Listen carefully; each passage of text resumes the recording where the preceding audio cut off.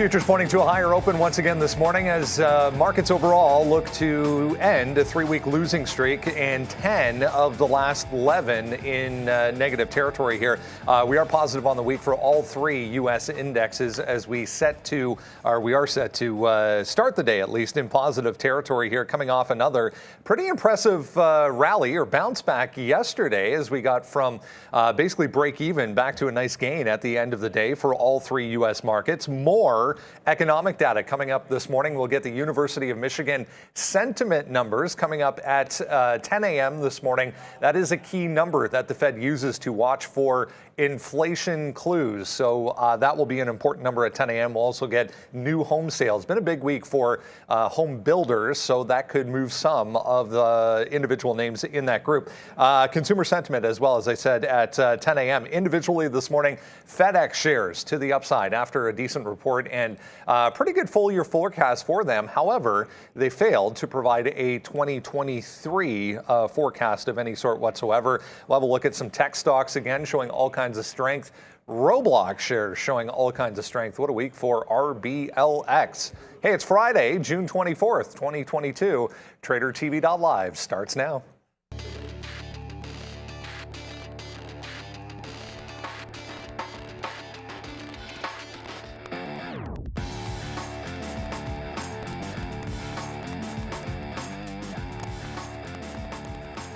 There we go. Look at a nice positive board, top to bottom.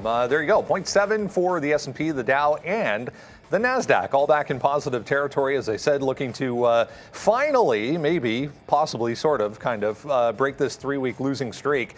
It's been a pretty negative couple of months here for the overall market. Crude back to the upside as well, 2%.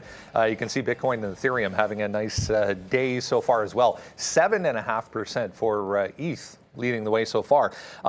Friday morning, going to be an interesting one here. As I said, we're going to get some more key economic data coming up at 10 a.m. That could be a market-moving event with the University of Michigan sentiment number. Big Russell rebalance coming up today as well after the S&P last Friday. Good morning, guys. So a number of different angles to take. I saw Meta shares going to be included in that Russell rebalance coming up today. So we'll have a look at Meta. Everything's going to be in the Russell imbalance, right? I mean, good morning, everybody. We round out the week here. You got crude up. You've got the ES looking relatively strong. It's all about breaking this overhead resistance that we're sitting in, because we'll get to that in a little bit. But you also got some small caps. I shouldn't say small caps. I should say low floats already running B-hat, TBLT, MITQ. So the entire alphabet of small caps are running here and looking pretty strong. And of course, at some point, we're going to get Carnival reporting. If memory serves, last time we were like 20 minutes into this when we finally got the Carnival earnings. But you already mentioned FedEx.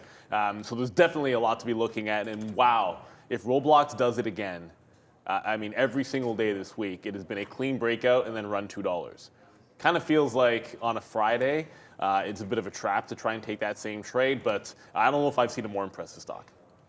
Yeah, Roblox on what's up, guys? Roblox on the sticky note today. So, yeah, we'll be watching that. Yesterday was a hot fire day for us, one of our best days in a hell of a long time. We don't even have a negative stock this week, so it's been a good one for us, and we'll look to continue it today. But, yeah, Palantir, I'm already in that trade. That's above that price that we talked about, that $9.50 yesterday. So we're long Palantir. We've got, I mean, Microsoft, Meta, Roblox, couple names on here, Palantir and TBLT on the watch list today for us. So big names, big everything. Let's go. It's going to be a big Friday. Why not? Yeah. To discuss here, guys. Let's jump right into things because we have to get through a number of different things. I just saw Bitcoin back above 21,000 as well. Not a huge move overnight for BTC, but a nice look for some of the crypto-related stocks, including Coinbase back to the upside this morning. Neil, you mentioned that MITQ, a staggering $1 million worth of a share repurchase program approved for MITQ. So, yeah, nice pop-up for them. There's Tough Built, TBLT, tiny little stock. There's 1 million share float that is 11% short on that stock. So, yeah, as you were saying, a little bit of a squeeze opportunity. My browser has frozen. I was going to show you this. Yeah, I was mentioning this Russell rebalance going to affect a number of different names, obviously, right across the entire board. Meta going into the Russell 1000. There's a whole bunch of changes coming up, though. Not as big, not as significant as the S&P, obviously, that we talked about last week with quad witching, but a note anyways.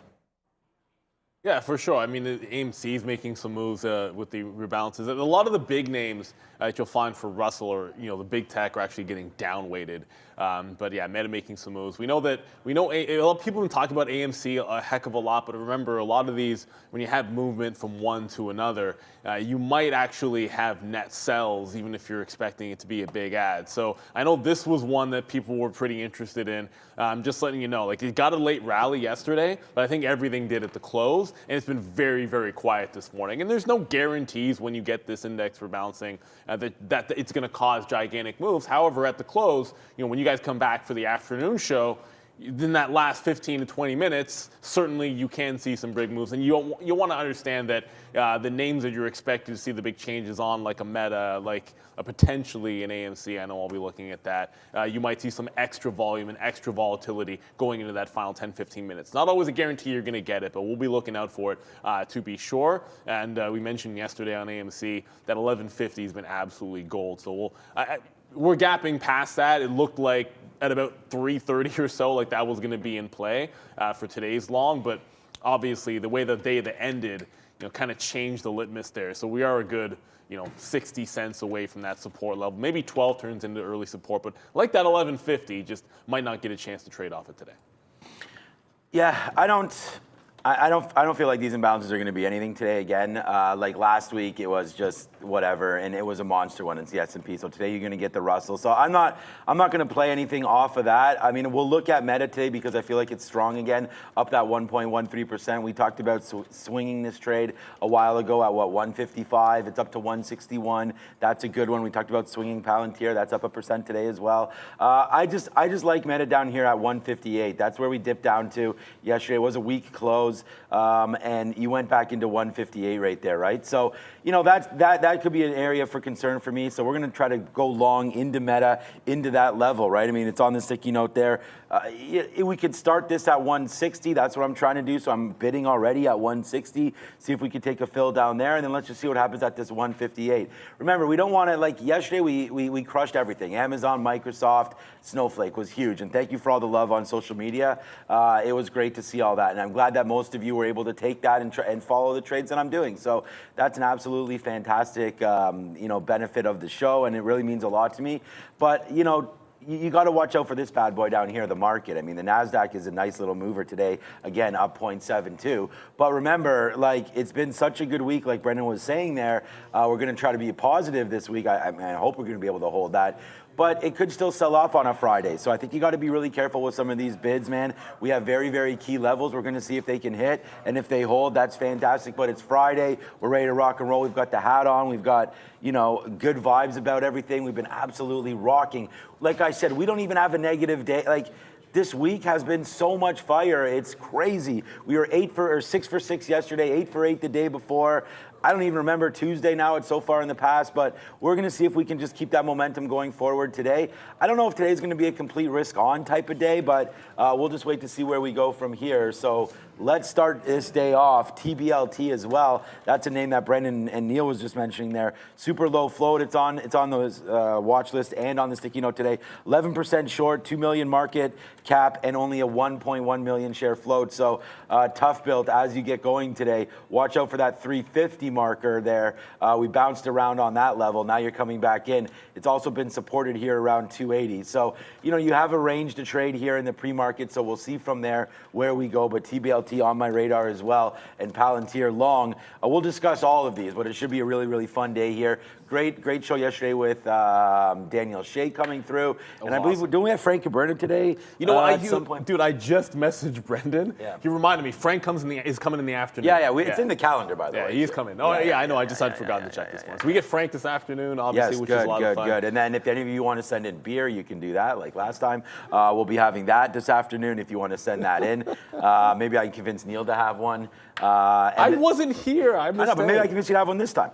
You don't have to convince me. Okay, perfect. There you go. So let's send those in. If not, we can go pick some up. But Friday, it's nice weather here. I did get into TBLT. I'm gonna mess that one up a few times today. Tough build. Let's just call it tough build. $3 was a good breakout price. I was here. I just wasn't sitting down at the desk when it actually took the 3 and gave you a couple of opportunities off of it. But now you're seeing it start to run off that level. The float is tiny. Like that 1 million float. Like wow, that's ridiculously tiny. And then MITQ, by the way, that 1 million share buyback. Well, the float's only 7 million shares.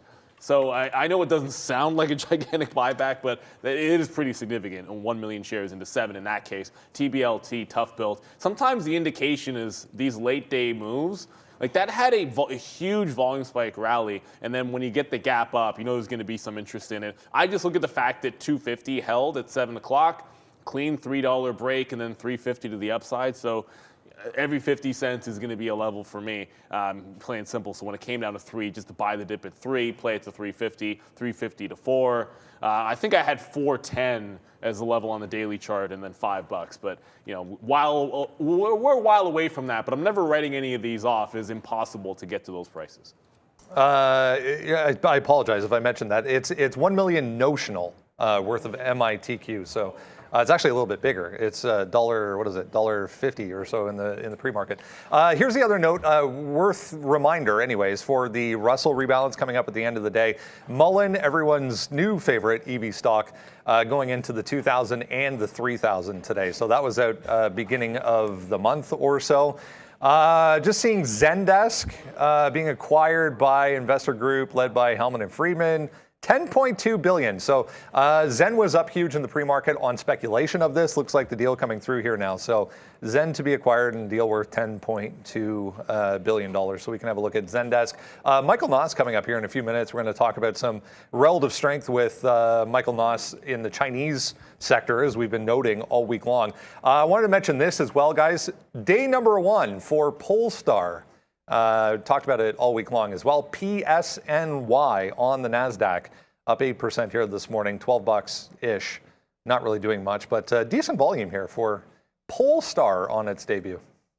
Yeah, day 1, I saw their CEO was on some other channel, but PSNY, it's in our system. We can definitely trade it. I didn't see a heck of a lot happening on it, so I wasn't that interested. But wow, that, by the way, Zen, that $77.50 in cash. And this was trading in the 90s in the pre-market. So this is the risk of making trades before you know details on any kind of a buyout, right? Because when it comes to $77.50, obviously the first thing it did is drop $10 and then pulling the rug. So I think people were anticipating way too big of a premium because the chatter was there all morning. Very, very tricky to ever go long these things. This is exactly what ends up happening. It's probably going to trade sub 77 pretty much the entire day. I think you can probably fade this off of that 77 level, even if we get a chance at it, because 77.50 in cash takes a while to close. That's going to be the story. But PSNY, we always tend to think about the whole sell the news type of event here today, and I guess on those lines, if it tries to take out the highs, it's only going to be 1 day's worth of data, obviously. If it tries to get back toward those highs, 1250, we know it bounced off 10 yesterday. We saw that when it was GGPI. Might have to pay for some locates because I don't think it'll be free for us on the first day usually. But if we actually try to take out some highs at the open, I think this could be interesting for potential pullback. But I wouldn't want this to get away from you as well, because this is another potential for a runner. You got to make sure you set your stops. I wouldn't want this going through 1250. But I have to check the price of the locates. If they're too pricey, I probably don't want to trade it. Volume only 600,000. Kind of a disappointment for Polestar. Yo, what's up? Polestar right here. Yeah, stay far away from this as you possibly can. I mean, all these SPACs have been an absolute disaster. Why would Polestar be any different? But, you can trade it if you'd like. You're down here. Polestar right now, 12.15. 1250, there's a level for GGPI, 13 maybe even. Look, I mean, it might be great today to trade. I just don't know if I'd be investing in any of these names. I've sort of made this conversation a couple times with you, with my kid and everything. And it's just like, you have to wait until the next round comes through of earnings, in my opinion, before you do anything on any of these names. Like, I'd rather miss, like Roblox is up 34% in a week, right? So, I mean, you've missed some of these moves. I mean, even GGPI here was down to 850 not too long ago, like this week, and now you're up and you're going to pay 1250 for it. So you want to pay that? Fine, great. I mean, a company that's not making money, trying to produce these cars, and like I said, maybe they are going to be making money. Maybe they do have good supply chain, fixes and whatnot that we've been hearing about. So let's just wait for earnings. I'm honestly, I'm not buying anything. The only name I'll probably be buying will be Google. We've already picked up some Microsoft lower. We picked up some Meta. And other than that, I'm going to stay away from most of these names. So that's sort of what I'm looking at here for PSNY. I've already got my Palantir on board right now, and there's a lot of names to talk about. So I'm going to skip on Polestar today. I mean, it could be a great trade. It's not really up 9. Well, I guess it's up 9% if you took it from GGPI. So all the shares are going to get turned over. You look in your account, you see PSNY, you know that's Polestar, and let's just see where it goes. I mean, that's part of trading, right? Is that you got to take a little bit of risk. Today could be an update for it, but I don't really see any key levels on this name unless we get to 13. So I'm going to try to trade this at 13, and it'll probably be a short. All right, let's bring in Michael Noss, chartered market technician from Trade Ideas. We'll have a look at the Chinese sector. It's been on watch. It's been a pretty good week, for these names right across the board, including some of the EV stocks. Specifically, we noted this morning. Michael, good to see you as always. There's no real, I guess, catalyst behind this, as we like to talk about here. No. But it's been a pretty impressive couple of weeks here for some of the Chinese names. Yeah, it's, I don't know if it's the fact that they were beaten down the most, or if I don't know it was the fact that people are moving money maybe out of America with kind of what's going on with the American markets. But you're right, I can't seem to come up with any sort of catalyst other than the fact that maybe these things got hit a little bit harder. But the reason we're going to talk about the Chinese names today is the same kind of analysis that I've done for you guys a few times.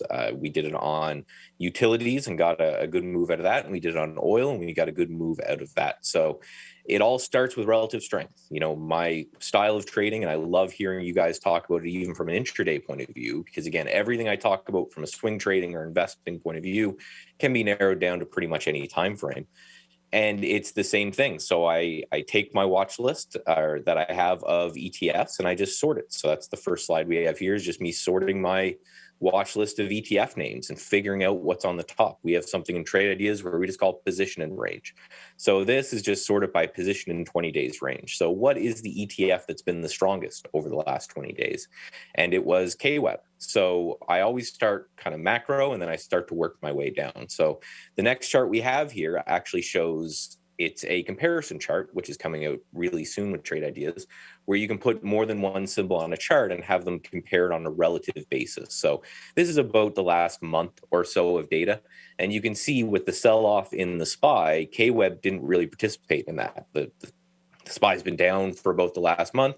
KWEB's been higher, not significantly, but holding higher. So this is why it's really interesting for me from a relative point of view. I always want to put my money where the relative strength is and constantly rotate that as the relative strength changes as well. So then we go in and we do the actual analysis on KWEB. Is it something that has an inflection point or has some sort of technical catalyst that I think if it can clear, it would be interesting. I'm actually seeing me look up because I'm looking at the KWEB chart. We're gapping up a little bit this morning. So this line that I have on the top of the screen that's held as support and resistance a few times in the past is about $33. And that's pretty much right where we're gapping into right now. So today, for me, is going to be a really important day for this particular sector and for the stocks that I'm going to list. Now, you'll notice that I have this kind of smiley face drawn on the bottom. Again, my trading mentor always said, you buy smiley faces and you sell frowny faces, and that's starting to look like a smiley face to me. I'm going to go through a handful of names, and they're all going to look pretty much the same. But that's why I really wanted to focus on the process of getting them here, right? We looked at what sector across the entire market is the strongest. We did some comparison analysis to make sure that that is actually moving up, and it's not just the strongest because everything's selling and this one's just selling a little bit less.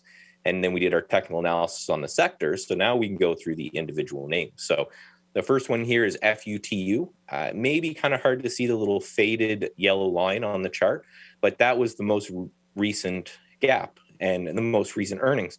And you guys might remember I came on, I talked about one of my favorite earnings, swing trading, where you get a gap because of earnings. So you don't need to read the earnings. You know they're positive. It trades sideways for a little bit and then it breaks out. So it looks like that's exactly what happened here on FUTO. It's some sort of wealth management company out of Hong Kong. So that one's pretty interesting to me. Next one here is VIPS, which is a clothing company. I think it's gapping up a little bit today. So you might need to just kind of note that.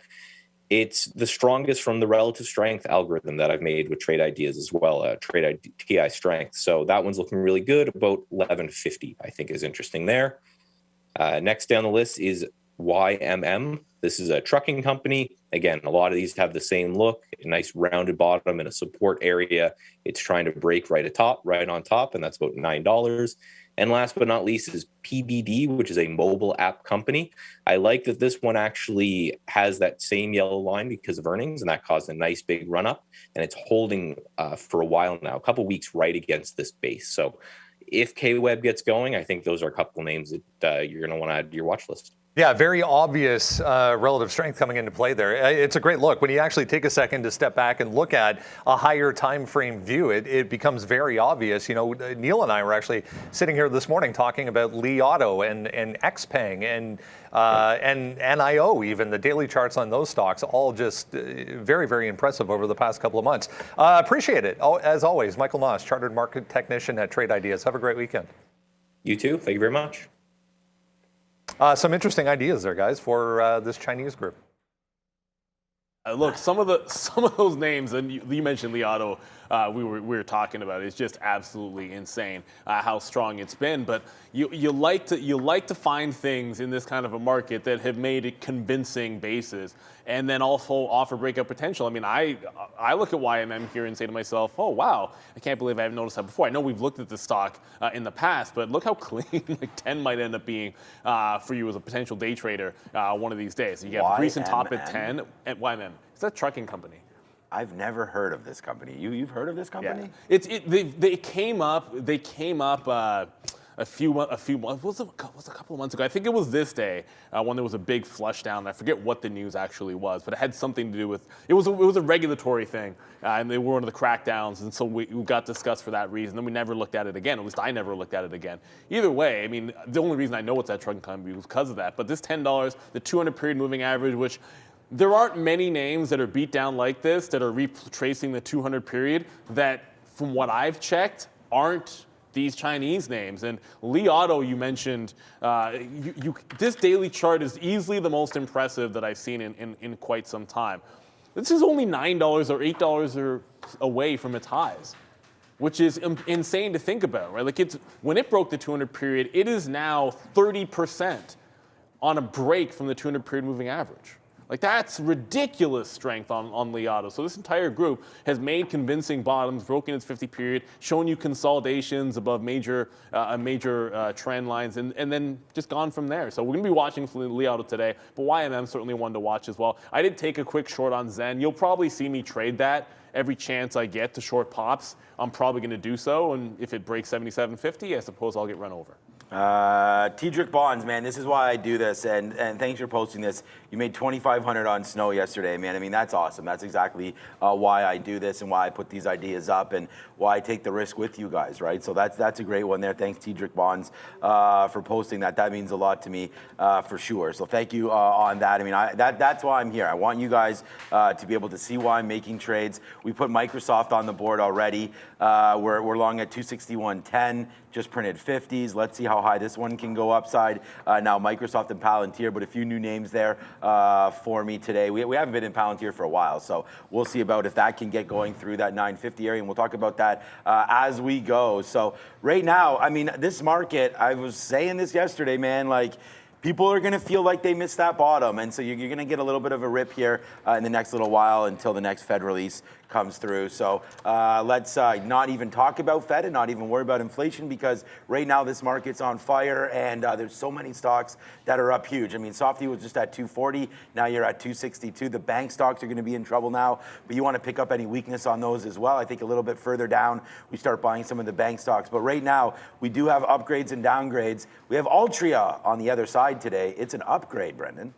Yeah, kind of confusing. Yeah, I mean, there it is. MO up in the pre-market here, but after what happened this week, it's kind of confusing. I want to mention on YMM as well, the other reason, guys, was it was a sub 1 million float. So it's like 950,000 share float on that trucking company. FedEx, top of the list today after earnings. FactSet, as we said, MO, Altria here, Wolfspeed, Six Flags, BNY Mellon, Denny's, and Accenture downside.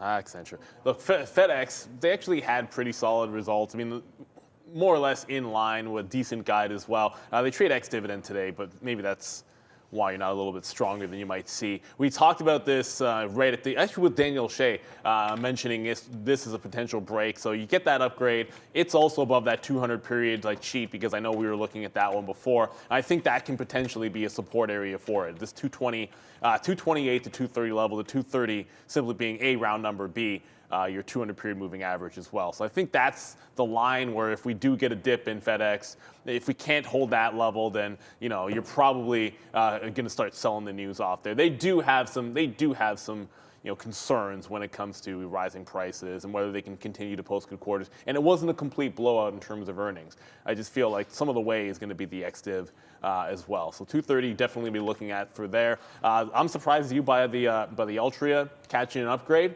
But I mean, they are appealing the decision, I suppose. So, that story's not done, I guess, just yet.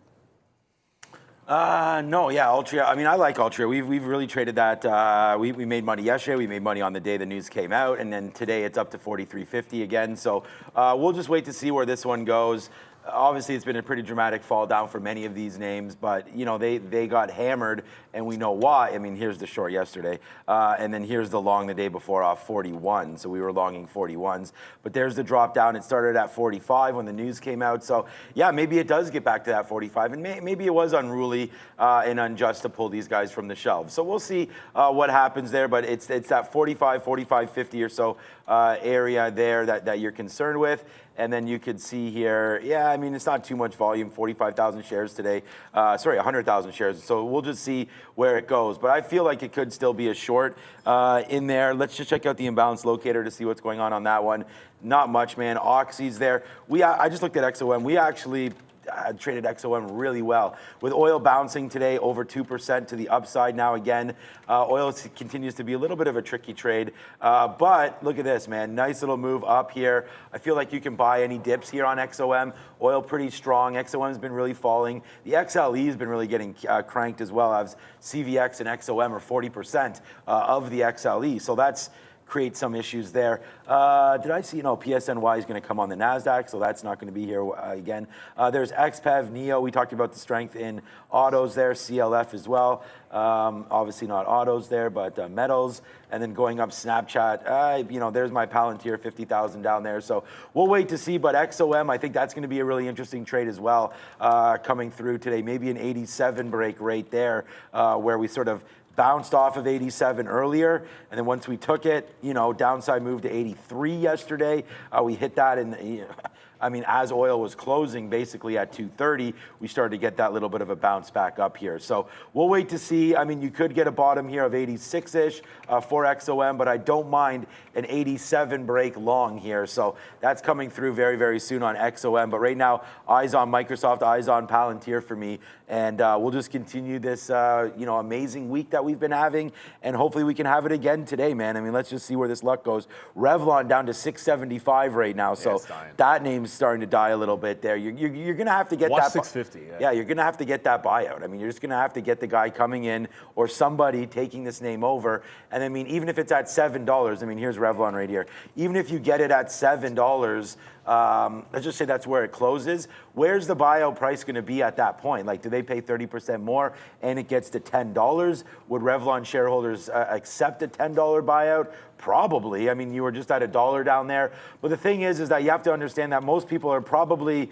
that's why you kind of look at a 50 period to kind of get like an average price of maybe where people are long, or the 200 periods up here at $9. So, if you're a shareholder of Revlon, do you sell it at 10? I mean, that offer still needs to come through, first of all. So we're kind of talking pipe dreams right here. But that $10 was the high. It is also near the 200 period. So I feel like if this is going to work, it has to be somewhere up here around $9, $10. So just watch out for that name. Revlon here. Neil talked about $6.50. We talked about $7 yesterday. $6.50 held yesterday. We actually made money on Revlon again yesterday. So that was a good one. We went long there, out. A little piece went long, out of everything actually, then hit it again at 7, and that was the cash spot there. So there's $6.50. We're looking at that again today. $6.50 on a drop for Revlon. You could probably buy it if it hits down there and then use $6 as your out, but $6.50 probably gets tested one more time here on Revlon, and that's not rocket science, man. It's at $6.75 right now, so 25 cents down on Revlon seems just like a walk in the park. So we'll see if that can hit $6.50. If it does, I think it's probably worth going long, and then you test it down to 6. But I don't know, man. There might be other names today. TBLT has people's eyes. PSNY has people. So You know we have no locates on that. on PSNY? No, not at all. Okay, so I don't want to go short that name anyways. I think if it breaks through that 13 now, it's just so aggressive. I know I said It did that. break. It did break, yeah. So I know I'd said that 13 was a level that we wanted to look at. So yeah, so now that I called it up, I mean, look at that. Since we talked about it, like when I didn't even realize it was there. Like we talked about it down here, and I was like, nah, I want to leave this alone. But I guess that pre-market break there of 1240 was pretty sweet, all the way up to 13. And then we can't really show it too much on this screens, and I know Neil doesn't have e-signal here, so let me just show you what it looks like here when it was GGPI. There's 13 right there. So we've already hit 13 back in April. So that was a level that came out. So right now you're at 13 again. Remember, this PSNY, I don't have the pre-market daily chart on here, but you are right back to that 13 again. So this is a level to look at here for PSNY. I just feel like, you know, you get into 14 and you're dealing with all of that. I don't even remember what the short interest was on this. I don't think it was absolutely ridiculous. So maybe just a simple change is getting people excited here today. For me, it's a fade. I mean, at any level near that 14, but maybe 13 does have some actionable levels here. So up to 13.20, back down to 13. If you want to go long here, I think that's fine, but you got to watch out for this 12.40 again. It can make the round trip all the way back. So that's something that you got to watch out for on PSNY. I don't know if I'd go long at these levels. Maybe a break here of 13.20, get the momentum going back upside, or you want to average in back down here down to 12. So PSNY now on the milli shares right now. All right, Microsoft, you're in the money, 25 cents now clean. Let's see if we can get a little bit more of a bump up on this name to start the day off right. It's only 9:02, man. 28 more minutes until this market opens. And people always call for free fall Fridays. Nah, I don't think so. Not today. Let's just get out of some of this Microsoft for 50 cents and then see where we go from there. Quick note on Li Auto. Just after we came on, this came out. New order for that SUV that they came out with earlier this week. 30,000 on order for that smart EV. So heads up on LI. Very, very strong. Let's bring in Arun. Get a check of the overall market here. Back to the upside, or we're trying anyways, as the Fed's bullard still making some comments here this morning, Arun. Good attempt anyways at breaking this 3-week losing streak today. Yeah, and it looks like it wants to continue its move, but we are in an area that I've been talking about for a while here, this 38.20 into 38.55. That is going to be the next resistance level. Now, the way it's been moving around, it's taking its sweet time, trying to figure out whether it wants to fall off or not.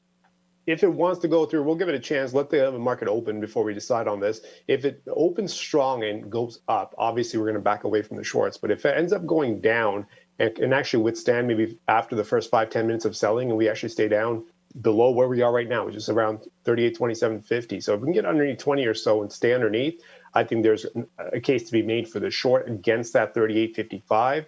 So that's one trade. Potential short in the area that we are, 38.20 to 38.55. There's a short potential there if we can maintain some sell strength, sell strength. And then if we can get down towards 3,800 into the 90s.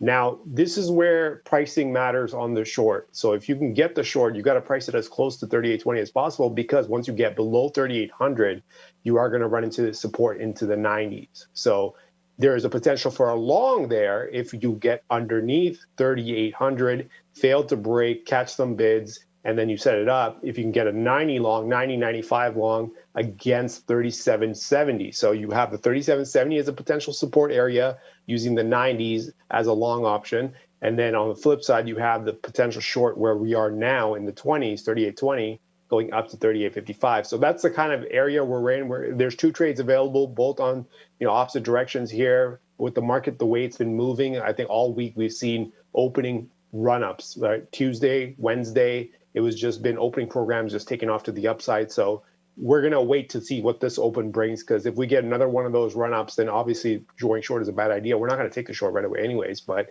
I would back off a little bit, let the market open, let it tell you which side the programs want to play on a Friday, and then we can go from there, given that we already have the levels that we want to work with. Thanks, Arun. Great stuff. Have a great weekend. Let's get into everything else you need to know this morning, guys. Heading towards the open here, under 30 minutes to go. Make sure you pick up the watch list every day before you come and join us at 8:30. Absolutely free for you. All you need is your email address. Quick note on FedEx. I saw the call was underway there. There were some comments coming through, but FedEx, top of the list this morning. Let's jump into it. I mean, it was a decent report. The 23 forecast, the only kind of question mark saying that they weren't able to provide an outlook for 2023 yet. Yeah, like, I mean, obviously you're going to have some question marks when it comes to costs going forward. And I think it's a difficult scenario to be able to project. And obviously a lot of CEOs are trying to do it, and a lot of companies are trying to give guidance. And, I actually like companies that are conservative when it comes to that. I think it makes it a lot easier to sort of, lean into the stock, or at least understand that they're going to be honest with you there. So I have no problems with that. I think the way I'm looking at it from a pure momentum standpoint is the names that are breaking the 200 or holding and closing above that price. I think that's a key sign. Now, obviously, this is a stock from a longer-term perspective, probably has to close there after earnings and hold out the next couple of days above that 230 mark. But that's that line for me. Here in the pre-market, it's done almost no volume, and as you said, the call underway. So you want the market to open up and maybe test some of these lows here. Once that happens, I think it can be all systems potentially go. The 28 to 30 band is what I'm looking at for FedEx today. And then from a long-term perspective, I just want to see them hold above that 230 price and then potentially give you a breakout. If you hold the 200 period moving average, the market can make that next leg rally to the upside, as you've seen. Both the indexes are on the 2-week resistance levels, right? So if we break out from there, you have another leg up, and stocks that have a nice base give you a better support for potential swings or even the day trades that we'll be looking at here today. Unfortunately, volume not going to be there, so I'm not on the bid right now. I want to see the open, and I want to see a chance at that 230 area. Yeah, boring. Yeah, I don't know. It's not really moving. Not much happening there with FedEx. I'm going to pass on that. I haven't even looked at it. Right now, Microsoft up to 262. So we're $1 in the money now on Softy. This is what I'm talking about. But you could have a look at FedEx. I mean, it's a nice one. There is a dividend there. I don't know what their ex-dividend today. Ex-dividend today. I don't know what their forward PE is or anything like that. Yeah, stretch it out. Yeah, I got you, Irish Mac. Right now, the forward PE is 10. A nice dividend of 2% for FedEx. It's just boring. There's nothing happening. It's up 2.89%. If you want to trade it, fine. 45,000 shares. Very, very light off an earnings play there. Well, like I said, man, we're in the money already. We talked about Palantir as a swing trade. That's up 1.5%. Microsoft's rocking. We were long Microsoft all day yesterday, long again today. It's just, I don't really see too much here in FedEx. I would have loved to see it break above. We talked about this yesterday with Daniel Shea, near that 240 area right there. We got above, and then it came back in. So, you got to get above 240. If it gets above 240, then I'll change my opinion on this one. But why? It's when we're trading like this, honestly, it's you got to stay in your lane and what you're doing best. And it's there it is, man. This is what I'm doing the best. It's Microsoft. It's all these big winners. Thank you so much for all the love yesterday as well. And we're just going to see where it goes. The market could fall down today. I'm already out of a third of this Microsoft for 50 cents. It's now upside $1. My next out was actually at 263. So let's see if that goes. But look at the NASDAQ here today. I said I didn't feel we just started talking about it down here. I was I didn't feel like this was a free-for-all Friday at all. But you may want to pay attention to yesterday's numbers here on the NASDAQ when you come in, or at least some of these highs that were made overnight and things like that. 11,880, 11,900 upside here. So as we try to get back to 12,000 on the NASDAQ, you gotta break through some of these levels, but watch out for some of these highs. We're not that far away now. The NASDAQ could fade a little bit here off open, but I'm expecting the rally to continue to the upside. So we have a bunch bunch of rally names on board here, including Palantir and including Microsoft. I'm just going to do the Palantir talk real quick. Yesterday, I said that Palantir could be a swing trade. It's up that 1.27%. We're going to go 4 for 4 on swing trade ideas this week. Let's just see if this one can continue its move to the upside. Why did we like Palantir? Well, did you see what Snowflake was doing yesterday, right? These are both data warehouses. Snowflake with an upgrade yesterday, a monster trade for me here yesterday. And Neil had it. We both had this.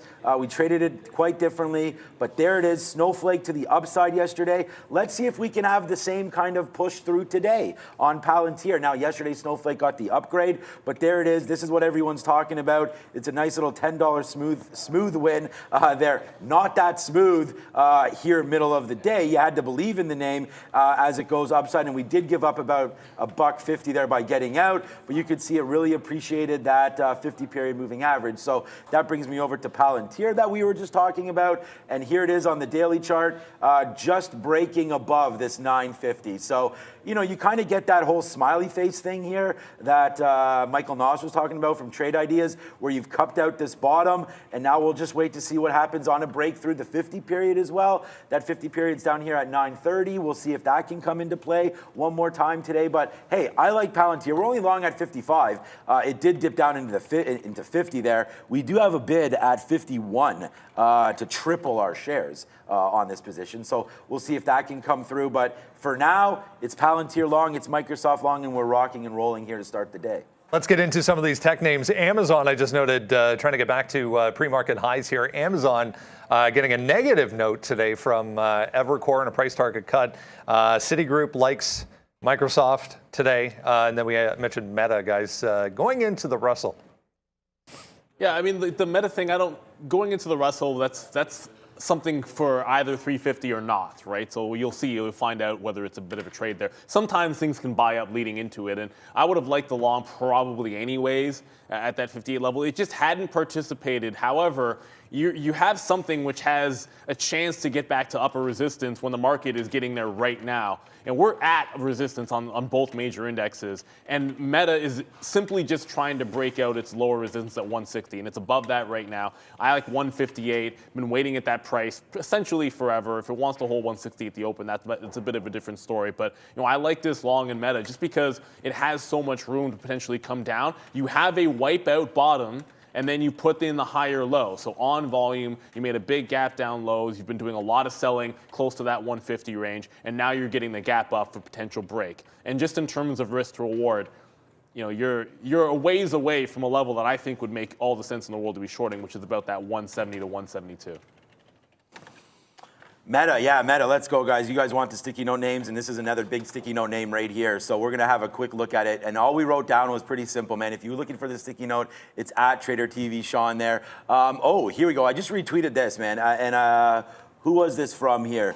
Ram Vester. Yo, what's up, Ram Vester? You rammed it yesterday, man. Net account 43,000. Good job there yesterday. He took Snow and AMD yesterday, so you are welcome. Thank you for the sticky note. That's exactly why I bring this up, so more people can hopefully have some success like you did as well there. And then what's up to Kathy as well. I retweeted what you put yesterday. So much fun to watch me trade yesterday. Hey, you're welcome. I mean, that's why I'm here, right? I'm not just taking like 30 different names. Like, I'm trying to focus on some names. I've changed the way I'm trading a little bit here for you on the show and for myself, to be quite frank. But there's Meta, 158 support. So we could talk about that. It's in the chat here at 160. I'm trying to go long at 160 on Meta. So we missed, like, it sucks because I was literally at 160.05. It went down to 160.06 and 08, 10s, stuff like that. So we should also have $1 in the money on Meta right now. Let's just see if it supports that 160 area. That's really all that there is to do now. We'll see if it can hit that 160 and then where we go from there.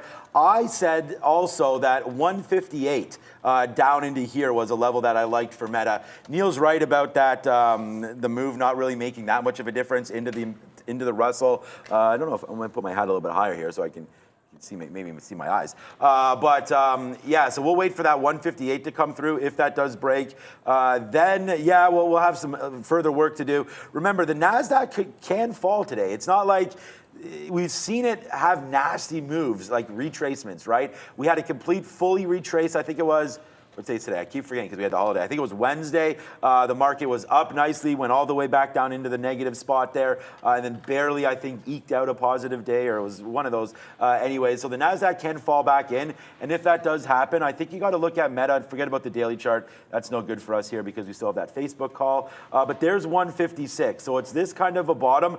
Unless the day is completely disastrous or some kind of news comes out here on Meta, I just don't see us going back to these 154s today. So, 156 is pretty key level. I'll take a small bid at 160 because, hey, that's what I do to start the positions. And then if it falls back to 158, great. I think that's worth loading up on. We have some more bids down there as well. So Meta, I like the name. I like the space. It's up 1.26%. It's been one of those names that's just been absolutely clobbered here from 200 just back on June 8th. And again, this is the Facebook date switch here. $200 all the way down to 150. That's an absolutely destruction of a move there for Meta. So, hey, like I keep saying, people are going to miss the boat on buying some of these better names. Whether or not you like Meta or not, it doesn't matter. Look at Roblox. You don't have to like Roblox to appreciate what that did, right? And I mean, you don't have to like Clover. You don't have to like Coinbase, anything like that. But it doesn't matter what you like. It's just the market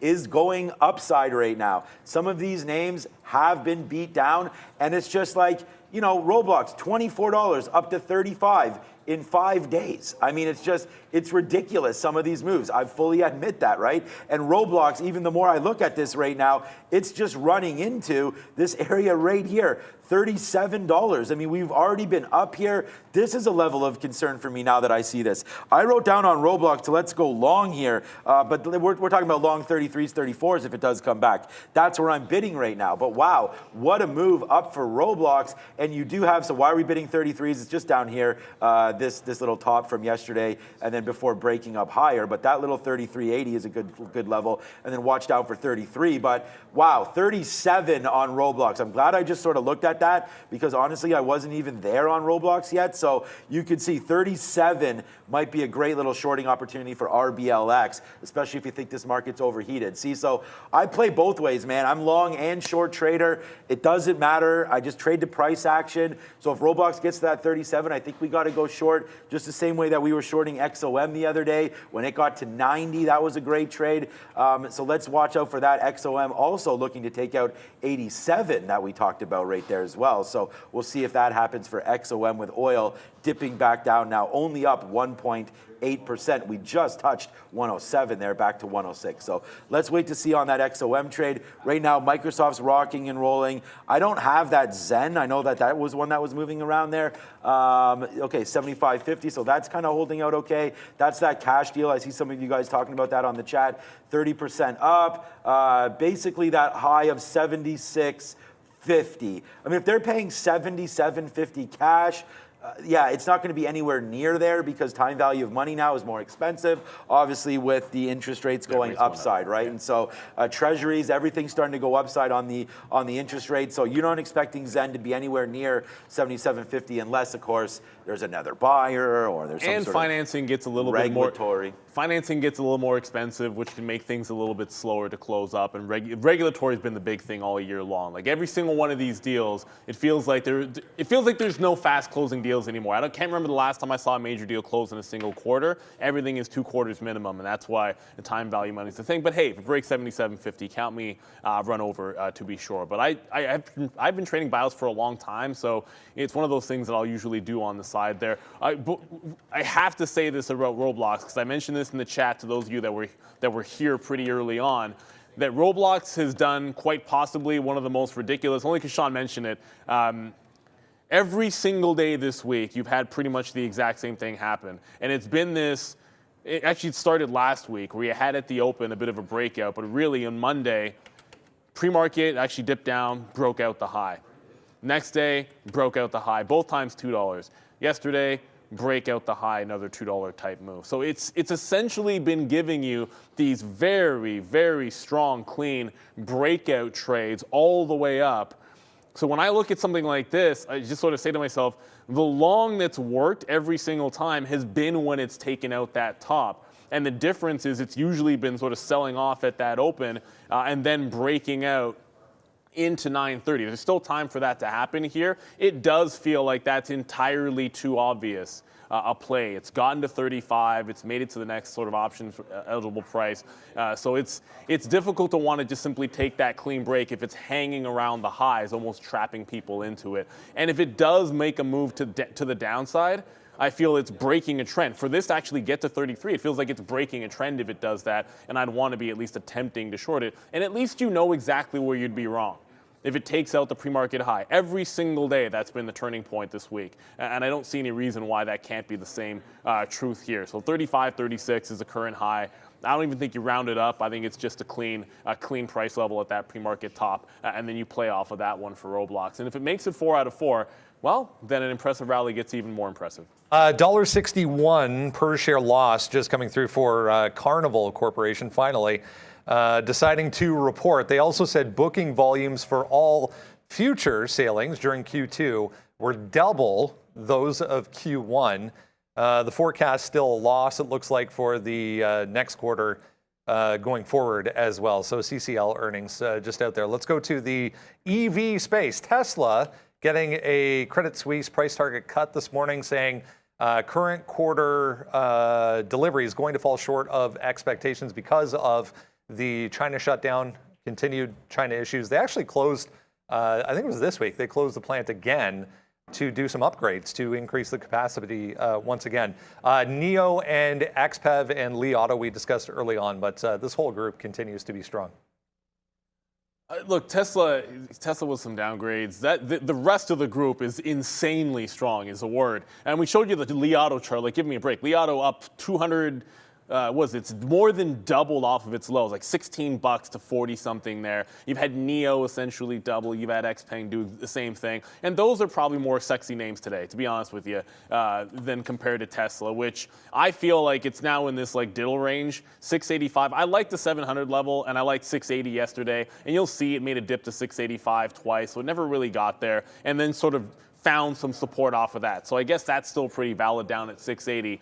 But overall, the stock, it's just not going with the rest of these names. You're flat on the session. I know up 1%, but I'm watching XPeng over here, which is still on the New York, still trading upside about 4 percentage points. Now, I'm playing both sides of this on XPeng. We've seen this dip, and I don't want to confuse prices here. I know Roblox is at 35, you're talking dips to 33. It's the same thing with XPeng here. I'm looking at that 33 close, and where this is on the daily, it's very close to that 200 premium. The only reason I'm on the offer up there is in case we bounce off the 200. This reversed at the last key level on the daily to the penny at 31.70 the last time I got up there. Touched it, reversed $1 at the close. The next level up is about 36.5, which is right essentially at that 200 period moving average. So if we get there on XPeng, then I'm looking for a short trade in the EV space. Otherwise, I'm just looking to buy a dip in front of 33 on XPEV. I think this is the one I want to be trading today. Nothing against Tesla in the long term, but you just comparatively look at the types of moves that you're seeing in NIO, Li Auto, and XPeng, and Lucid, and you're comparing them to the percentage moves that we're seeing on Tesla the last couple of days. I don't think Tesla is the vehicle today. Right, just checking out on Roblox here. It's starting to make new highs right now again. Oh man, that 37 is just so spicy. I just don't know if I want to. I don't know if I want to go short in front of it. I just don't feel like you can get railroaded on this name here today. The more that I sit here and look at this, Microsoft working, Palantir working. Quick check on the imbalances before we go over to a small cap little recap situation here.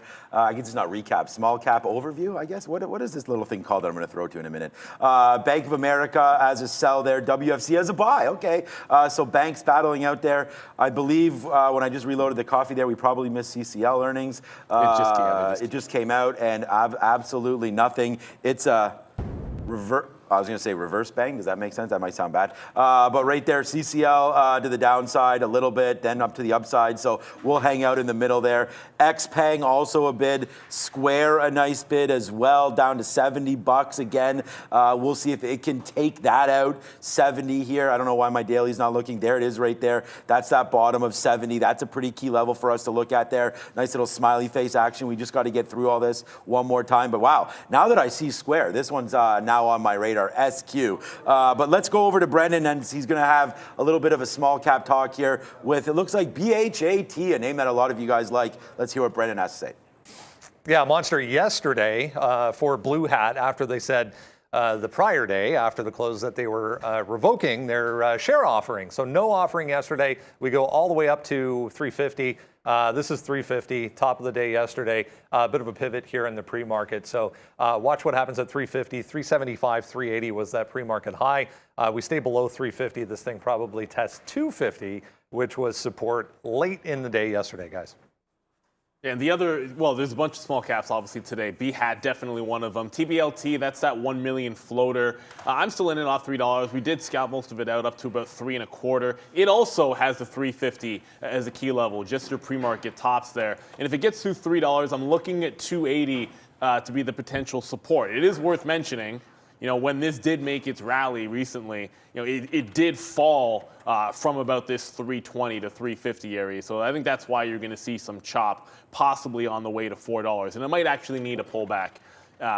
You might need a pullback to 280 to actually test some support down there before it makes another leg up. I think because of because of that, the reasons of that choppy area up there. I did take a bunch of this Zen trade out. You'll likely see me. It's, you know, involved in this as long as we're sort of in the pocket between 74 and 77, and it's going to be tricky because it's not going to. I don't think it'll move that much, like maybe $1 at a time here. But as long as it's below 77, 77.50, I'll be sort of shorting it and then trying to scalp out every now and then as well. And just to go to Roblox, that came incredibly close to breaking out that top for the 4th day in a row.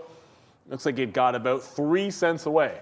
So 3 days in a row, because Monday was a holiday, it's been the entire week. It has broken out and gone $2. From here, that's like Sean said, it's at 37. That's been the pattern this week. Does it follow the pattern? It seems too obvious to be true, but you know, I don't want to miss it if it just does exactly what it's done the last couple of days. So count me in for that. And then Coinbase was another one that has been an absolute monster this week. It has broken through the 60 level that we were talking about yesterday. However, worth noting on the week, it's 60-80. So about 60-80, 61 would be that double top that you have on the week for Coinbase. So it as well, with plenty of room to break out before it gets into any meaningful resistance at that 75 area. So 61, I think that lines up a little bit better for a breakout on Coinbase. As far as fading it goes, you know, if we actually really start dropping to the downside, I need to see us holding below that 60 level for me to like fading it. I just kind of feel like you play it until it turns around there. That's like that Roblox trade. Like, yeah, we could be the sell-off today, but it's done it 4 days in a row. Sorry, 3 days in a row. I might as well take it on the 4th day and see what happens. I was trying to see if there was anything here on the NASDAQ. I don't really see anything too much. I mean, I see Mullen here with 185,000 shares to buy. That's going to bump its head around that 150 level there on Mullen. But SNDL, I see NEO there. We talked about that a little bit. NIO with a nice little move up. I still like Ford. If Ford gets near that, Ford is down.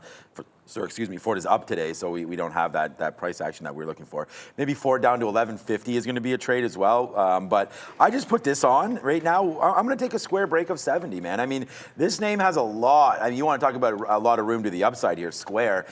Square is honestly, I feel like it's just been beat down a little bit too much. I am a shareholder of Square, and I bought this thing in the depths of hell, man. Like I have a 35 print on my account from, or 37 or whatever. I think it is 35 from 2020. So you know this stock has a lot of room to go down still even further. But I like the upside move here on Square. They're a very underappreciated asset. I feel like they work in not just in the U.S., right? But these guys also have business elsewhere. So if they can sort of get this going in some of those, you know, maybe underdeveloped countries again, it's just cheaper, easier to use instead of a traditional bank. So you can watch out to see here again, money payments, order flow, money flow, order flow. I'm talking stock here again, money flow in and out of Square. I wonder if eventually they may catch some, activist action on this name or something like that. It's been so beat down here.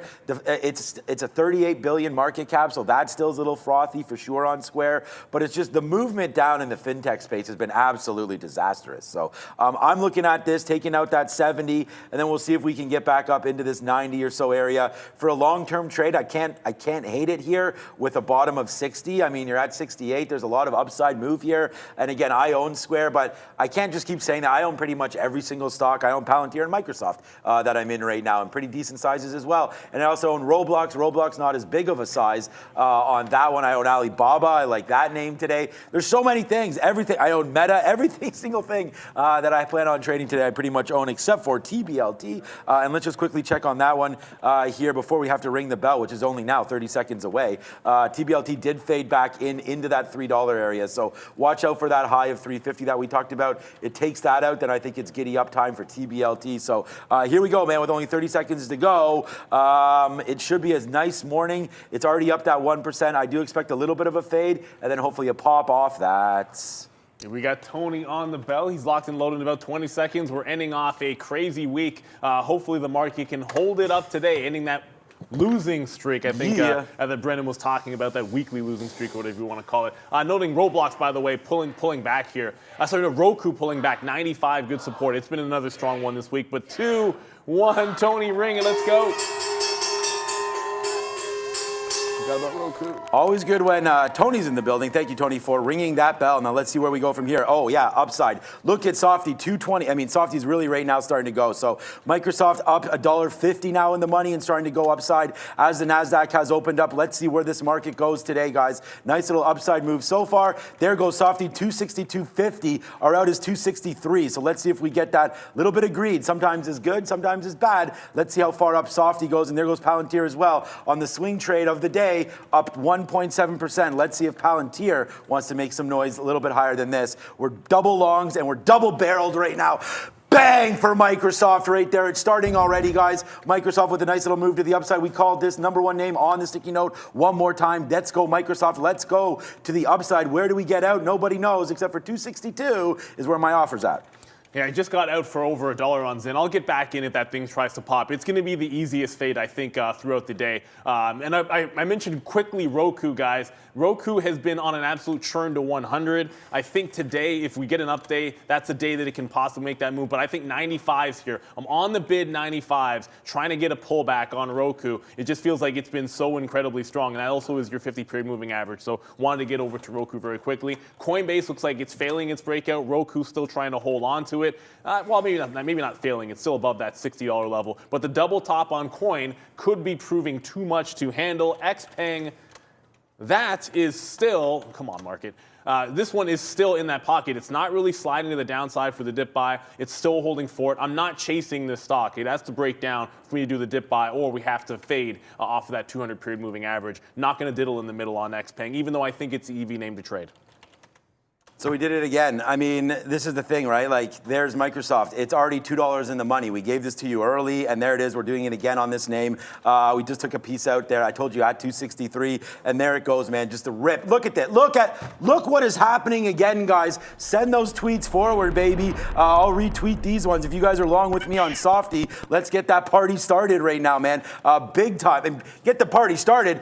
You can come to the party, but you're a little late on this one, as there it goes, man. 264.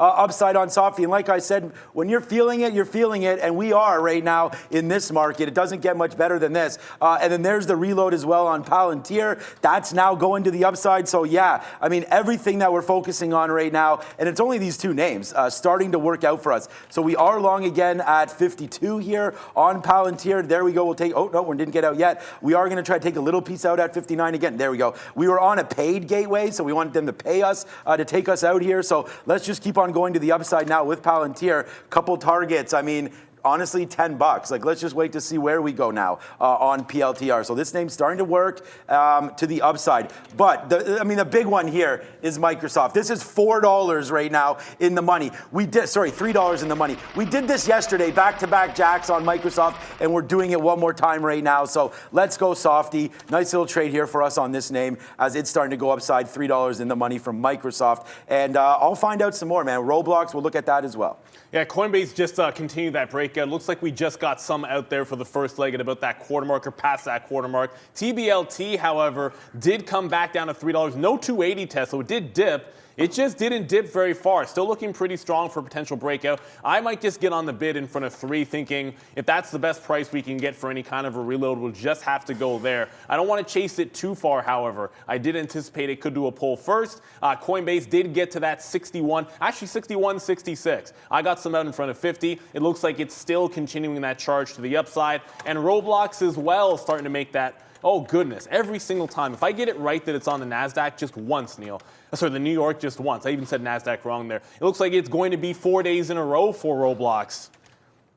Look, I think it was too obvious for it to actually make a breakout of pre-market highs and go every single day this week. Yet here we are in Roblox, and it's happening anyways. And sometimes you just got to go with the flow, and every day this has been the exact same breakout on Roblox, day after day after day. If it gets to 37, I'll probably short it, so I'm going to stick to that. I'll stick to that because that 200 period, those daily chart levels are too big to ignore.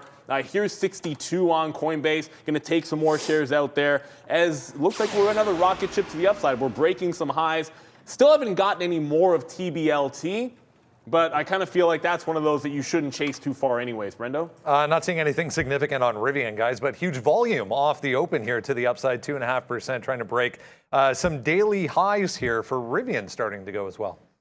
Rivian, yeah, we like that Rivian call. I mean, honestly, man, I like to look at everything for everybody, but right now, let's just go, yeah, buddy, because we're going to go 2 for 2 on our morning ideas here for you, which is pretty good for me here. It's pretty normal, but we'll just keep it going now with this trade, man. Nice upside moves look at this.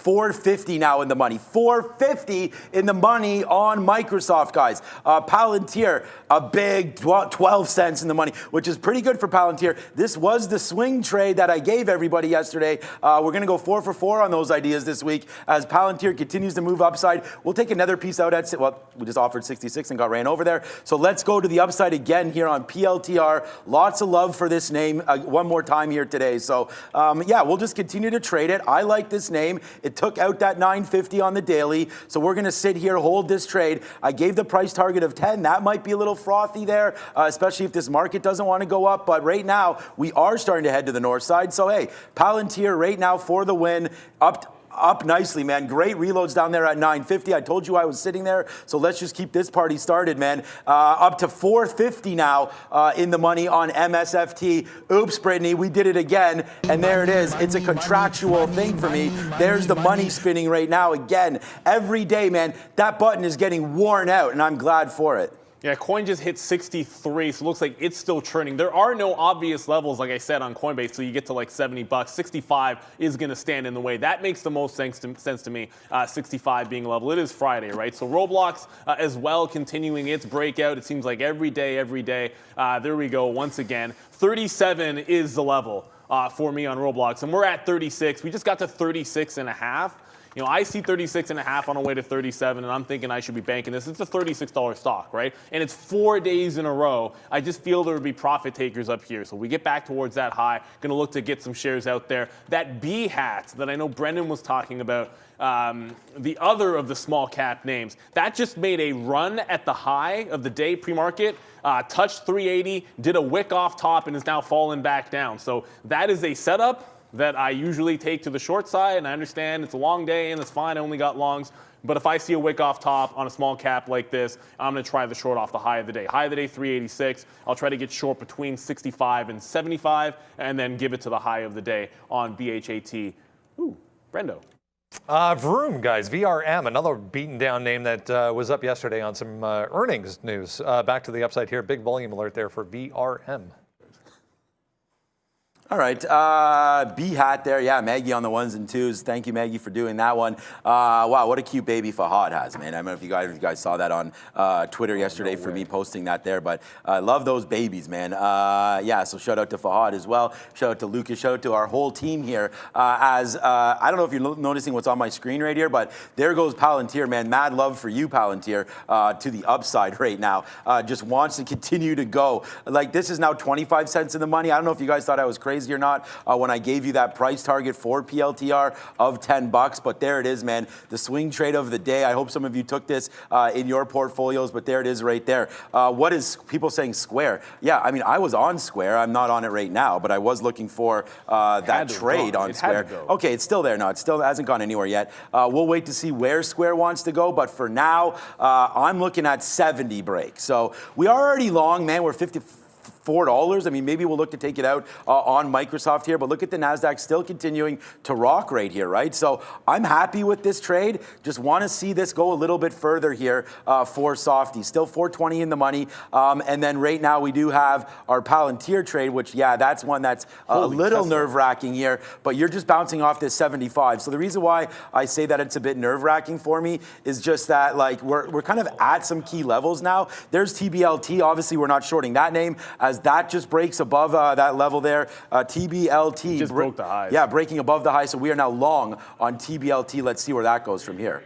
Yeah, I'm looking at 4 for that stock, certainly. We never got the 3 dip, unfortunately, there, but you could have taken that 3 multiple times. Coinbase is now coiling up here again toward that 63 level. We need to break this if we can get to that 65, obviously, but I like the consolidation that we're seeing. Roblox, oh, good, still in New York. Roblox looks like it got right up and has put a wick off top to 36.5.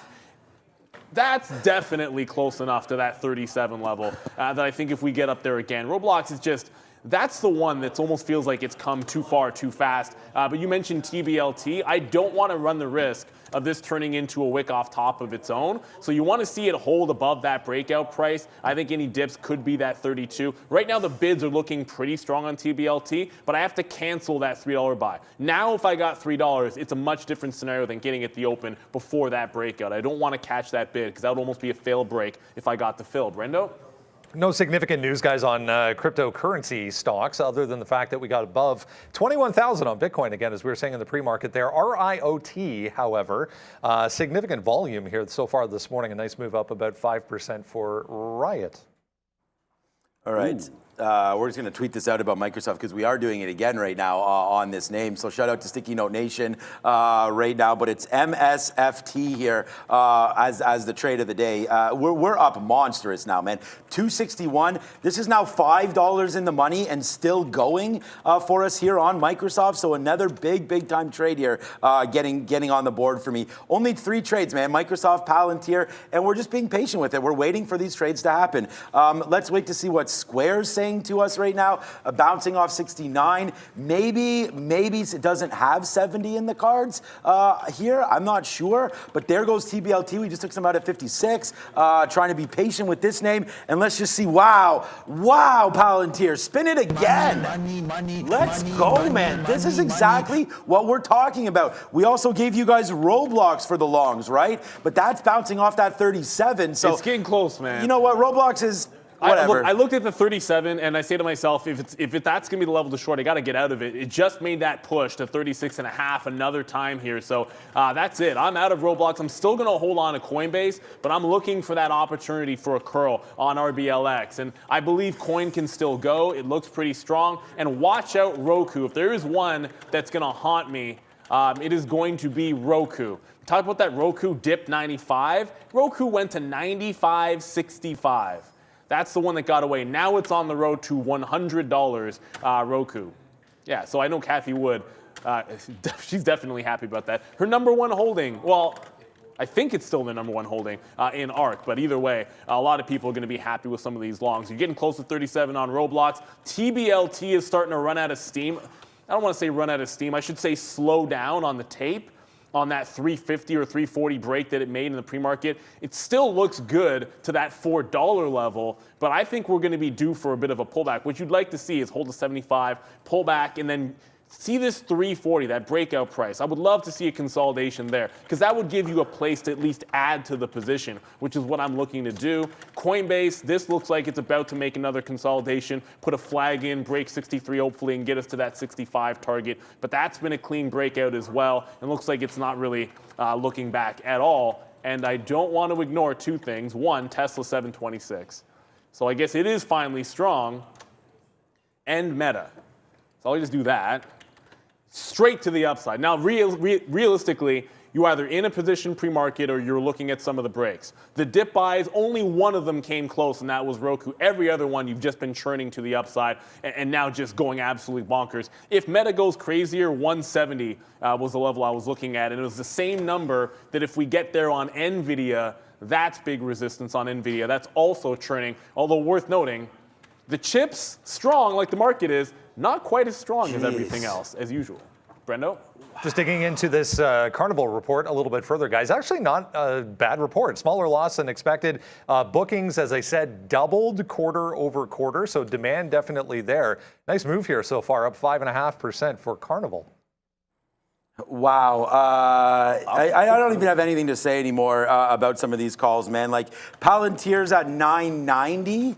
Right now, like, are you even kidding me right now? Like, that stock is just motoring right now, PLTR, to that upside. Like, this is even surprising me. Like, when I talked about this as a swing trade opportunity, man, like, I guess I did. I called $10, but wow.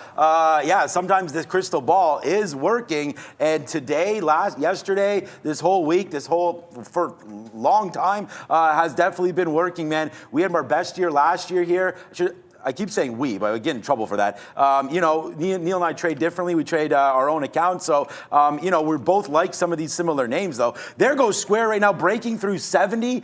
So we can have a quick look at that one. There goes TBLT as well. That's a dime piece right now. Palantir's 40 cents. Microsoft, ho-hum, $5 right now in the money on Softy as well. So as this NASDAQ just continues to climb, we're doing a lot of damage here. So hopefully this can continue. So far, so good on the day. One more time here. Everything we're touching is working, but this is my nervous one, obviously now. Newest position alert. I'm going to let Palantir just ride, man. I mean, the way this stock, I forget it. I'll take another piece out on Palantir. Why not? But there goes Square right now. Another one, guys. Let's see if we can get a piece out here, upside, and then look at 70.50 as a possible out. And let's just keep on motoring here as we continue to trade these names, man. $5 in the money. TBLT now 12 cents out of that one. Man, you know, this has just been a monster day, a monster week, and I hope you guys are having fun. And let me know, tweet at me if you have that Palantir trade from last night, man. What a big monster that one is right now.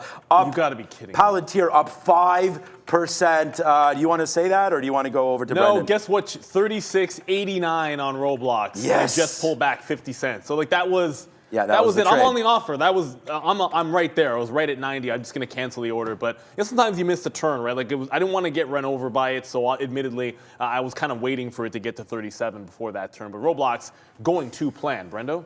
Maybe a squeeze kind of Friday, guys. Here goes AMC. I just saw a pop up on a volume scanner through 1250. Big volume there for AMC. GME almost at the same time. Same thing.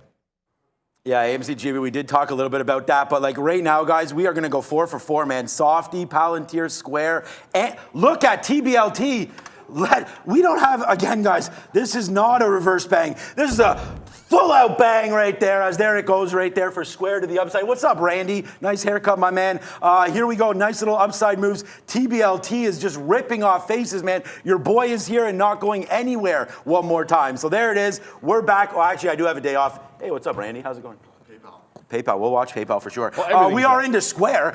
We got a day off next Tuesday. It'll be Arun and Neil here, so excitement-packed day. That should be as well, man. This market has been a monster. Let's just keep on moving to the upside now, man. Big-time movements. We're all just crushing these names, guys. Sucks to miss that Roblox, but I'm glad to be on that. Yeah, I mean, and at least give it to the traders, man. I did the work on that. I gave you 37s. Hopefully, if you were long, you got out somewhere around there. You had to cover Roblox. It's too obvious, man. 5 days, 4 days in a row has been crazy. TBLT, I covered the last of it, 3 to 370. I think $4 $4 is the level I was watching for a potential turnaround on that daily chart. I mean, you know what, the 5 minutes, 15 minutes not going to do you any justice, but $4 was that first level that I even considered for short. This actually might need to break a few backs. I don't think it's even, it hasn't squeezed on anybody yet. Like, that's the problem with it. Even as it gets to $4, I'm not sure it's broken anybody shorting this in terms of stop. So I'd like to see it at least do a failed break or something along those lines at 4 before I would jump in front of that one. It's just entirely too strong. Roku was the other one that we sort of gave right at the open. I got to cancel that bid because I'm not going to get 95s at this point. 100 even now in play on Roku. If I see it in either direction, 100, 50 on a stock, those types of levels, they're too enticing to try to run away from. Up 3.5%, but if I get 99.80 or 99.90, yeah, I mean, I'll risk 20 cents or 30 cents to try and short some Roku at 100. I almost have to, Brendo. Another little tiny one going here. 6 million market cap on Benetech Biopharma, just popping up here, 82%. Already halted once, guys, just broke $1 and then some for BNTC. You know, Pro, what the hell? You got a date or something? You got a date or something tonight? No, I got a reception. Okay, I was going to say, this man... It's like a week-long thing, This man be looking smooth. Wait till you see this man coming through. I heard the clickety-clack, and normally that's Brendan's shoes, right? Clickety-clack, clickety-clack. But now you've got them on today as well, so shout out to that. And then shout out to Square Nation as well. You are nicely done to the upside right here. We talked about, you know, Neil was right. You know, you had to have some of these names at pre-market.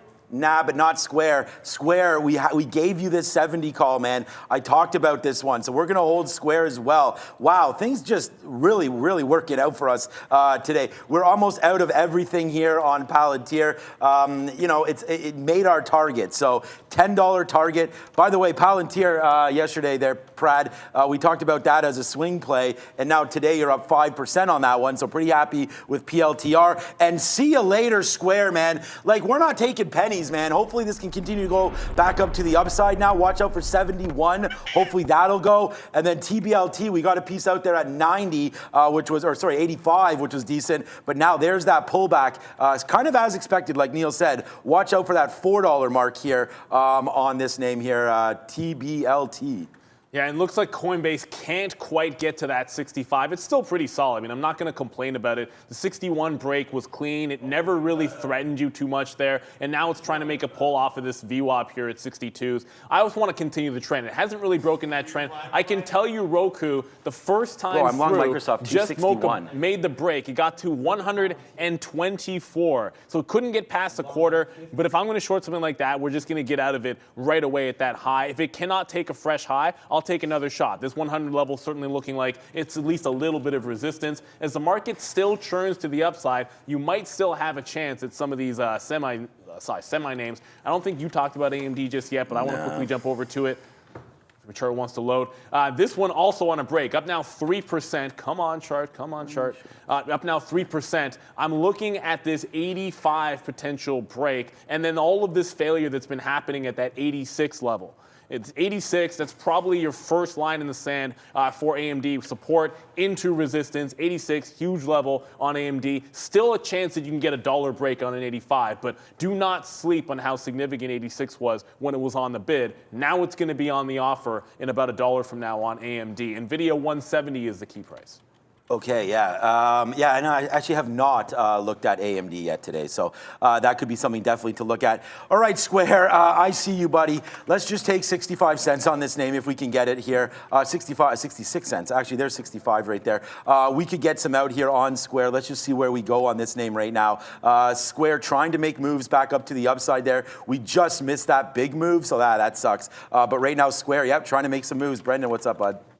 Wondering on this USAK just resumed to the upside, guys. Looks like a buyout.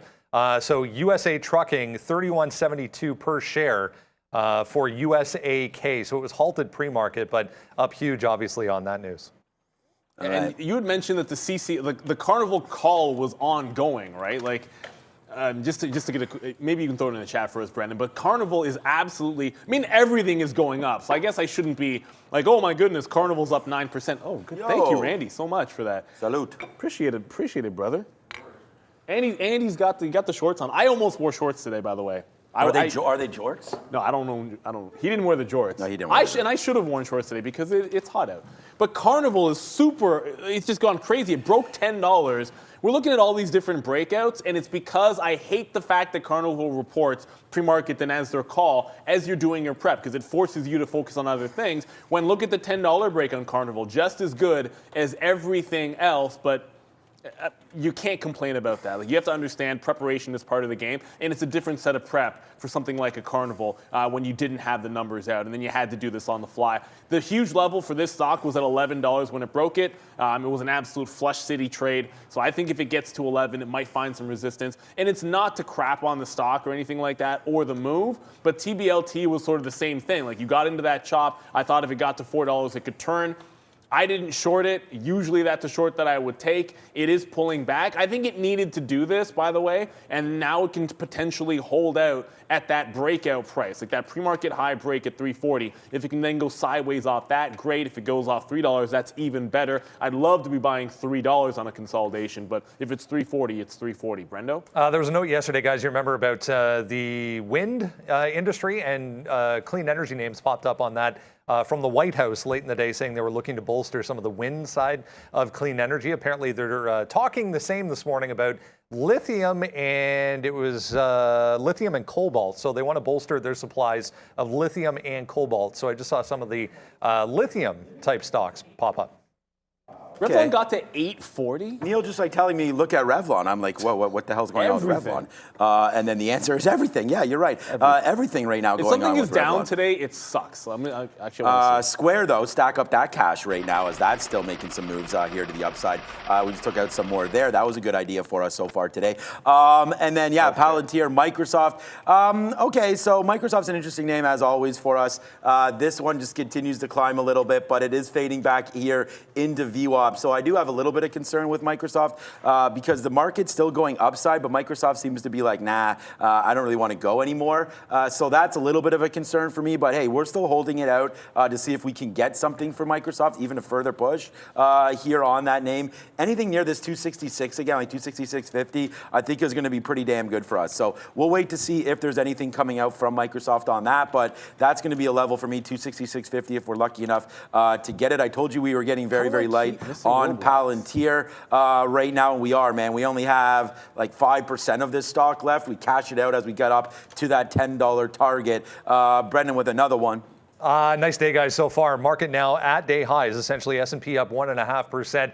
Great to see everyone with us. Make sure you take a second, smash the like, guys. Hit subscribe as well. Join us every single day if you haven't done so already. Wanted to mention Clorox, CLX. Not a lot of volume here, but there was a note suggesting some activist investor chatter floating around on this one. So downside for Clorox today. That's right. Thanks, Brendo, with the likes call. Yeah, make sure you hit that, man. Brendan bringing you the sweet, good today. Right there. Yeah, mark that down, and let's get going on likes right now if you guys can. Much appreciated on that one. Let's just check in. Massive pullback. On Revlon? No, I'm just saying just about everything. Tesla just pulled back pretty heavily there, about $5 or $6. I just saw Roku without me go, and it's on a day where the longs are good, I'd rather like miss out on the 100 short and sort of lose out on that. And then Roblox is sort of the same story where, again, it came right up to 36.85. And I'm sitting like a penny or two away, and this is going to happen. Like if it's a good trade, sometimes it's just not easy to get because sellers came in en masse at 37 again, and that's why we covered that trade, getting out of that short, sort of the long opportunity. So you are seeing a marked pullback come in, but not necessarily on TBLT. Yeah, this has held this 340 now, so it feels like there's going to be a chance for hopefully that bounce off the breakout price at 340 and then another leg to $4. I just much prefer buying dips on these things as opposed to taking breakouts at these fresh highs. It's just an easier way to get into the trade, easier to set a stop. If it gets below like 330, you risk like 10 cents, as opposed to a $4 break, which you're getting out at exactly what? I'm not sure. Yeah, we still have here a little bit of a concern because Square, we just got some out on that break back down in. It's now looking like it wants to fade out, right? So So Square is going to be a problem here for us looking at this name. So we're just going to have to watch it and make sure that all is well with it, because for right now, like, it's starting to go back down in pretty fast there. So we'll watch out for Square. We've already hit it and quit it, but we still do have a small piece on that name. Out 3 times, out again, so we still have 20% of Square. This one could turn ugly. Remember we said that, you know, there is always that fade possibility here on a Friday, so I feel like that's still in play right now. CCL, days high. Thanks, Brendan, for that one.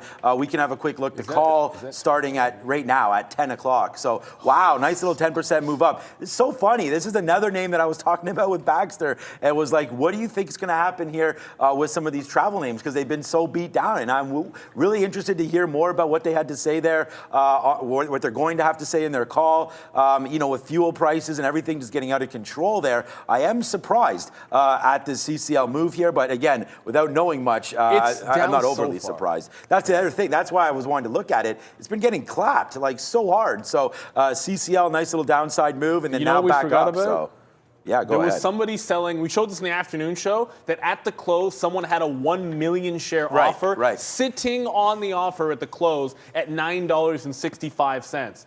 And they did not get that filled to close. Any guesses on where this thing actually did the bulk of its volume at 9:30? Right down here at 965. And then the second it got back above 965, it went off to the races. So I'm guessing they got their fill. Congratulations to them if they meant to sell at $9.65. It looks like they could have just waited about 30 minutes and got 10% better. But hey, if you've thrown out 1 million shares of CCL, you probably know more than that. Yeah, you're doing pretty good, man, for sure. All right, what's up, Farm Trader? Thank you so much, man. There's nothing, I keep saying this, nothing means more to me than having success for our viewers. So let's read this. Trading for you guys for 50 days now. Bang! Yeah, you're going to get a bang for that one for sure. Where is it? There it is. So thank you so much for all the love that you're giving through us here with this super chat. It means a lot to us there, Farm Boy. Thank you so much for the sticky note. Hey, I mean, that's, yeah, no problem, man. As long as I'm here, that's going to be what's good. So the sticky note, thank you so much, Farm Boy, man. And it means a lot to me because I put a lot of work into this. So, you know, hopefully you're able to enjoy it, have some fun. We also had TBLT through 350. I mean, that was another call off the sticky there. So that's been good so far. Let's just see if we can keep the momentum going to the upside on all these calls, man. I mean, so far, so good, right? We're going to have jinx, but I mean, I don't have to jinx it. I'm not going to go negative today, but it's been a good run, a good week, a fantastic week. So, you know, when the Bulls are on parade, man, and the Bulls are marching like this bad boy right here, your boy's going to come in and just destroy this. But I'm also able to go short. I mean, that's another benefit of being here at what happened. No idea what just happened, but these guys, what stock? What stock? No idea. Okay, maybe just the market. The market's starting to pop off here again. There goes Square off of a beautiful move back up to the upside right now. So there goes Square. There goes Microsoft right now. Big one to the upside right now in this market. Let's go to Brendan. Quick time. What up, B? It's pre-market, guys. It's the University of Michigan sentiment numbers lower than expected. So 5.3% versus 5.4 expected. So that's good for the overall market. Again, lower than expected on that University of Michigan number. Okay, there we go. That's what it was. I mean, obviously, you could hear the volume spike and everyone in the back going crazy. And what actually happened, I'll quickly show you guys, was you broke out in the overall market. The NASDAQ getting to 12,000 here. The ES taking out and now surpassing its key resistance level. So the long is still right. I mean, if you have a valid long on your breakout, just hang on to it. Like, to me, Roblox was only out because of 37. And we've seen what's happened to that level. But, I mean, across the board, you're seeing this just absolute craziness. Now, Tesla, that's getting close to 740. So I do watch, if we don't get through 12,000 on the NASDAQ, then watch out for some of these that have yet to break the week's high, right? Like if you don't hold 12,000 on the NASDAQ, any stock that hasn't gone through its week's high could find some resistance at that price. I'm looking at Tesla, looking at you for that Tesla. And then Roku back at 100, exactly at 100 again. So it's trying to sustain that breakout. It's the only stock that I've tried to short. I tried to short Roblox and missed. That would have won. But it's the only stock I've been into the short side, and that has not worked. But it is finding resistance at that 100 level. I'm hoping to hold Coinbase all day long. But just because I want to doesn't mean that it's going to continue going. The market just took out a fresh high, and it is not doing so itself. So unfortunately, as good as it's been on the break, it feels like this might have to terminate in this range. 62.5 is a pretty good return here. And I could be wrong about this, but I just feel like banking profit, anything that is not testing and breaking these highs, when we just took out that high on the NASDAQ and the ES, I feel like is running out of steam. 10 o'clock already. It's been a fast one. It's been a good one. Brendan's at the big screen for Happening Now. Yeah, that was the one we were talking about this morning, guys, in the pre-market, if you remember. Better than expected. Remember, if that number comes in a little bit lower, that means, or a signal to the Fed possibly, that inflation might be slowing as far as how fast it is going up. Here we go.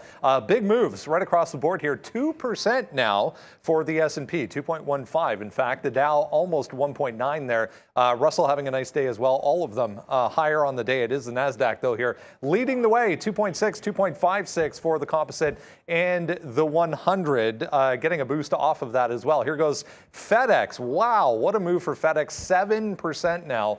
To the upside for FedEx, just taking out day highs as we speak. Up $12 on the day for FedEx. Amazon as well, I noticed, just taking out day highs as well. I mean, everything is, guys. It's a buy the market kind of day. Back over to you.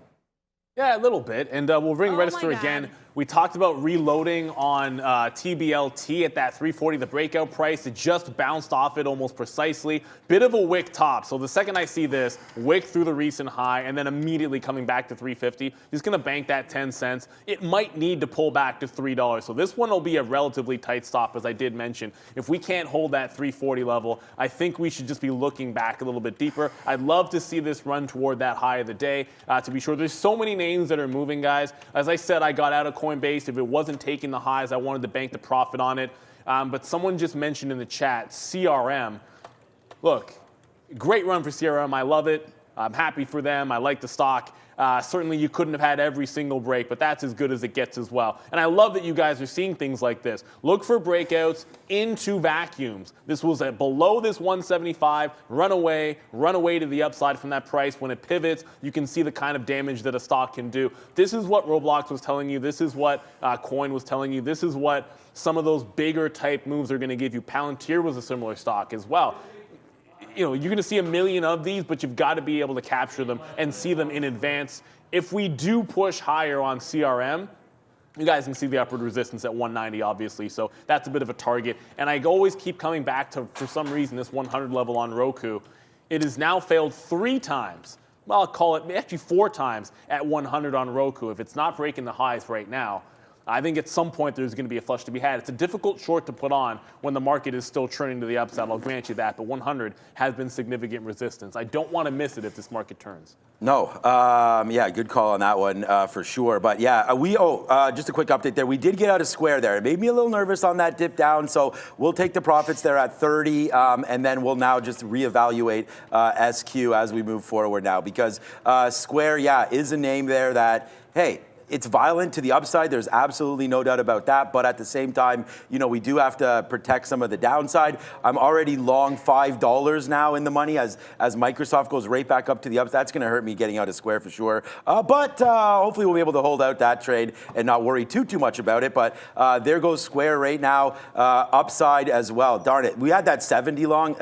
It's right there. That sucks that we're going to have to miss out on that move, but that's okay. That's what that is right now. So Square upside, we're missing out on that move, but we had it. And then TBLT, off the sticky note one more time at $3.50. There we go. If you're watching for the first time, please hit the like button, man. Let's get some more likes going on here. We have over 8,000 people watching, 1.4K likes, man. If you like the show, please hit it. It's an absolutely free stream, and you're not going to find, I'm still waiting for someone to send me a better trading show. And when you do, then that's fine. I'll look at it, I'll watch it and comment, and maybe I'll learn something. But I feel like this is going to be the best live trading show for you guys out there. And if you want us to keep on doing it, man, hit that like button. Let's get going on that. $5 in the money on Softy, 35 cents in the money on Palantir, and there goes TBLT hopefully back to $4 here. And let's see, it's starting to chew through some of these levels. Playmakers Revlon, though, that was a monster move today, as brought to you. Neil was like, wow, did you see Revlon? And yeah, up to 850 again, now pulling back.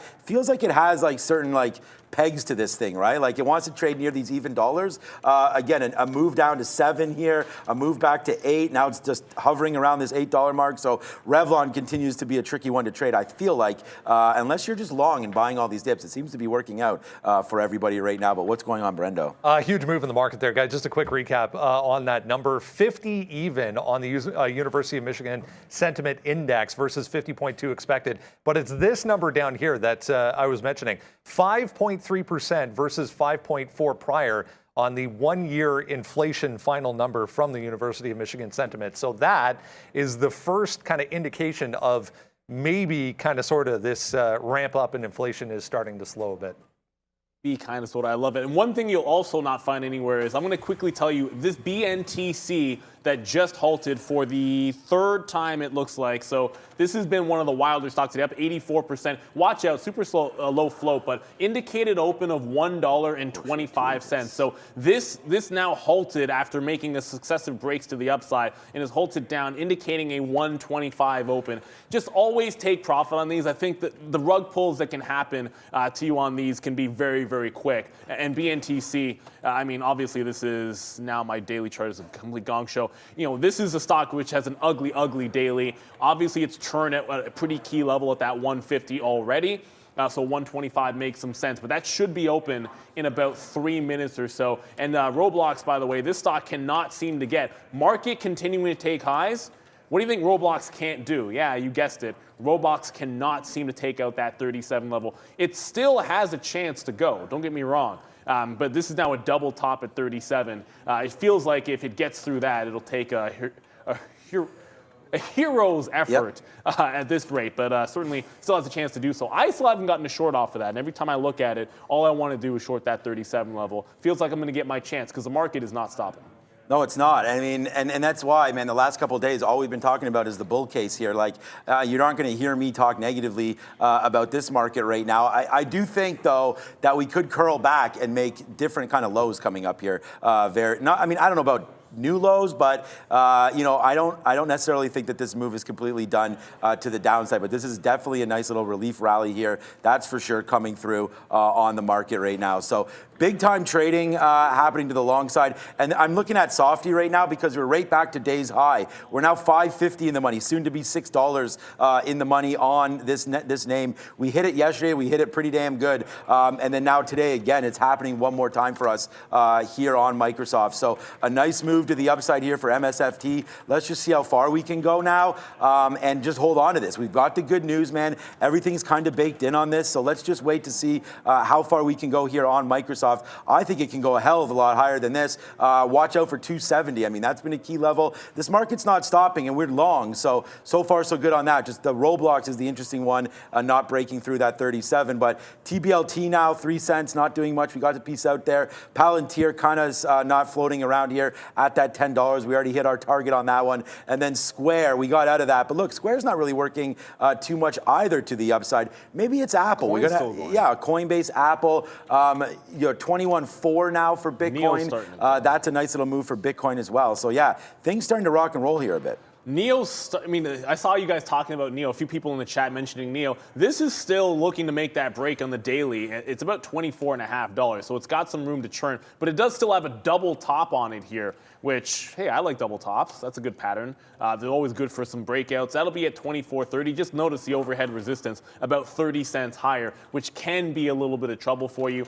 Roku is still battling, and this is the two names I want to go back to are Roku and Roblox. I don't want to be missing out on the opportunities here. 100 continues to be a bit of a barrier. Now holding above it, but you've got successive wick tops off this $100 level on Roku. So there's a wick top, there's the second one. As the market continues higher, you've not broken new highs on this name either. So I'm looking for a potential short here. I just want to be really patient with getting into this again. It's the same thing with Roblox. It's not giving me that 37 anymore. Now you're really having to pay up, or pay down, I should say, at 36.20, 36.40, and I don't want to cheat on that. Whereas the Roblox, you're at least getting a decent price here off this high of day. Brendan?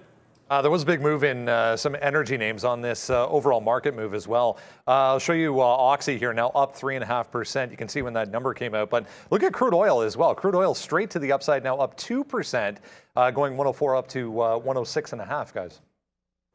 All right, yeah, crude oil starting to, oh, damn it. How much? We talked about XOM 87. Okay, good, that's still in play. XOM does break 87 early and goes 87.80. We actually missed that move there on XOM. So let's have a look at that one more time here on XOM. So hopefully that will be able to print us out if we do take an 87 long here on XOM. But yeah, no, not too clear where we're gonna go on this one. So XOM tried to take that 87, but look at crude oil. Yeah, good call, Brendan. Right there, up now 2%. And then almost in a straight line off that 105. So that's where you get this move here on XOM. I still like an 87 break. We can try that if it goes back one more time, back up to that upside there, XOM. All right, and I honestly, man, 267 there. Wow, for a softie. I mean, how much more do we have to talk about this name? That just keeps on making moves to the upside. So Microsoft, so far, so good on that top side move right now. But Palantir, again, we've already talked about getting out of that one a little bit for Palantir. So, you know, as we go there, that's making some moves higher now, back to 9. I don't know. Is it going to go back to 10? Who knows? Let's check out Meta quickly, another NASDAQ name, 168 and change. Okay, I see you. It just topped out at 169. So Meta, we've been talking about this name for a very, very long time, man. So it's nice to see, yeah, it's nice to see Meta finally getting back into some play here.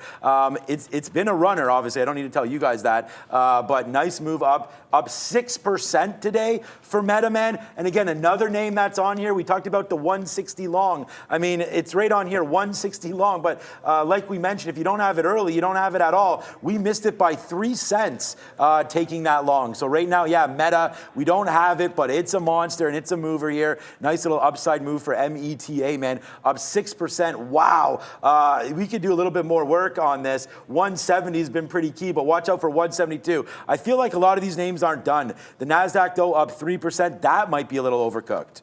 Yeah, and I did get into Roku here. It looks like, look, the NASDAQ continuing to break highs. No break on Roku over and over again. So I did slide in and was able to get it close to the high of the day at 30s. I will take a scalp trade out here if we do get to, what I mean by that is sort of get out of some of it quickly and for not the gigantic move down into VWAP or bigger move into VWAP, which would be about $1.50. So about, you know, a third of the way there, we're going to try to take some profit because we're still in an uptrend, right? And when you're in an uptrend, you want to make sure you're taking profits on any kind of a short position that you put on. We mentioned how strong NEO was. Sorry. Yeah. We mentioned that NEO was on the verge of breaking out there. You did see it get toward 24, and now it's starting to pull back in here. And not nearly as strong as the rest of the market. I think we should put that in some context. It's barely broken out. It's up 3%, but compared to what it's done before, I'd almost venture to say it's lagging a little bit there. And one of the other names that we talked about that was getting close to it, yeah, it just got to 740. That was Tesla. I'm sitting over here in a Roku short. It's fine. But Tesla 740 was that other line in the sand. With the market continuing to break out, I was pointing you to the 15-minute. Look at that 740 level. If something hasn't broken its weekly range as the market kept going, then you can put that in for resistance. It's already made a $5 pullback, so we might have missed our chance to get into that. Yeah, and I'm kind of feeling the same thing with a lot of these things, man. Just reviewing on Square there, as you guys can see what the kind of damage that Square's been doing up to 70 and kind of resisting some of these levels there. So here it is on the 1 minute chart. You know, we took Square, we got out there, but, you know, again, a very profitable name for us. Let's just hope it gets even more profitable here soon for us on SQ. So that's going to be a name that definitely we're looking at right now. Square for the long, but again, I kind of feel like it's not making this move. Like the NASDAQ's up 2.75%. Square being up 4 is nice. I mean, I don't mean to be negative on the name. It's just, I feel like it could be a lot higher than this. So we'll watch out for that right now. And then Microsoft, honestly, I mean, enough might be enough on this. This has been just ripping to the upside here. We've been having it for the last couple days. Yesterday was 254. We were all over. Like, look where it is today, 266. So that's a nice little $12 winner there. But yeah, I don't know, man. We're just going to have to wait to see where this name goes. But right now, Microsoft trying to hold out for that 267 level that we kind of saw there. Feels silly not getting out there. So that's my bad on that. Let's just wait to see where we can go on Softy. Hopefully back to the upside. But the NASDAQ's thinking about it right here at 12,000. So another key level there. I told you, remember I said that it looks like we're going to have our march to 12,000? Looks like that march is on right now, and it's on pretty hardcore. And through. And I mean, through 12,000. Yeah. Both are through. And now what's trying to go through is AMD here. We talked about that key price, and it's more of a range. I know it's not the even 86, but if you look at the week high, that is 86.35. It just got through that. If you look at the resistance, it's in that 86 range for AMD. So it's trying to chew up that 5% move as well. NVIDIA, I just want to make sure that we're getting back to some of the things that we were talking about earlier, because I know I looked at some short targets up at these prices, and a few have gotten almost there. NVIDIA did go to 170, so it looks like 169. Of course, I'm in Roku, and I got this fixation on $100 in Roku and where it's trading, and NVIDIA 170 came in to 69.78 and is already starting to pull back. I don't know if we're going to get a shot at that one again. Unfortunately, that came about as close as it's going to get. Much better and much cleaner than what we saw over in AMD was the 170 on NVIDIA. Roku, we just rang the register for the first time today on Roku, because the first short did lose. When I stood in front of 100, it didn't work. When you let it test that level, reject, try to break the high, fail to get through the high, then put the short on. That's looked like it's working out here. So I got 130. The high was 160. Hey, midway between 100 and the high of the day. I always love the symmetry in a trade like that. But you know what? I'm ringing the register in front of VWAP, because last I checked, this market is super strong. And I don't feel like trying to go hero on any shorts. So I'm going to continue to try and ring registers, keep the party going by taking profit where it lies. It's going to look like it was the wrong call to get out of Coinbase. It made another push up. At the point, it was relatively weak at that point. I decided to get out 62 halves. It might get to 65 overall, but a win is going to be a win. I'd caution on that TBLT. It's still good. But this is really starting to go sideways off this 340 level. The reload has been okay, but it's not really popping very far. Remember what I said here. If we break 340, I think you can just get a better price close to 3. So I'm getting out if we get below VWAP, and I'll just try to jump back in front of $3. I'm not going to risk that 30 cents for no point there. I mean, 30 cents is a good win on a $3 stock. So I'll be getting out if this takes out 340. It's a 45 reload anyways, and then hunting back to $3. So we've been pretty interested here in Alibaba at this 115 area, right? So the problem is right now is that this 115 area just got broken. So we're long right now at 115.18. This could be a losing trade here for us as we're about to get out here if it breaks through 75. So it looks like right now, this not a good look here for Alibaba. I thought this name could continue to be strong. Doesn't really look like it wants to be, and there it is. So we dump it out, man. Oh man, there we go. We have a loser on board. The first one this week. So we'll spend money down the drain there on that Alibaba trade. So not a great one there. And of course, now it comes right back up, but that's okay. If this market's going to be weak, then maybe Alibaba and these Chinese names, just the way where they've been going, possibly an issue there. Too strong, man, too strong. We'll see here up 2.5%. So there's the little fade back down for Alibaba. So that name not really working out for us there as we're out of it. And I don't really have too much else to work with right now. I'm going to try to find some more. We did Square. SoFi's up 4%. Right now, Ford's up 4%. Alibaba's still bouncing. I might get back into Alibaba if we take this 115.50. That was kind of my idea there. But okay, we'll hit the like button if you can. And we're going to go over to Brendan right now for a little small cap recap action. Hey guys, pretty impressive right across the board this morning. Let's check out a couple we were looking at. BHAT, mentioned right before the open. It looked like initially it was going to hold that 350 area I was talking about just before we got to 930. Fails immediately, so I turned the long into a short. We're grinding back to the downside right now. Not a huge trade, obviously, but going to be about flat for me on this one after that initial long, but still holding a piece of BHAT. Tough build. I mean, there was 1 million float with a short percent holding a key level from the pre-market. So I built into a long just versus $3. So, I mean, you're risking 10 cents, 15 cents at the most to make a better part of $1 on the upside. Great long for tough build. Still, nice volume, guys, for TBLT. Back to you. All right. Yeah, we're still in that tough build. 100 million. Good volume for tough build. That's more than decent volume. Yeah, good volume there. We are also, man, right now, we're still long 51s here. Sorry, 50 is actually on TBLT. So we've actually traded this quite well for us here today. So it's been a big profitable name, but it hasn't really, I mean, we're lucky enough to get that low bid there, or not low bid, that high offer there when it started to rip to the upside there. But so far, not the greatest greatest movement, but we did have that one move up to $4 and we're able to take advantage of that. So far so good on that one move, but yeah, TBLT right now, not really getting the juice behind it. The other name there is Revlon, of course. That's been one of those movers. There's that B-hat as well. Revlon still hovering around that $8, man. We talked about why that level was pretty key, and it looks like it's going to still remain that way here for Revlon. $8 just dancing around these levels. There goes Microsoft right back up to the upside. I fear to look at Baba. Baba's still downside there, so actually okay there on Alibaba right now. So yeah, and here come the tops again in all these markets. Microsoft 266.50. So we'll let this go, but I really feel like we are getting close to an out here on Microsoft. Yeah, and so we talked about these tops, and NVIDIA was 170. It already turned one, so I did miss the first time off this level. Pulled back to 168.70, so it gave you about $1 clean. This time off the highs, I started at exactly 50. My stop is pretty obvious. It'll be at 78. You can give it to the high of the day as a setup, but when there's an even dollar number like that, I'd rather just risk the actual 170 mark. TBLT, which I still think, it's got that decent shot off VWAP. I was a little concerned that it was about to break down, and I had my stop at 340, but it looks like it's going to get to that $4 level. At this point, I kind of want to cover it but you know what?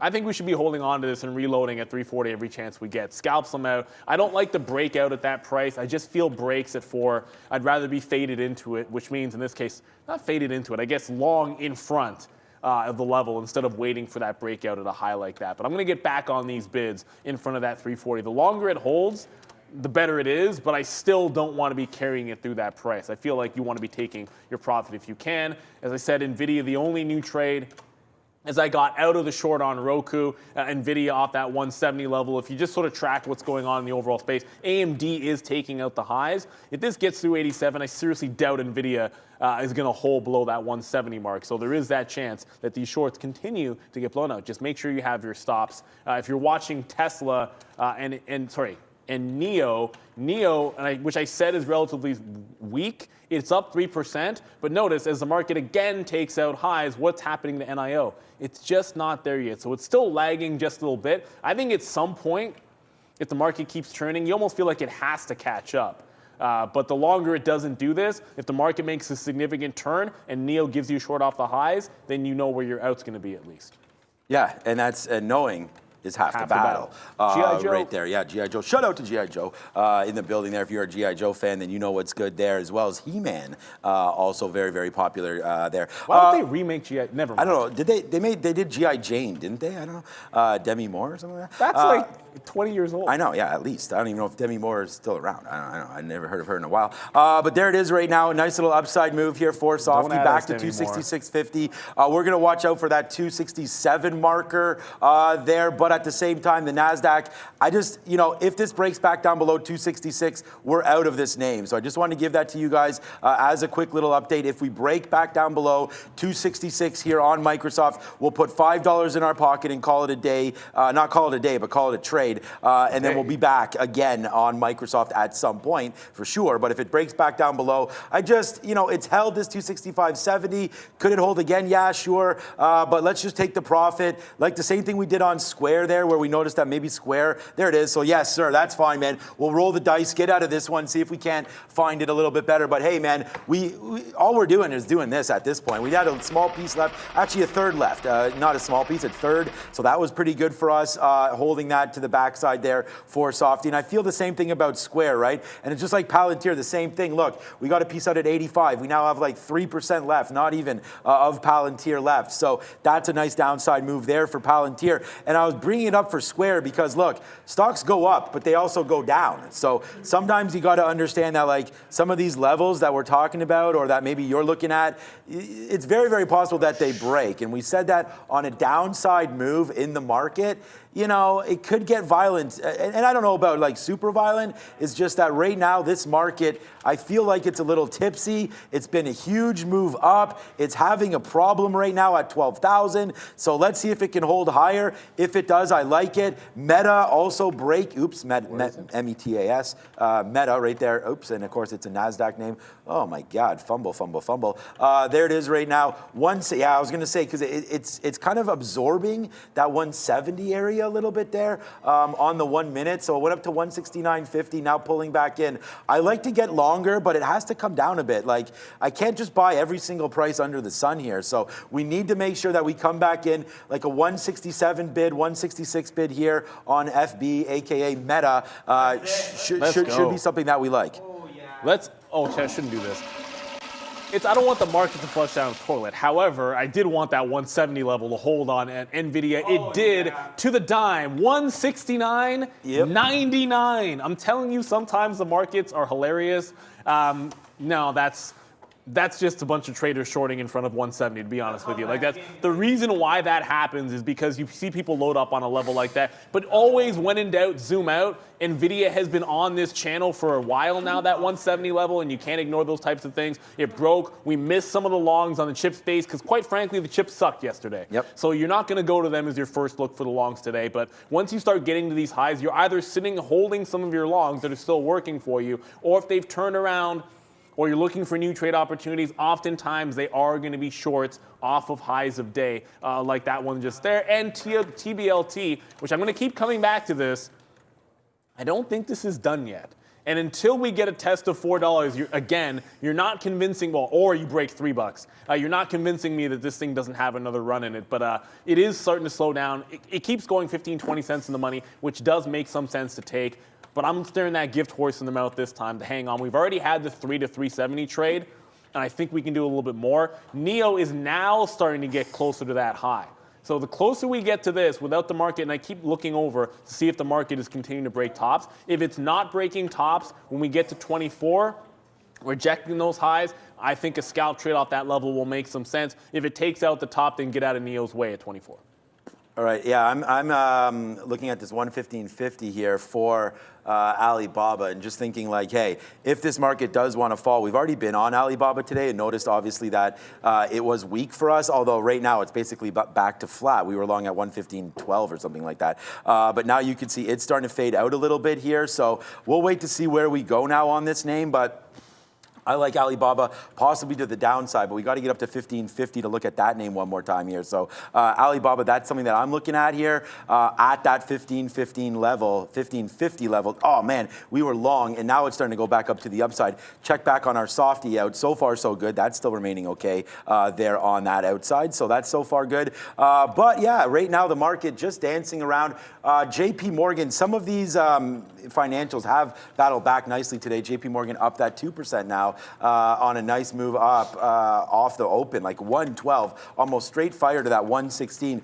If you were thinking for some shorts, man, there's nothing wrong with picking on some of these bank names. They've been really, really extended to the downside there. 1 minute, where's my 20-minute chart? I'll find that for you in a minute here. But that's something to look at. Where is it? There it is. There it is. Is this the 20-minute? That's 20-minute. No, 170 this is the 20-minute right now. So we're going to have to look at that right here. But there it is, yeah. So a good little level there at 117. I feel like if we get a little bump up here in JP Morgan, that's another name that maybe we should be looking at a short here. So JP Morgan up to 117. We'll definitely have a look at that one more time. TBLT still 15 cents in the money. We're going to try to hold this as well. But a couple short ideas, they just need to work for us. That's all. Yeah, whoa, here comes 170 again on NVIDIA. If it takes out that level, I'm not giving it an extra 3 cents or 5 cents. If it breaks by a penny, I want to be out of it. But it's NEO that I'm watching right now a lot more closely. I mean, NIO here just turned off 24. I might have missed a chance on NIO to maybe grab this one. Oh yeah, I think I missed my opportunity on NIO. It got to 90, 95, and that could have been the curl right there for me on NEO. Unfortunately, I mean, I was sort of staring at a couple of other names at the time. Most importantly, NVIDIA at that 170. My stop is in place. I could have just jumped in here, actually got that 95. The market did not take out that high of the day, although NVIDIA just got through 170. So thankfully, we took profit on that first leg down. But NEO 24 looks like it's still a bit of a thing. If you see your if you see your chart show you a high of the day at above 24, there was a dark pool wick. In the pre-market, it never actually printed above this price. We have not been to 24, 21. The high of the day is right here at 95. But we might have just missed our chance off that 24 level. kind of staring at another name there as I was watching NVIDIA 170. And then you know what NVIDIA did to me? There's your wick top. I said I'm not giving it an extra penny on NVIDIA, and I decided to have my stop clean at 170. It went 14 pennies above and rejected that breakout. So this actually might have been one of those wick-off tops. That's like a pet peeve where you go positive to negative on a stock. I hate that. It's one of those wick-off tops. I hate wick-off tops. I like them. Well, no, sorry. I like them as a setup. Yeah. I hate them when it happens to you. But if you're going to have a stop, it's going to happen to you. The real opportunity cost was missing out on NIO off of 24 because that's probably just an easier trade. It was relatively weak as opposed to relatively strong. It never even gets through 24, but I'm over there watching NVIDIA at 170 at the particular time. Maybe somebody got that NIO. I know it's strong, up 3.5%, but remember, it was resisting breaking out the highs as the market was continually taking out highs. That can be relatively weak. Okay, we can look for some new names here. Macy's right now as well. We can have a quick look at Macy's. Someone asking for that in the chat, so let's have a quick look here. Macy's on the 1 day. Ooh, Macy's up 8% today. Wow. Costco. Wow. Okay. Whoa. TBLT just flushed. Yes, it did. TBLT to the downside right now. Now down. That's why, man. You got to get out sometimes on these trades. Nice little downside move there on TBLT. Where will we stop? Check $3. So maybe a $3 nice little bounced opportunity here on TBLT. Always use stops. Near that $3 for sure, man. That's why watch out for $3 if you're trying to get TBLT. Watch out for that one. We'll see if we can get longer on this name now on that flush down, but TBLT definitely working to the downside right now. $3 is a good little out level for you if you're looking to get out on this name. TBLT, yeah, big time flush right there. Yeah, I mean, I got stopped out when it broke that 40 level like we said we tried to do there. It was not even a clean fill because the vacuum just opened up. I thought we'd get to 3 on a flush like that. So the reason for getting out is so that you can get back in, and then it turns at 315. That's kind of annoying. It turns right at 315 instead of at $3 where I would have liked to grab it for that long side trade. I'm still going to wait around at $3. I mean, I'm not going to compromise on the price here below VWAP. We said if it broke that 340, we'd get out and look for the better price. So it's going to go back to that $3 level if we get that opportunity. You never can guarantee it's going to come to you, but you can wait. Brendan? A few more, guys, comments coming out of this CCL conference call right now. All positive for the most part right now. Their capacity, they're talking about capacity through to the end of the year, above 100% right now, remaining focused on improving price through next year. Fleet operations achieve further 10% reduction until fuel consumption compared to 2019. So just reiterating some of the things that came across in the report as well, but pretty positive for Carnival so far. All right, CCL, nice little report there. I was just telling Neil that I tried to punch 30s long, so I am sitting there to get long 30 and a little bit lower than that here on this spot. So let's see what happens here for this name, but I like it, and we're just going to wait to see where it goes. So there it is. We did pick up some more TBLTs. We're looking at that even dollar level there of $3 to come into play. So I do have another, I thought I had another bid, maybe I don't, but we're definitely going to have to look at that one now for TBLT, trying to make that move one more time inside. So we'll see where it goes, but I'm okay with this. Hopefully this can hold out a little bit, and then we'll just see where we go on TBLT. So a nice little move here. We're long again. Our average price is 40, so a little bit of work to do here on TBLT for sure. Yeah, and remember Roku, guys, that actually broke VWAP. So this is now pulled well back of that 100. Still in breakout territory, but definitely fading that move just a little bit. So I'm kind of happy that we got out of this. Wasn't perfect, but if it gets back to 100, gives you a double top. Remember, it's 150 that I think is the new resistance. Coinbase as well, which was so strong this morning. Another one of the longs that we really liked. And look, it's not to say that you jump back in at give me a break. Why did this not? I put in NASDAQ.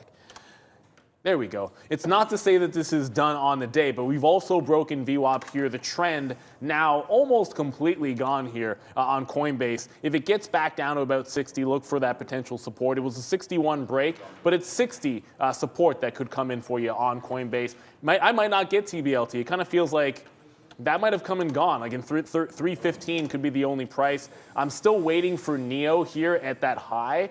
That 24 still looks good. Keep checking the NASDAQ. It's still off those highs. You're getting a bit of a flag forming as well on the ES here off of its high. You're not breaking out new tops. And as long as we're not breaking the highs, then I like NEO in front of 24. But account me as getting away from it or getting out of the way of it as long as we take that top. That's the next trade for me.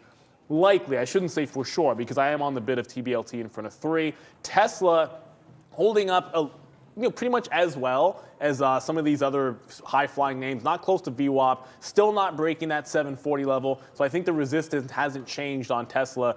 I'd want to watch this as well. Like if we're breaking 740 on Tesla and NIO, that fill hasn't come in front of 24, I'd probably just cancel it. I don't want to take the NIO short if Tesla's breaking out either, but that feels like it's pretty safe for now.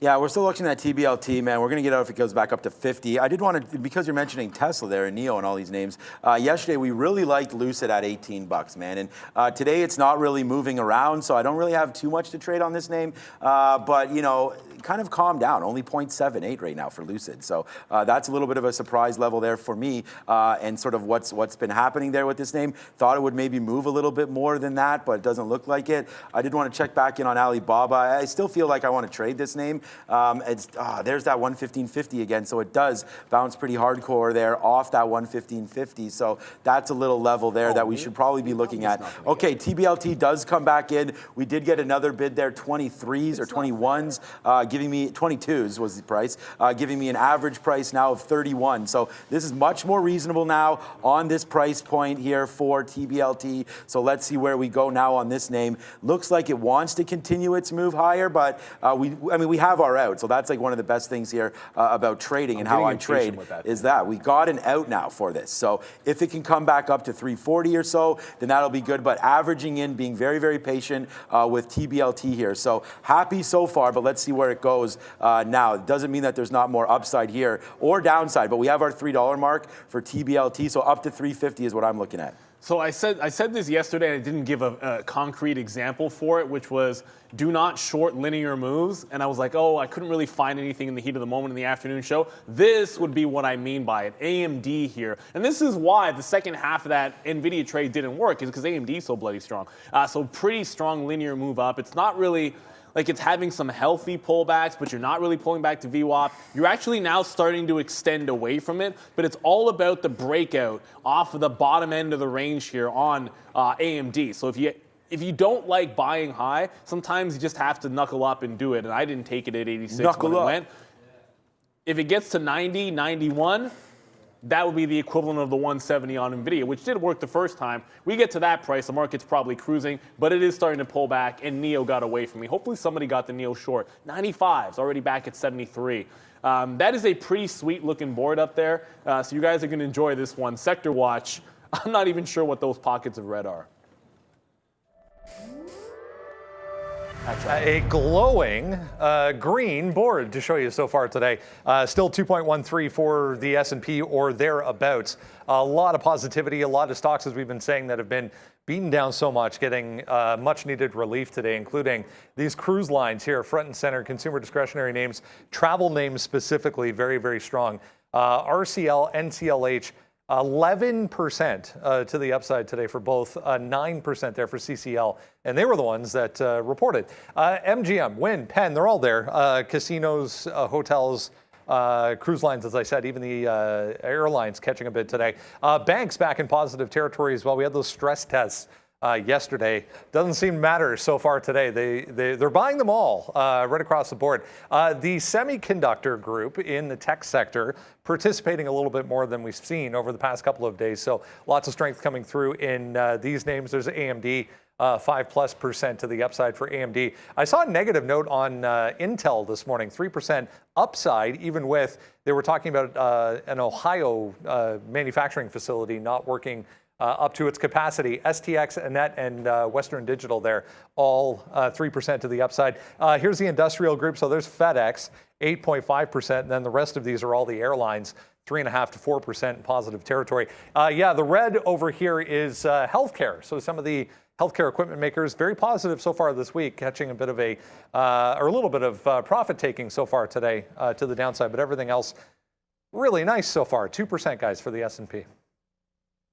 One of the other notes on Intel was that chips bill is being sort of held up. by, I think it's Congress, I have no idea. But either way, it's getting held up, and they want to see that extra funding for them to be able to build that gigantic factory for their for fabrication. I think that's one of the big deals there. So I think eventually it gets done. They've already invested $20 billion. They're looking to invest the other 100, but they're holding off on that, and you can now see potential delays in that plant being built, I think in Ohio, until they get that funding through. So that's what you want to watch for. Roku, I got out of it too early. You're now we're really starting to pull back. Sorry, I shouldn't bang the table, but I am a little bit frustrated because here's Roku pulling back. I got out of it. I missed the Neo 24.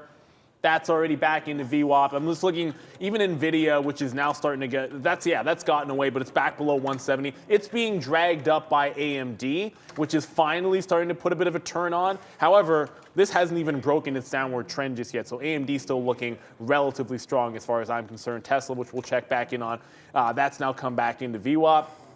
So we did get at least, I got one short off the top. I took two, only one of them ended up working. And at this point, I'm not chasing these moves down. I'm looking for where we can start consolidating and sort of picking up long trades. And I'm not rushing into any of those either. So it's when it's been a successful day or a successful morning, NVIDIA notwithstanding, then you don't want to be throwing it away willy-nilly. You want to make sure that you're not jumping in too early on a stock maybe you like. Like if you came back into Coinbase at the breakout price or at the first consolidation, you're just losing money as they rug pulled. So I'd rather wait for $60 where this broke out at the open. If it wants to consolidate there, well, I've got the low of the day, I've got the even dollar, it's a Friday, 60 is also an option level. So I like that a little bit better. So I want to see the start to go sideways. It's that time of the day to be looking for consolidation levels as opposed to just jumping into anything and everything that possibly sets up. If we've neglected CCL, I blame it on the company always choosing to report as late as they do in the mornings and then having their call when you're trying to digest things. But this is holding up really well. I'm looking at other names trying to pull back here, and CCL still holding close toward those highs. I still think $11 is resistance. This feels like if we do base out and CCL still above VWAP, you might have a chance to load this one back in at some higher prices to run towards that 11. But keep an eye on it for lunchtime. CCL, sometimes it's just gone too far down. And this is one of these bottoms that I'll pull it all the way back. You just got to get a feel for it. This is one of those wick bottoms, reclaiming the $10 level. All kinds of upside for this in the next coming days and weeks. First things first, let's hold $10 and look for a consolidation at lunch to find some longs in CCL. A stock that I thought I'd trade a little bit more today and haven't taken a single fill. I'm really sorry. Yeah, you haven't taken a seat. That's funny. Yeah, because again, I same with you, man. I blame their reporting structure there. It's a horrible time to report. Yeah, it really is. It's one of those things where they shouldn't really be like reporting at that time of day because it does give us, well, it's fine. I mean, whatever they want to do, they can do. But it's just funny because it doesn't really give us that opportunity to look at key levels or anything like that. And then we've already got sort of for traders. our ideas loaded up already, right? And CCL, unfortunately, didn't have that on the board either. But we do have a new position alert, so we'll go like this again. It hasn't been a great trade for me yet today, but we'll see if Alibaba, we do that for new position alert, not because this thing's actually moving or anything, but right now Alibaba is trying to go back to the upside. So we're trying to, I was like, you know what, man, if this market is really going to fade out a little bit here today, then yeah, I feel like we took that 50 period to the downside, so I wanted to start engaging in some shorts. Now, Alibaba has been pretty bad for me, and it doesn't look like it's getting any better here, so we're going to have a negative stock on the board today. It's going to be Alibaba, but I still feel like this has moves to the downside. Where's my average price right now? 115.13, so we're only out 2 cents. Let's just see if it can make moves back down in. Watch out for this 114.50 area. That's going to be an area of concern for me, but Brendan's got something else. One of a few security-based stocks starting to go here. This one I bring up just because there is a bit of a short interest as well, almost 10% there. 25 million free float on WRAP on a huge move, guys. Here comes this TBLT. So I put in the chat, guys, that this is starting to come down to that $3 level. I'm on the bid. I'm actually really close to getting this fill. We're not there yet, but I kind of feel like it's a little bit inevitable that we're going to get this. But wrap, it's not a wrap for this stock. Ha ha ha. That's a good one. Good one. I know. It's whatever, man. I like that one. But when it goes this parabolic, you kind of know what I'm thinking about here. I'm always going to the daily. I'm always looking at key levels. It's broken 3. You got 350 to 360 that does stand out. So that's what I'm going to be looking for. I don't know what it costs to look for locates on this. So that's the first thing. If it costs like 30 or 40 cents, that just might be too much. There it is. TBLT just got 306s. It looks like it's inevitable that it wants to test $3 here. Thankfully, at least I waited for $3, but that's coming back in. But I want to get this wrap. If wrap gets to 350, I want to look for locates to see if I can short off that level.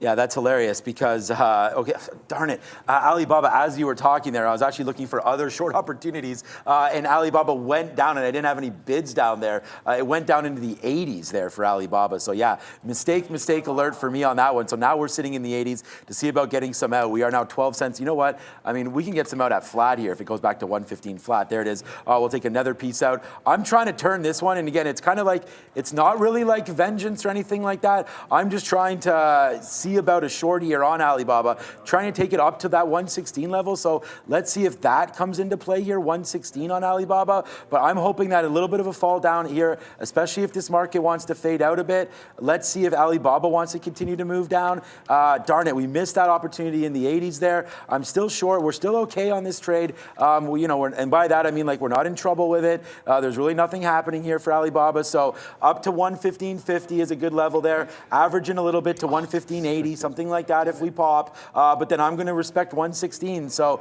whether or not I get stop on it or what, but we're going to be there at that 115 level for a take here. If it comes back in, that 114.80 is where we're sitting, or we're going to watch out for 116 pop off to the high side there. But Brendan with something else. There was a note on Twitter this morning in the pre-market, guys. They did pass along more data apparently on users to Elon. So this thing was up anyways in the pre-market, but just saw this big move back down on heavy volume. Still 2% though for Twitter.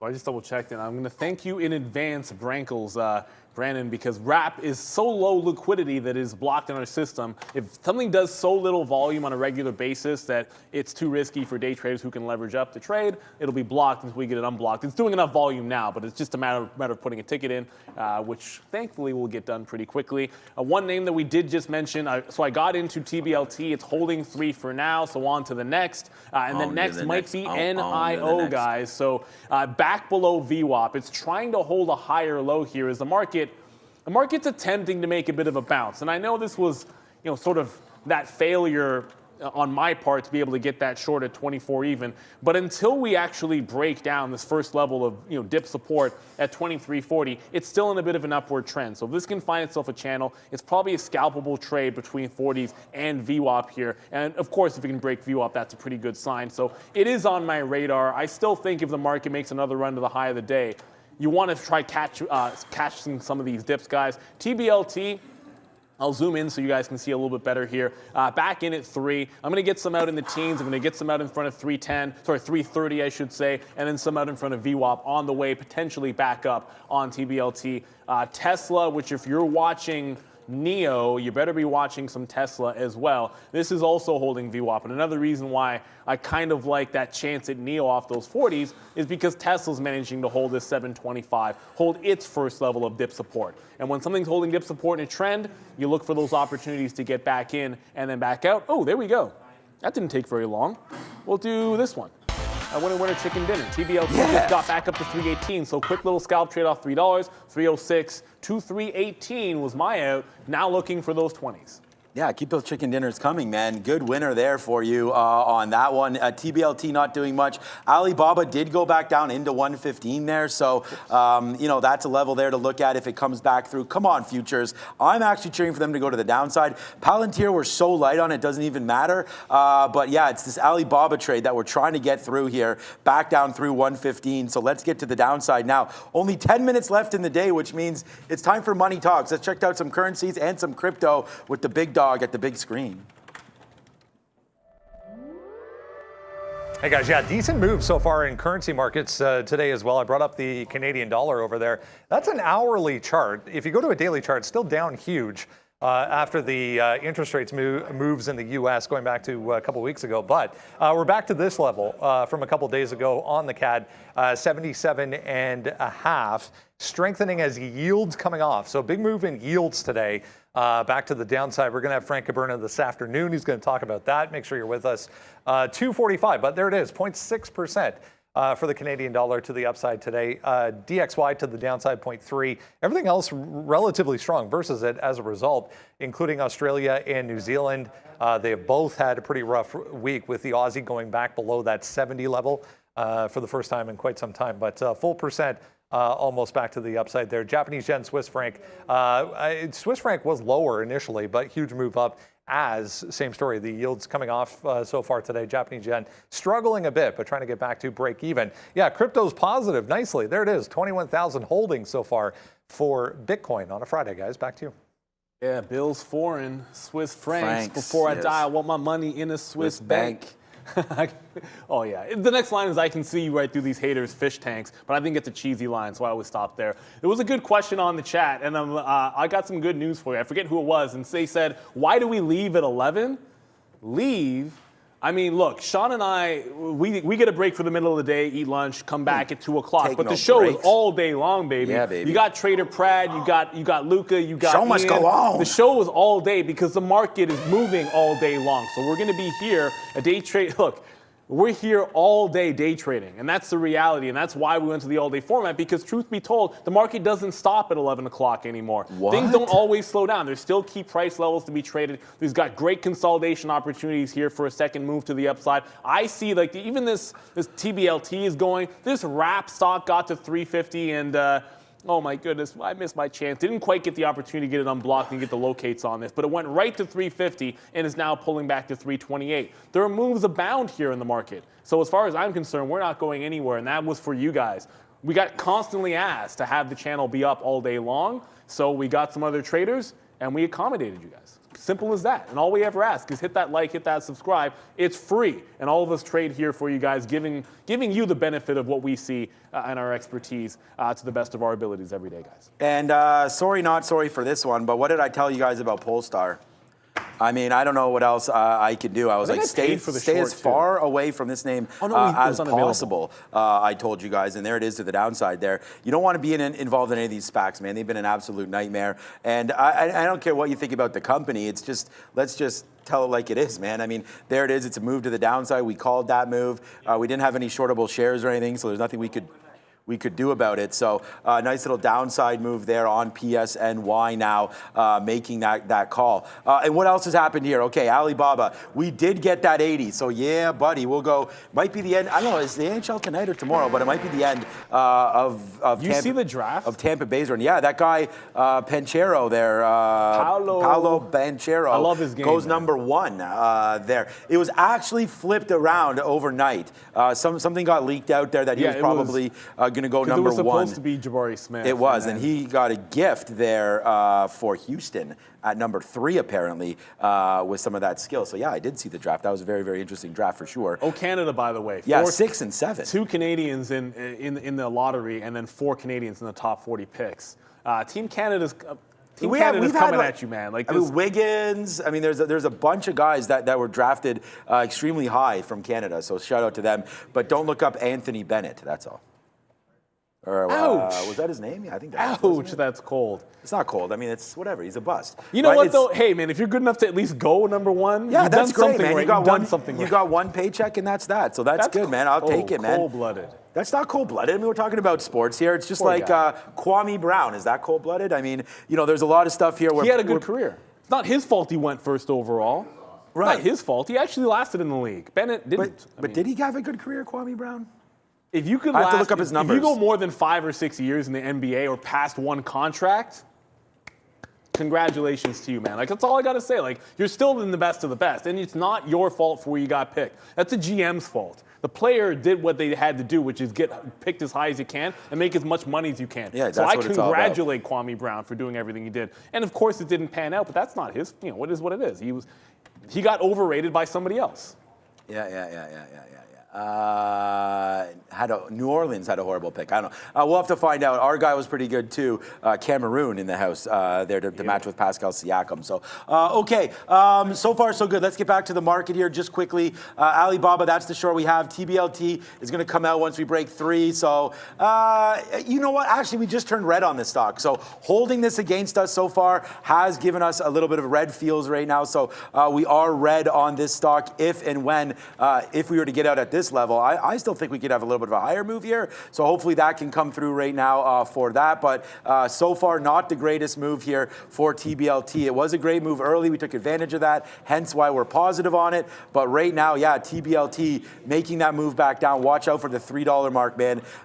Doesn't look great down there at $3, but it's been holding. I feel like if it breaks 3, you still could get a little bit of a bump there. So watch out for that play here coming through. But it's Brendan time again. Typical for Friday, guys. Nothing in the way of earnings for tonight. Nothing terribly exciting for Monday either. But there's a couple worth noting for next week. Micron reports, MU, and this one as well. Nike set to come next week as well. Yeah, I mean, the retail names, we've seen what's been happening with them. Of course, you got to be worried at least a little bit about what's going on in China at all times. But we've been talking about double tops and, well, I guess we were talking about double bottoms more recently, but this is a perfect example of a stock which has made a pretty significant low right off at essentially 100. It's 104, 105, but hey, that's close enough to that fancy round number to at least consider it, but has been rejecting its 50 period. And as that climbs lower and lower, you start getting that major, the 50 period getting closer and closer to that 100 and forming a bit of a channel. You get one good report, and then suddenly you've got tremendous upside. So Nike is feeling like it's in that kind of a range, and that's why you have to watch out for these off the bottom, because you've seen the kind of breakouts that we've had this morning for trading opportunities. And down at these prices, when stocks have been beaten up this much, it may not look like a lot on the daily chart.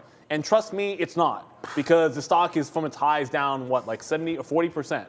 But when you're down that far, it's not, all it takes is a little bump and you get 10% here, 15% there. Look at FedEx. As the markets come off, where's FedEx, man? It's still up 8%. Has this had a downtick in it today? No, all it takes is one good report when you are beaten up. And I wanted to dip behind this thing. I wanted 230s. So obviously I'm not going to get the fill there, but that's been par for the course. Super strong name. All it takes is one good report when it's been beaten up. I'm hoping Nike can give that to us because the upside is tremendous when it's holding that $100 level.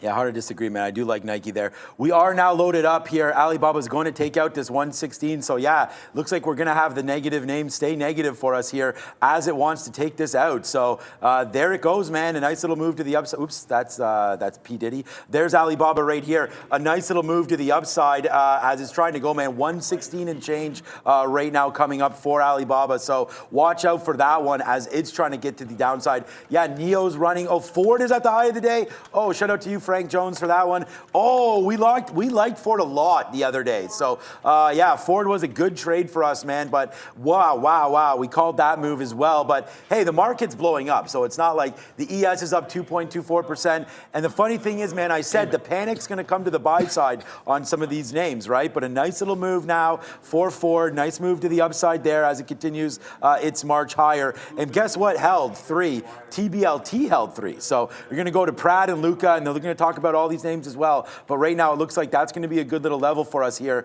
on TBLT. We'll see. We'll see if it holds as we go to the midday show now. But watch out for $3 on that. And then for you, Playmaker, let's just have a quick look at Revlon. Downside, that kind of sucks. I thought maybe we could hang out above $8, but yeah, it doesn't want to do that either. So right now, $8 coming into play now for Revlon. So watch out for that one as a possible top. But yeah, man, good market today for sure. Little choppy right now as we hold out for this Alibaba short. But yeah, it looks like it's going to be a little bit of a choppy close or midday. So just take your key positions, take your key levels, and don't put too much risk in these names today, I wouldn't think, guys. Yeah, and here comes that NVIDIA coming back towards that 170. These double tops starting to come into play. If we're not taking out the highs, and these can be valid. And one last one, I know it's not that we're trying to neglect names. There's only so much you can look at. That's just the truth. AMC has been finding support down off of its pre-market levels, like 12.15, 12.20 or so. But you've got these lower highs, so it's forming a bit of a wedge. And when you break away from wedges like that, they get pretty spicy in either direction. So whether it's 12 down or maybe holding this 12.15 area for a late day rally, AMC should be on our radars, of course, with the Russell rebalancing again today. But we promised you we're here all day. Yep. We're going right over. It is going to be Trader Pratt and Luca killing them with their knowledge as we have a wild end to a crazy week. To the upside go the markets, and to the midday show go you guys. Yeah, what a crazy day today. Free climb Friday, no free fall coming in today at all, and those market pops coming in with those positive catalysts. We're having tons of fun today. I'm right now starting off, we have a position board now going, so we can, you guys can look at exactly what our positions are. I'll start off with some of my trades today. So I was trying to build into a short on NVIDIA near 170 or so. Wasn't a winning trade for the most part, and then I got cleaned out on this break of 170 to the upside. That sucked. It was about to be one of my best trades of the day on NVIDIA, or overall on the day so far. Then I moved over to AMD, which was also during the same time pretty much. AMD is my #1 stock of the day, pretty big winner. And this trade over here, I started building into this trade right around the time when that market pop came in. So I went long around 140.30s, added near 140. The market pop came in, allowed me to add again in the money, and then add again in the money over here. Was waiting for maybe a move to 143 or so on Apple, but we never got that move. Market pop didn't really take Apple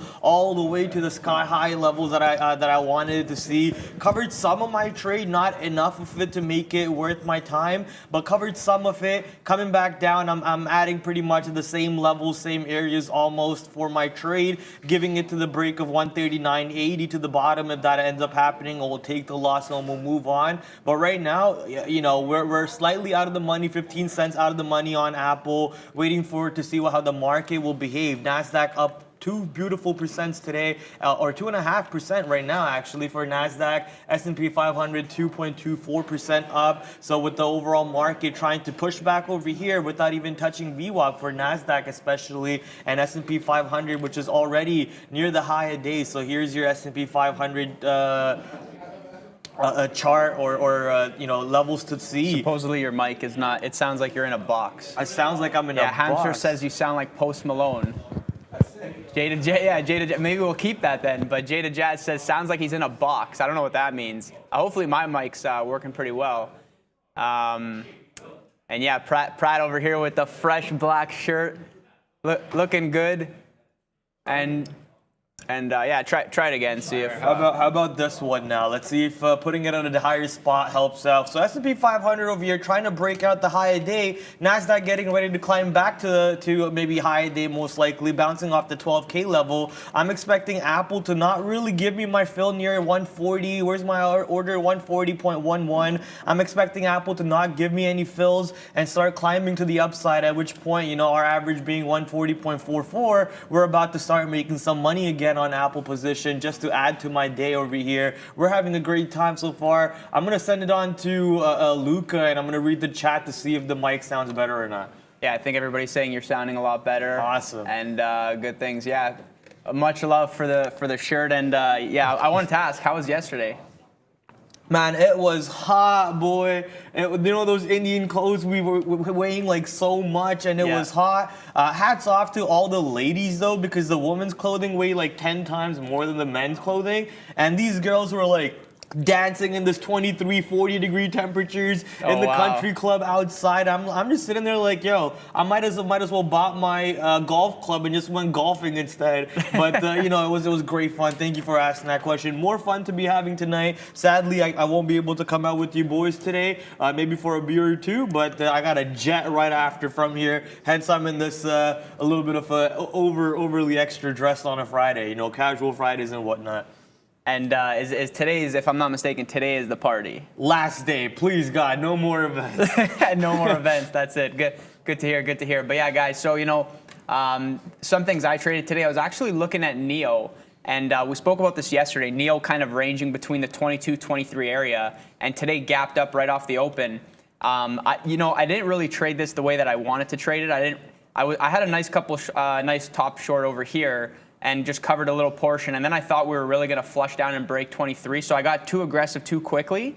And then we just ripped back. And this sort of like ripped my face off. I covered initially, and then I started scaling back in, and then kind of made the high a day. And then I probably tried it a little bit too much. And then I was in a decent short position over here, broke VWAP in the money. And then we had that market pop, which sort of caught me off guard. Thankfully, there was a lot of like selling pressure around this area on NEO, so it didn't really run back to high a day, but that could have gotten really ugly very quickly. And speaking about Apple, I took a short here going into the 140 level, and I was like, okay, maybe, like, I mean, look at this, right? Like, this is basically what I was seeing, and this is how fast this market can move against you. So, you know, we made that double top, we broke VWAP, and we just flushed down. I was like, okay, we might be going back into 140 for a flush down towards like the 139.50 area.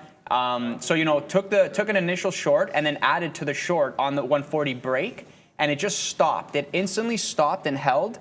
And I was like, something's wrong here. I think I'm going to be wrong. Let me get out. So I got out right away, and look at this. I got out, and then 1 minute later, it went from 140 to 141. Like, this is like in 3 minutes, this went up $1.30.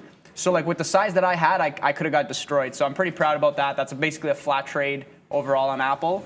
And yeah, late to the party on Palantir. I thought we were gonna get a nice retest of 10. So I was kind of building into this kind of pullback and consolidation. And then like as soon as we broke trend, I said, okay, like this should not do what it was doing. We're getting some reloads on the bid over here. So I really thought like we could get another push up, but you know, we didn't get it. So I just got out of that really quickly, cut my loss.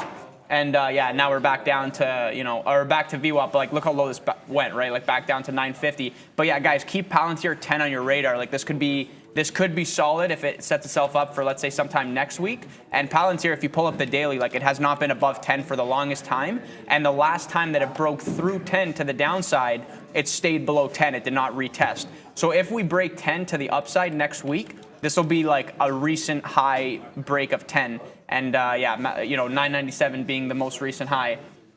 And then, yeah, NVIDIA, funny, you know, you probably traded, I think Prad traded NVIDIA a lot better than I did today. Still down on it though, but. You know, it wasn't, I thought we were going to get a nice, like, I tried for like a long into the test of 170, but it was really chopping around, and I probably took a little bit too much size for it, but I just had a tight stop, and it really risking like kind of like a 10 cent, 20 cent, and I figured, okay, if I get stopped out, I get stopped out, but if I'm right on this trade and we break 170, like it works out to like approximately like a 10 to 1. So I liked the setup. I gave it 2 tries. Then I tried shorting it, and that didn't work, and I wasn't patient at all. And I don't know, I felt like a lot of people were reloading above 170. And again, you know, the market like made this very strong move up. So, you know, I was trying to like kind of very small short over here, and then I just kind of gave up on it. So that was a mistake because we obviously flushed below 170 and then back down to 169. So guys, to summarize my trading for today, absolutely terrible, absolutely terrible. And this is what it leads to, right? Like, look how bad these NVIDIA trades are. And these trades are bad because I'm just frustrated with some other trades that I was taking, and things just kind of going wrong all around. So, you know, something to be said for sure about like, look, when things aren't working out for you, you know, go for a walk, like relax. There's going to be another day. Like next week's going to roll around. There's going to be more trades that come, right? Like the last thing you want to do is sit there and continue to lose. Like I'd like to think that like, you know, I keep my composure and like I really do try to just take good trades, and maybe like the size like changes because like I'm tilted or whatever. But you know, like it is what it is, right? And like as a trader, like you go through these things, you're going to have the good times, the bad times. And, you know, you watch a lot of videos and people all say the same thing. It's like if you're going through a challenging time or a challenging period, whether it's like 3 hours, 3 days, or 3 weeks, 3 months, you know, like try to get green days on the board, and it'll completely change your kind of approach to the game. Like you'll build that confidence back, right? So just make sure that like, you know, you're staying on top of that stuff and continuing to take good trades. That is obviously the main thing. So, you know, looking back at the market here, I think, you know, Apple holding above 140 is actually interesting. Like that bounce that we had, and now we're kind of below VWAP, but holding above 140. But, you know, the market is relatively high. We're approaching European close soon. So, you know, is the market going to turn and kind of go lower as we like head into 12 o'clock? So these are the things that I'm watching. And, yeah, I'm not sure if you have any trades on deck right now, or if yeah. I mean, we have our position board up. If you can see, we have your picture on the left side. I'm on the right side, and for some reason, I gotta take a new fill and it'll show up. So I'll do that in a second. So right now, you mentioned something about I forget really what you said. The words were, but I think the idea was I was watching one of our videos that Neil and Sean record, and I'm actually drawing a blank now because I was trying to think about taking a fill on a trade so that my position board will show up.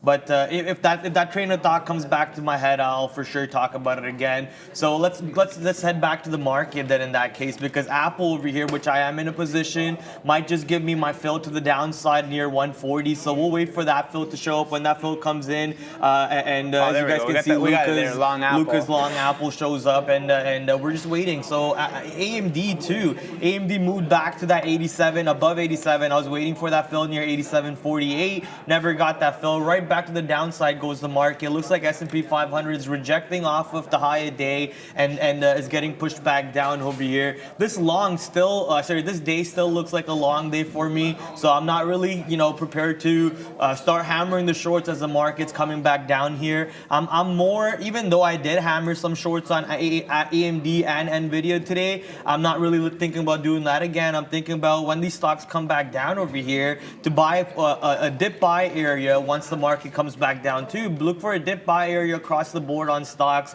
and then start riding them back to the upside.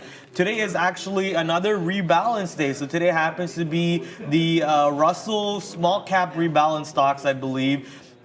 So not much moves I'm expecting. These are smaller stocks in general than S&P 500 or so, but still some possible action coming in. And I do know that one of the stocks that was supposed to be in that is Roblox. Roblox could get some move to it behind it, and the Roblox up 3% today. Actually following the market beta, looks like a little bit of a NASDAQ move ever since 9:30 or so, and now coming back down when NASDAQ is bringing down the whole market with it, most likely bringing down Meta Platforms too, which was on an absolute tear today. I came in, I sat down, I have usually Microsoft, Facebook, or Meta Platforms, and Apple open on my blotter from the last session, and as soon as this session logged in, Meta was up insane amounts of dollars to the upside and was just ripping. So Meta Platforms now coming back to VWAP, holding around VWAP. Let's see what happens for this one. Yeah, guys, I think we have, so I was trying along here on Apple, but I'm sort of playing like in and out. I think we have iceberg bids down here. There's a lot of selling and there's no size on the book on Apple. Iceberg bid at like 140, 24, 25, so 22. They're not going to give me my size. Thank you for telling me that. Yeah, and I just noticed that actually. So I got long and I got out because the iceberg broke, but then it was put back, and it's actually like it's moving with price. I think it's attaching itself to wherever the bid is, which is kind of interesting. So it's like we're moving up. We're at like I think they're not doing 30s, but like 26, 25, like around this area, like from 26 down towards like 20 area. And I'm gonna watch this to see if iceberg bid continues to reload here. Like if we break like the 20 level, then like whatever, the iceberg is obviously not there anymore. But I think like maybe it was there throughout this whole pattern, right?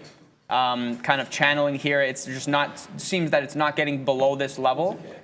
So let's see if we can get a move back up to like the 140.50 area. I mean, market's up right now. Like it could easily turn back down, and then like this will flush. So like if it flushes, I'm out. But if we get the pop, I'm gonna try to get out just in front of VWAP there. We'll see what happens.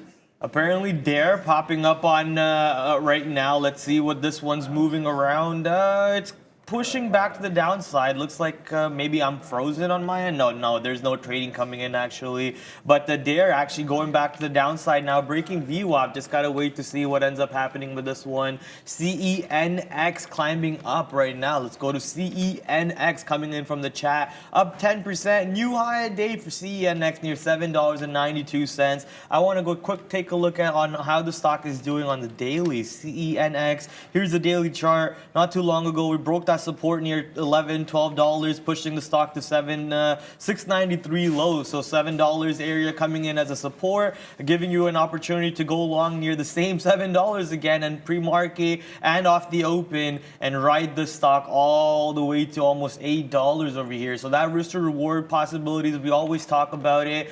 Just For an example, once again, if you were to look at the daily chart, you would see that's probably the all-time low. No, sir, it's not the all-time low, but 52-week low. Yeah, that's the new 52-week low near $6.93. If you were long anywhere near $7, all you had to do was risk about 10, 20 cents to the downside for a possible reward of 90 cents, 80 cents, maybe even 100 cents. In other words, a full dollar to the upside. Apple right now giving me more shares to the downside as we go. So as you guys can see, Apple position shows up on the position board for me. Currently out of the money by 30 cents, but we're not worried as the market might just find support once again. And by market, I'm talking about NASDAQ. Hopefully NASDAQ finds support again at VWAP, or what am I saying? Either at VWAP or at 1200. And we know how significant the 1200 level has been before. We saw the volume spike coming in around 1200 over here with that positive catalyst that Brendo talked about on the morning show. So using all these variables, just trying to build into a long around 140, giving it the risk of maybe 20 to 40 cents to the downside on Apple for a reward of maybe 100 cents if the market does want to give me that gift. Yeah, guys, so Apple looks like it is flushing, so iceberg obviously gone there, and I actually missed my stop order, so I gotta manually get out of this. I figured maybe I'll get out if we break 140, but at this point, I think we're breaking. And then I don't know where this is. Yeah, there we go. We broke here. So I'll reevaluate that. That was a bad trade. Unfortunately, missed that there. But it is what it is. And I guess when it rains, it pours. But live and learn, and keep it going, right? And let me see here. Guys, I wanted to talk about Tesla too as well. It didn't break that 680 level from yesterday. And that 700 obviously supports. So let's rewind from yesterday. We bottomed out and we broke 690, but we did not break that 680 level. So I actually like that 680 for over under. If we do get below and selling pressure picks up, then maybe favor the short. But clearly 690 towards 700. This thing obviously wide range, but this thing seems to want to find support over there. And then, go figure today, you could have had, very well is away, kind of far away from it, but, all the way back to 738. So I think next level of interest for me, I'm just going to use 750, 755 area if we get there as a potential resistance area. And, I'm going to assume, right now we're at VWAP, so I'm not really thinking of taking a position on this. But, maybe we kind of channel if the market holds. And then, end of the day, you'll probably make a decision, are we going higher? At this point, up 2%, I guess free fall Fridays off the table. What did you call it? You said free climb Friday. Free climb Fridays, yeah. Yeah, free climb Fridays. Yeah, and guys, TBLT as well as BHAT, interesting ones today. TBLT, this name already did 123 million. And this is the class. I would say the range on this is pretty tight, and it probably could have played off that $4 area. But more interesting today is actually BHAT. So obviously this one was the runner from yesterday, and today doing significantly less volume. And it's unfortunate that I actually missed this off the open. This top wick. I really wanted to see this break 4 and then make a decision and flush. That would have been A++. And, I didn't have my orders out to get short here, but I was actually shorting pre-market, just kind of recycling. And then you had the flush down, the pop, and then bang, now we're back down towards 3. We actually hit the low of 285 area. This one, BHAT is actually interesting because this company, their stock, they just did a reverse split. They just did a 10-to-1 reverse split, and they were actually going to lose their ability to stay on the NASDAQ because I think you have to have a price of over $2, maybe $3 for the past 2 weeks or whatever to remain on the NASDAQ. And don't quote me, you guys can Google that. But essentially, this was a 14-cent stock. Then what they did is they did a 10-for-1 reverse split, bringing it to $1.40. Then they said, okay, we're going to do an offering to raise money.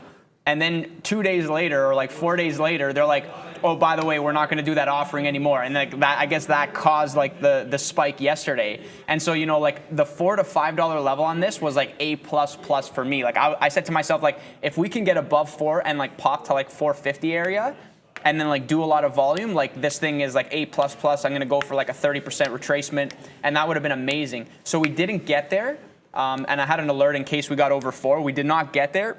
And that's why I stayed away. Obviously, the short could have been amazing. collect like 40 cents, like obviously like, you know, the down move. But the thing is like, I did not anticipate this big flush unless we got that high. I figured, you know, like if I do short here, like I'm covering VWAP anyways, that's like 30 cents, like 30 cents on like a $3-4 stock. That's like what, like 10%, 8%. So I say to myself, you know, like I don't really want to go for like 8% moves on these. Like if they set themselves up and it's like really, really good, then I'll take the stab. But you know, if I'm going for like 30 cents, then I think I might just focus elsewhere. But yeah, so this one really, really awesome. And you know, on my radar, I mean, at this point, I doubt that we get back up. But this will definitely be interesting around $4 or $5 level. But you know, the fact that it's doing now 40 mil volume, probably did like 200 yesterday, like probably off the table, probably gonna die out. Whereas TBLT, definitely the hot chick of today. And you know, it says the float is 1 million, but I also saw that somewhere else that it was like 4 million. It doesn't feel like it's trading like a 1 mil float. It's kind of like thicker, but again, it's basically same thing. Like sub 5 mil, like definitely small cap. And as I look this up, I just want to check ADN. I'm not sure if this thing's doing any volume. Yeah, 240, so this thing's gone as well. This thing, so this actually like was like decent news, right? But go figure, it's like, you know, bear market, it's like these things run and then they kind of fade, right? So again, small cap summer, like get ready. Like I'm definitely gonna focus my attention on small caps. And if we get like nice pops and a lot of momentum names, a lot of names gapping up over 100% movers, then, you know, like a few of those, you might get a handful of those that provide you a really good like mean reversion type trade. So definitely going to keep my eyes on those ones. And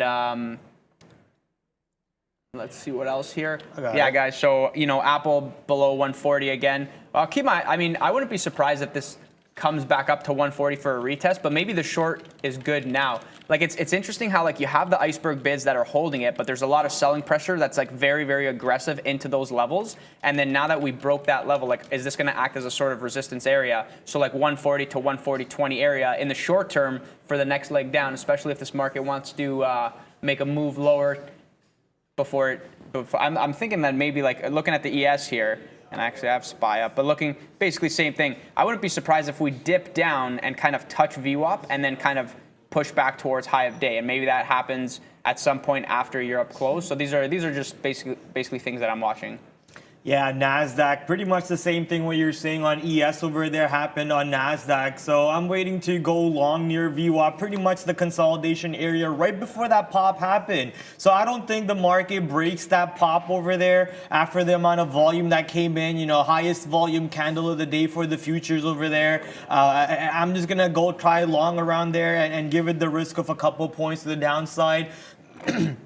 And using the same idea over there is why I'm long on Apple. Trying to get more shares, but looks like they don't want to give me more fills. Only 40 cents out of the money, so not worried about this trade at all. Letting it play out, and we're waiting for that pop to come in on NASDAQ. Maybe that pop on NASDAQ, if it does show up, here's NQ/U22. If it does show up on NASDAQ, maybe we see S&P 500 not really going to VWAP, and then that helps the overall market starts bouncing back to the upside. I know we don't want to talk about the same stocks again and again, but real quick, I want to go over to AMD. AMD came back to VWAP and it's maybe looking for some buyers over here. I'm waiting to go long NVIDIA around 166.50. The reason why I'm trying to go that on NVIDIA at the moment is if you go to NVIDIA on the 15-minute chart, you'll see right here for this day on the 22nd of June and in the after hours of that day and in pre-market of that day, we have somewhat of a barrier around 166.50. Now, I don't think that NVIDIA does go back to 166.50 today because VWAP is around right here and we're already bouncing off of VWAP, as NASDAQ is already bouncing off of VWAP too. AMD is bouncing off of VWAP, and most importantly, if you just go over to SOXX on NASDAQ, this is your semiconductor ETF, also bouncing off of VWAP. So all these factors considered, I don't think I get my fill on NVIDIA near 166.50, but I'll rather be patient than complain about it later on that why I wasn't patient on that trade at all. A lot of you talking about Disney in the chat, so I want to go check on Disney. I know it's up 3% or so today, but you know, basically just holding up at VWAP at the moment. Volume obviously has been declining ever since they opened. A very normal market mechanic, and will decline even more drastically going on into lunchtime around 12 o'clock to 1 o'clock Eastern Standard Time. Disney at the moment, though, holding at VWAP, clearly showing us that there is big money holding up the stock and not letting it push too much to the downside. Creating a nice little base on the daily chart over here around $90, and that makes me very happy because it hurt my heart a little bit to watch Disney get get beat down so hard almost every single day. Now the question is, when Disney gets to $100, what happens? Do we break out of that 100 properly and move to maybe 102, 103, or do we get rejected by 100 the first time we get to it and then start climbing its way, free solo climb all the way up to 110 level, which seems to be a barrier over here on the dailies, 110 to 112, and we also got the 50 period EMA around 110 on Disney.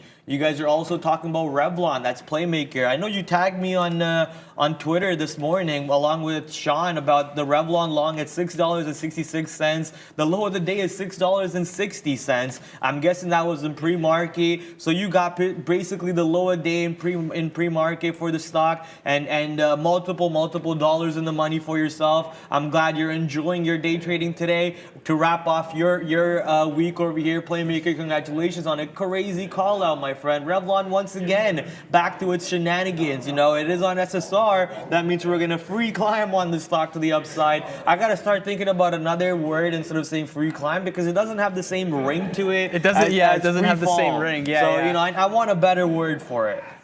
Yeah, free climb. That's actually a good point. I'm trying to think now, but I don't know. But yeah, guys, let us know in the chat. What is the opposite of free fall?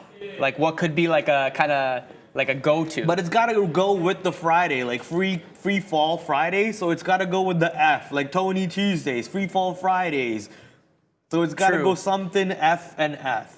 F and F. So yeah, guys, let us know if you we got free rally, rocket. Yeah, guys, let us know. Brainstorm and Moon Friday, Flying Fridays. Flying Friday. Flying Fridays. We're flying right now. Free fly Friday. Free fly. I like that, but I like flying. Yeah. Fly Friday to the moon. Yeah, that's kind of funny. Yeah, guys, Apple making a move back up here. So, not to kind of talk about the same stocks over and over, but I thought okay, if this doesn't break trend and we're going to go lower, I'll initiate the short. But we broke back above, so, I'm going to be very patient. I'm not going to really try to short this right now. Obviously, took the L over here. I'm gonna let it make a decision. If we get back to VWAP, I'll reevaluate. We'll see what this market does for the next 10 minutes or so. Yeah, market clearly bouncing off that VWAP on NASDAQ, and you already mentioned my Apple position over there, which is now only 15 cents out of the money, so we're loving that. Real quick, you can see all of our P&L for our trades at the bottom over there. So those are our cumulative sum of that trades. So as you can see, NVIDIA nearly lost $1 per share on that trade. It sucked on that trade, I'll be honest about that. But the rest of it, we're pretty clean, pretty good for me. Apple, we're about to clean out this Apple trade and push us right back to the high day. If it does, we're gonna party on that trade. 140.3 is my average price right now. McDonald's being called out in the chat. Let's go check out what MCD is doing. After McDonald's, I want to go over to a stock that has a catalyst to it. If I forget the stock, I'm gonna hate myself. I'm already forgetting it, talking about it. McDonald's, let's go to McDonald's right now. Only 500,000 shares traded. Normal for McDonald's. Look how consolidated McDonald's is on the daily chart over here, just trading between 225 to 250, 260 areas. So McDonald's just has its own range that it gets stuck in. Maybe you remember the stock that from yesterday's catalyst that Warren Buffett invested a bunch of money into it. What was the stock name? Oxy? Oxy, there you go. Oh, really? Thank you. Oil, yeah, Oxy. Wasn't he already in Oxy? He bought more. Oh, he bought even more. He bought more, and that was the news yesterday. I had such FOMO yesterday in the wedding. I was just sitting there scrolling through all the news articles and looking at charts and everything. My family at a point was stealing my phone away from me because I was trying to escape work and look at charts and whatnot. But anyways, Oxy, the catalyst on Oxy that Warren Buffett yesterday investing more, put it up a little bit in pre-market, but looks like they actually ended up closing red yesterday. But today, Oxy, man, still pushing up to the north side, 5.9% up on the day. And not too long ago, Brando in our work chat, what was our crude futures contract again? CLQ. Q, thank you. Q22NM. So CLQ22, I want to go see if this one's still above 100, man. And today up 4% on the crude futures. So pretty insane about what's going on. What kind of company is Oxy? They are a petroleum company. The name is Occidental Petroleum. Real quick before we go back to Luca, Apple not completely flat on my trade, heading back to VWAP as NASDAQ bounces off of VWAP and as S&P 500 gets right back to the high of day. I hope Apple breaks out of VWAP here and keeps on climbing up to the north side, giving me a beautiful dollar per share trade like it did earlier in the day. Guys, something I want to talk about also on these small caps, people refer to things as the death candle. I'm sure you guys are aware, a lot of small cap traders in the chat. And these things have their move up, right? They move up, they do like a lot of volume, then they kind of fade, right? So the thing you want to guys keep in mind is like play off of levels. So if you mapped $4 as your level and you're like, okay, $3.80 to $4 is the potential resistance area, you could potentially scale into this short for the flush, right? The thing is you don't want to. So as a mean reversion trader, you don't want to say, look, I know these things are going to mean revert. I know these things are going to revert back to the mean.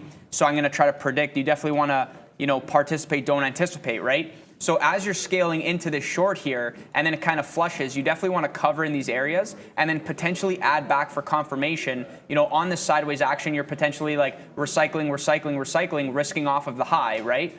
I would not be too aggressive on the short on the way up. And then over here, maybe you get a little bit more aggressive. And then when you get that death candle, right?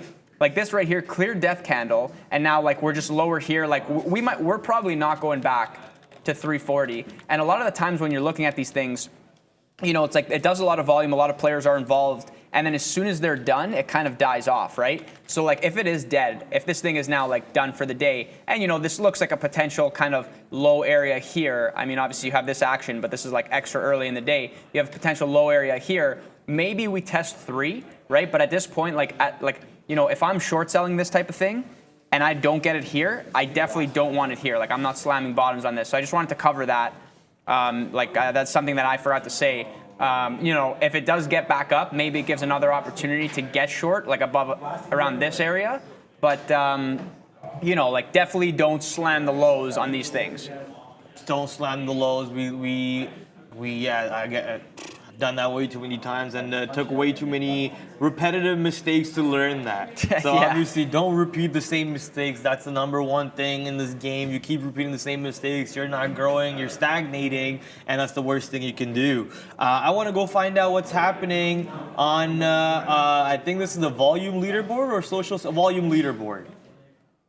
Hey guys, a bit of a technical issue this morning, so can't give you the social sentiment board today, but we'll have a look at what is doing the most volume right across U.S. listings. 10,527, in fact, included in this, of which 7,500 and change are positive on the day. About 1,000 and change basically break even, 1,900 to the downside. So nicely positive day right across the board. This is deceiving though, 942 new lows on the day, 60 only new highs. So we are coming off where we were to the upside. TBLT, top of the list here, 127 million shares, unbelievable for the third or fourth day in a row here. TQs as well, top of the list here, 84 million shares traded in the TQQQ. There's CCL. It's been a long time since we've seen some of these travel names doing this kind of volume. Almost 90 million shares traded on CCL after their earnings report, lifting that entire group, as we saw in the sector watch this morning, 10+% for cruise lines so far today. Pretty impressive. The short version of the QQQs to the downside today, Zila, BHAT, AMD, worth a note as well, 40 million shares plus. On the performance side of things, that USAK, remember that's a buyout, so a little bit deceiving on the performance, up after being included in a buyout there, only 1 million shares. TBLT on here, that's more representative. Nice move, but nice way, guys, to end the week positive and a ton of volume to trade. Yeah, so glad that the volume is slowly, I don't want to say it's coming back or anything, but good to see a bunch of stocks doing a bunch of volume today, especially the cruise liners, CCL, 47 million shares, man. I want to go find out what's going on this one today. Earnings play on cruise liners. Yeah, earnings on CCL, and I see people saying BNTC. So BNTC is actually halted to the upside. Ooh, okay. BNTC halted at 162, showing potential open price maybe 10 cents higher. And so somebody asking, when is this going to open? So these halts are usually 5 minutes. So it looks like it halted at 11:30, and let me pull it up here actually. 11:31:08. Was it 11:31? Yeah, 11:31:08 halt time. Okay, I see. So yeah, this is going to open at like approximately 11:36:08, give or take, if that's the exact time. And yeah, should be interesting, this one. I'm not sure why, but this looks like it actually already halted. Yeah, like this it's thing not the first ran halt. up, It's halted halt. 5 times. Yeah. Oh yeah. Just halt all the way up, halt all the way down, make another high, halt again. I wonder what the float on this one is. So let's check this out. We got float checker.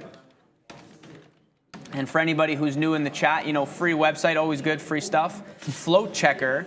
This gives you, you know, it pulls data from the float. So we got BNTC, and it is showing approximately 7 to 5 million float. So, you know, small cap, but not like, I like to look at this and I like to just categorize, like, is it 1 mil, is it 5 mil, is it 10 mil, is it over 15 mil? And just kind of have like buckets and like a value, you know, like just understand how it's going to kind of move. So, you know, very small, like $1.60, 7 mil float, good to know if you're trading this.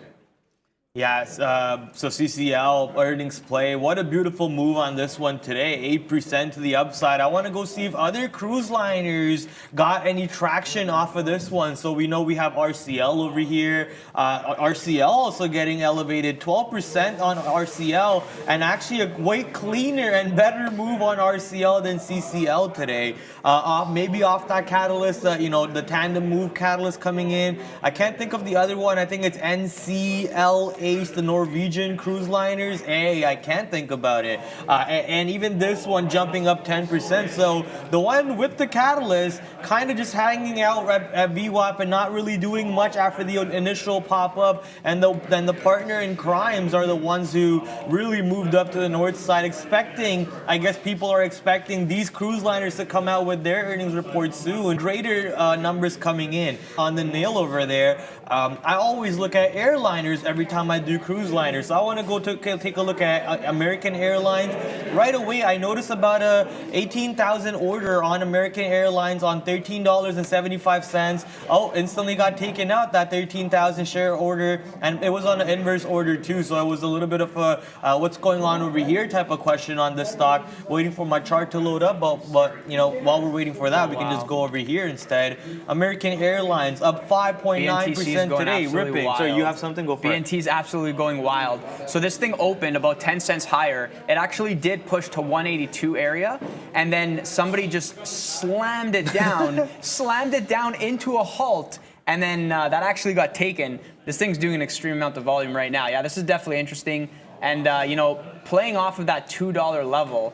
I think I wonder, you know, if potential short opportunity here. I wonder if we have any free shorts here. Yeah, for sure, we definitely don't. No, for sure don't.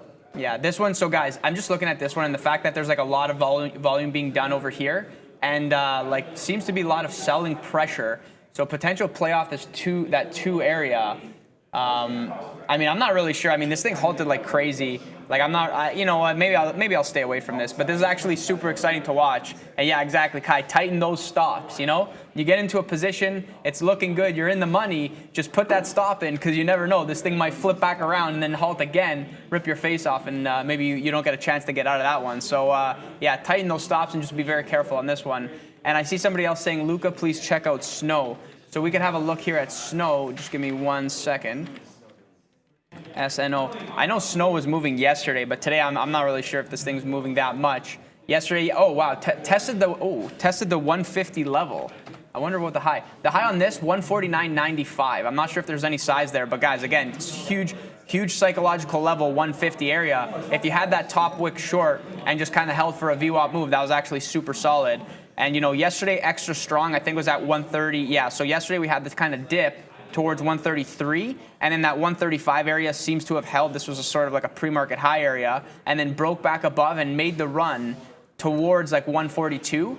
And you know, I want to say that like 150 is probably like psychological level, so sort of like a resistance area. So if you were long from yesterday and you swung this into today, like that's definitely like a take profits kind of area for me, like I would say. And then at this point, like you know, we're towards low of day now, so this isn't something that I would short for continuation down. Maybe we get a bounce and move back to VWAP here, but you know, a little bit light on the volume for me, so I'm not going to take a trade here. But I wouldn't be surprised if this slowly makes its way back to like the 146, 146.50 area just below VWAP.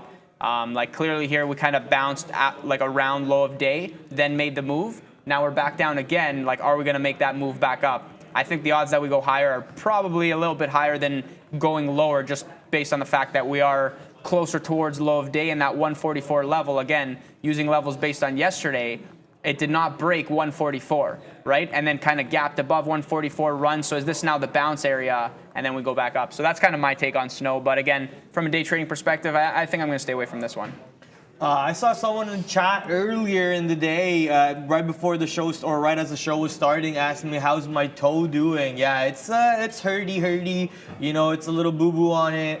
And it's painful, man. I banged it up on a table while I was like cleaning my house last night. Stubbed my toe big, and it's purple, baby. It's purple. And wearing these monk straps is not really the best thing right now, but it's all about swag over anything else. You gotta look nice, then feel comfortable. So that purple toe is gotta keep hurting for the rest of the day, but end of the day, when some alcohol is in me, I'm not gonna feel it anymore. Then the dance pad comes out, and then it's a whole different ball game at the end of the day. Some of you were talking about, I think, what's the stock that I just saw? ENDO. Let's go check out ENDO on NY, on AM, on NASDAQ. Huh? I thought this was a NASDAQ stock. Let's go really quick to see what stock this is on. It went to OTC. Okay, ENDO moved to OTC. This happens when stocks, don't have enough or under a penny, I believe, for a long time. I don't even know what the ticker is anymore for the stock. Under a penny for a long time. And actually, Luca has a great story about the stock that was gonna delist from NASDAQ, but played their games yesterday and got to the point where they are no longer delisting or whatnot. Yeah, so this is what I spoke about it, but essentially for anybody, BHAT, like they were gonna delist. And then they did a bunch of things, and now they're not going to delist anymore. Yeah. Well, for the time being, I mean, maybe they kind of trend back down, and then they have to do something else there to get their price up. But again, guys, they said they were going to do an offering, and then 4 days later, they're like, no, we changed our mind. And the stock just rallied and did like 200 mil volume. Like, I don't know, like it's kind of fishy. That's like, yeah, exactly, shenanigans. So like when opportunities like that present themselves, like you want to really like jump on those. And like it's unfortunate that I didn't get that kind of like I did not expect this move. If we got a break above 4, then I would have expected this move because we're doing a little bit more volume. We broke the level. Maybe there's some slamming. And then we move lower, but it's like we didn't break. It was like grinding, slow, kind of slow. So I did not expect like this is like this is decent. Like call this like $1.30 move. Like that's that basically like 30%. So this actually was amazing. Just kind of my expectations were off. So it is what it is. Like I'm sure there'll be another one coming, small cap summer. So just be patient and good things will come. I saw Havana Woodley talking about how they need to make the same mistake about 10 times before they can reform. I can understand that. I kind of come from the same problem too. I have to repeat the same mistake a bunch of times. There's nothing wrong with that. But eventually you want to get to a point where you're not repeating the same mistakes. Couple tips on doing that would be recording your trades. Journal your trades at the end of the day. I used to do this. I don't do this anymore. At the end of my day, I take a screenshot of all my stocks that I traded, and then we're not really showing anything on the chart, guys. But it's all good. But at the end of the day, when I'm done my trades, I take my screenshots of the stocks that I'm trading. Then I summarize about it, how I feel about that trade, how I felt before going into that trade, and all the variables around that trade, and then what my strategy was. And I also have a journal system where I can track all my stocks every single day, every single month, even by the hour, by the minute, by the week, whatever it is. A journal. Journalize your trades, and every time you make a mistake, tag it as a mistake and have a different code for each mistake and so on, have a code for each different setup and so on, and you can really track how many times you've made mistakes, how many times you've lost on those mistakes, how many times you won on those mistakes, and maybe eventually the more you see it, the less you keep doing it. So always journalize your trades for yourself. It helps you a lot. We on the floor actually help or encourage our traders to also record their screens, and when they're done at the end of the day, go watch your trading. Brankos records the screen every single day to even educate these traders on the floor in the trainee class meetings that he has on Tuesdays and Thursdays. So things like that can help hold yourself accountable for your own trades will be helpful to minimize the repetition of the mistakes you keep repeating. Yeah, exactly. That's solid advice. And I see people saying, "Yo, Brad, can you explain what the rebalance means and how it affects things?" So maybe I'll touch upon this. So essentially, just kind of a broad explanation. You have a bunch of indexes, right? So you have the Russell, you have the S&P, you have just these various indexes, and essentially 4 times a year they're going to have to rebalance their portfolios. So depending on how they're weighted, so take like a kind of equal weight, right? Stocks in the index are going to move. Some are going to be stronger, some are going to be weaker, right? And that's going to change the weighting profile. So when the weighting profile changes, they have to rebalance the ETFs that are based on these indexes. So essentially, think of it this way: if Apple's this percentage of whatever the S&P, and then Apple sells off, right? It sells off really hard. Now the ETF based on that is not offside per se, but the percentages change. So what they do is they have to either buy or sell a lot of Apple stock. And so essentially the way that, I mean, in terms of like how it affects things, it's market mechanics are the same across the board. It's like you have buyers, you have sellers, but keep in mind that, on rebalance day, there's going to be potentially a lot of volume that comes in, but it doesn't necessarily mean like the way that I look at it is this: if they have to sell a lot of Apple stock, or if they have to buy a lot of Apple stock, you can't just approach that and say to yourself like, oh, they have to sell a lot of Apple stock, so I'm going to short because it's a no-brainer, blah, blah, blah. Like, I don't see it that way, because they have to sell a lot of Apple stock, and there's probably a lot of people who are like, I want to buy Apple stock, and this is my chance because I'm going to be able to get the full fill on max size at a decent price. And so, it's very efficient. The trading that happens in New York, like New York Stock Exchange, NASDAQ, it's very, very efficient, right? The robots are very, very good at their job. And so essentially, it's very hard to say, look, this is the amount of dollars that are going to come in and it's going to influence the price. Apple does so much volume. So if they have to sell, call it 100 million, 200 million, 500 million notional, that's not really a lot.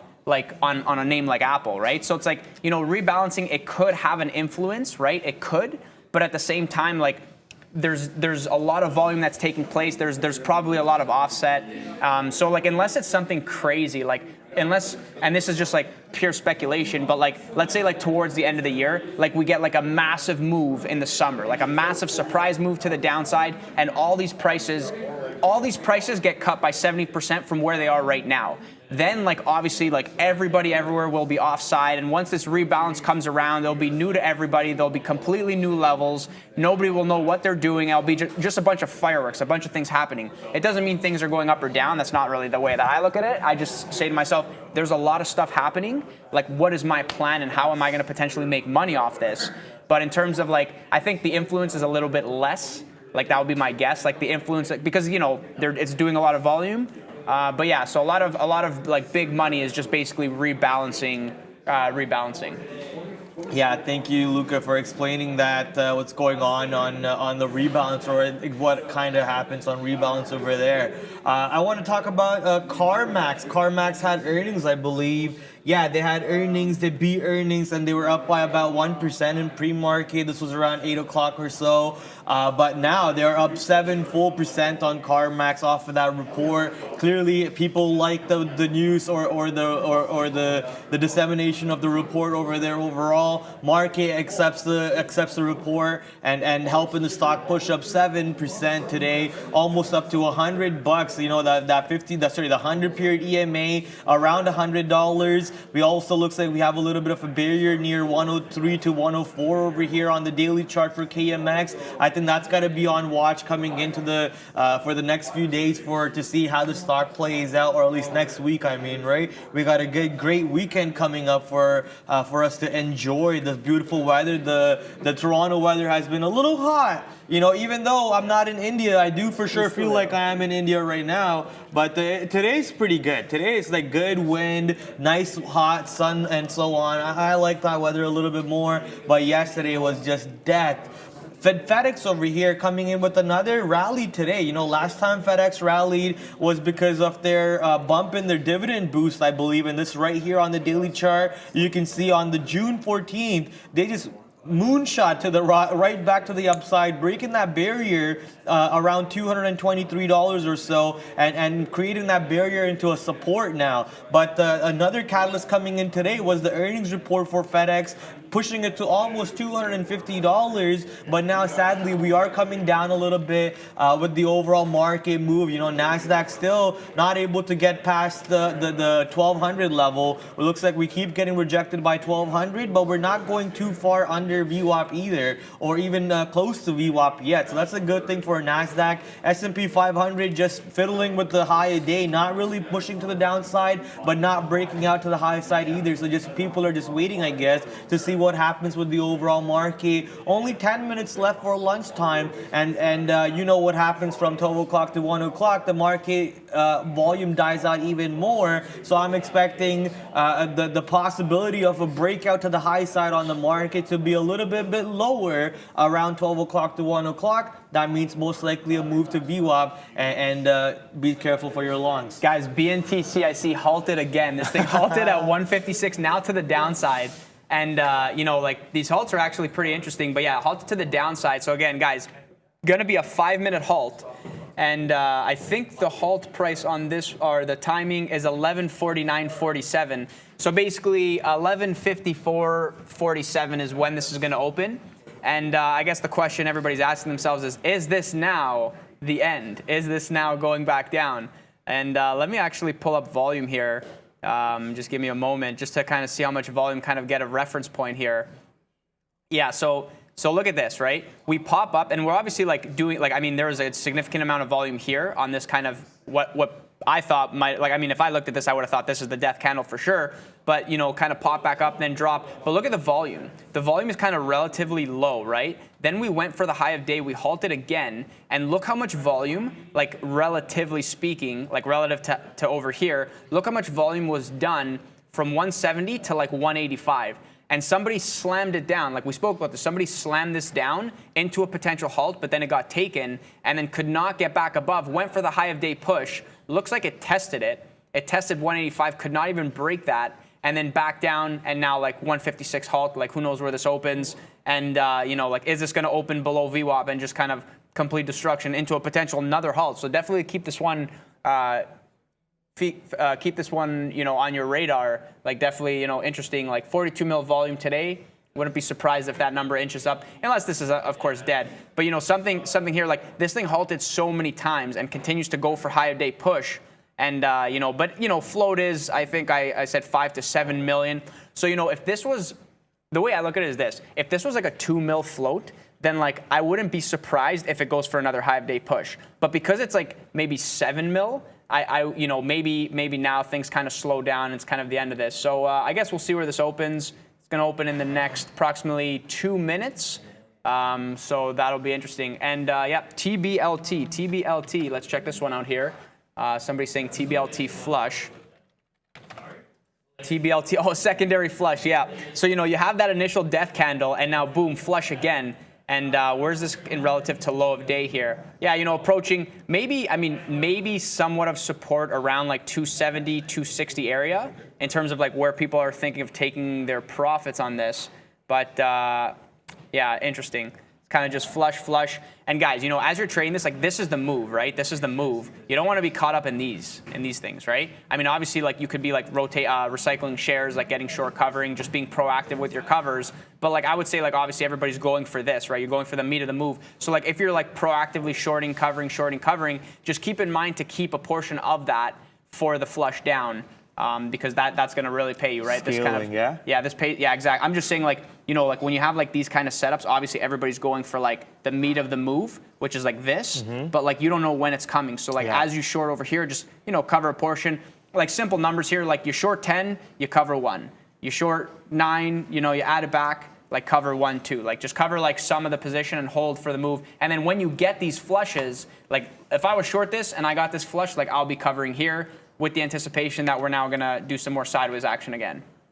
I you know, exactly what you said over there. I think I did that on Microsoft not too long ago. I'm trying to see if my executions can show up. I think it was 2 days ago because yesterday, obviously, I wasn't here. Here we go. So does this look like what you're talking about, Luca? You know, you're scaling in, you're getting out, you're scaling in, you're getting out, but I left most of my position for that meat of the move that he was talking about. You know, you can enjoy these McDonald's $10 burgers, but you want to make sure you can afford a nice $80 steak once in a while, and that's how you get the $80 steaks off these $2, $3 moves, not off these 30-40 cent scalps that I've been doing. But nothing wrong with those 30-40 cent scalps, because just in case I was going to be wrong on this trade over here and this market was about to pop, I would have still had a little bit of a bank over here. It allowed the stock to pop against me and take that loss on it and still probably end profitable on my trade. I know Kevin in the chat keeps asking me where my stop is on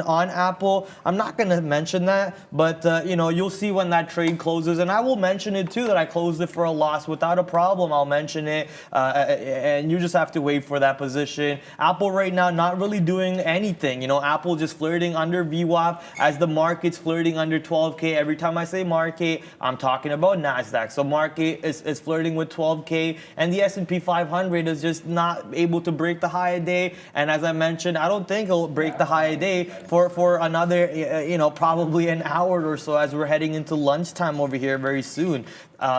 Let's go over to a couple stocks that you guys are talking about while I'm getting to pair my headset over here. There we go. My headset's paired again. I can put it back in my ears. Awesome. Any thoughts on SWBI? I'm long on this at $15.04. SWBI. Amex? No, NASDAQ. It is NASDAQ. 12 million shares on this one. You're long at $15. So you're $1 in the money at the moment on this position. Let's see where this one wants to take off to. Wow, SWBI. What's the catalyst for this bad boy over here? Let me see if I can find something. SWBI.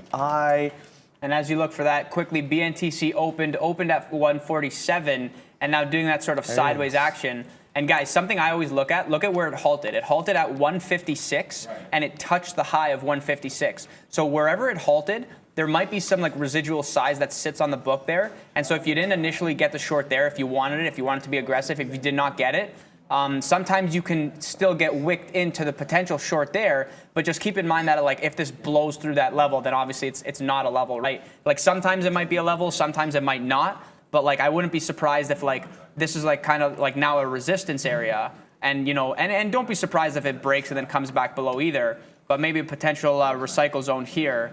But yeah, just look at how, you know, like 156 was the halt price. And right now, being at 156, BNTC being at 156 area. Okay, now we just broke back above that. But yeah, so sometimes there's residual size, and it could be like a good for like a one-time like scalp play, like short and then cover, make a quick 10 cents there.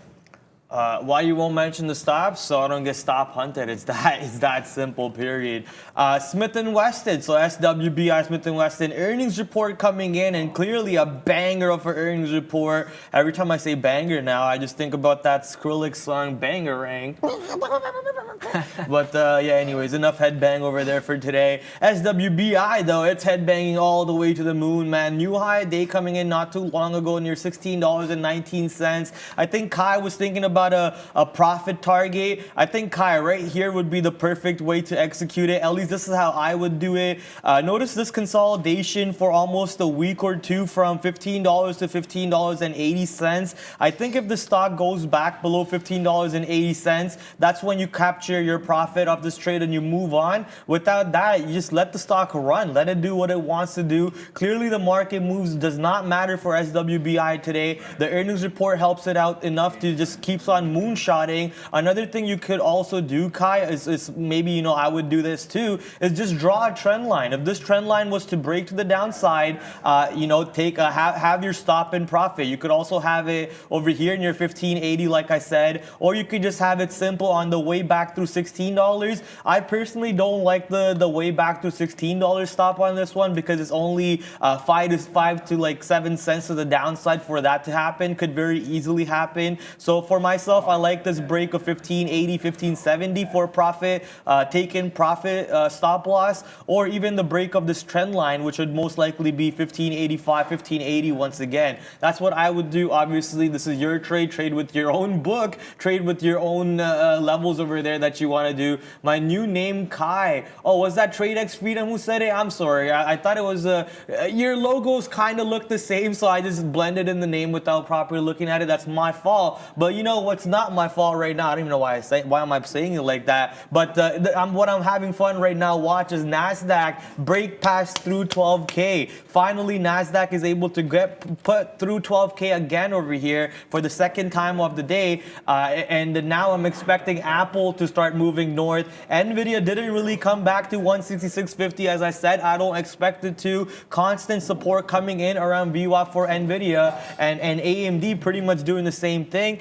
Just look at SOXX on NASDAQ. This is your semiconductor ETF. I know you guys look at SOXL on Amex. This is a little bit of a lower price ETF for semiconductors. It's also 3 times leverage. You can look at this. I personally like to look at the ETF that directly holds the shares of the stocks.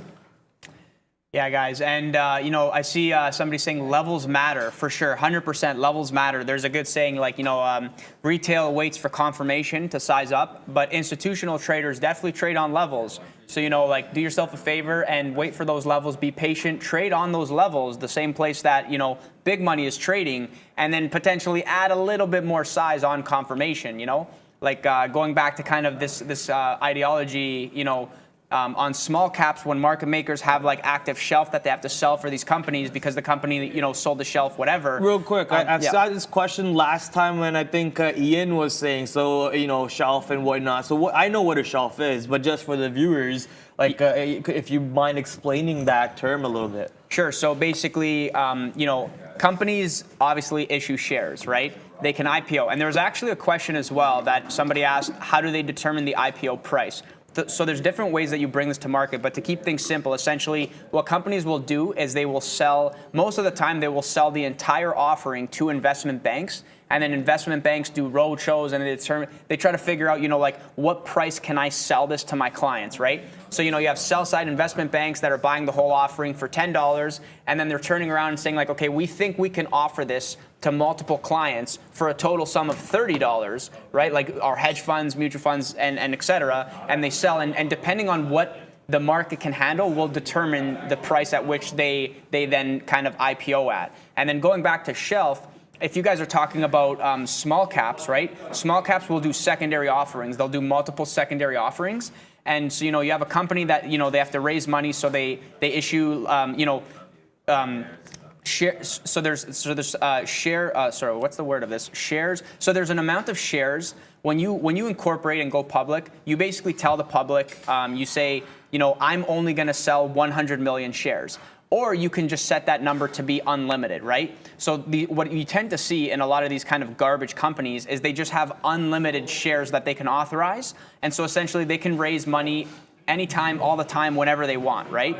And so what tends to happen is, you know, this company might have 10 shares outstanding, and they say, okay, we have to raise more money. We're going to issue 3 more shares. And what they might do is they might work with a market maker, because there's market makers that are kind of making the market on the stock, and they might work with those market makers. They're like, okay, we need to raise 3 more, we need to issue 3 more shares.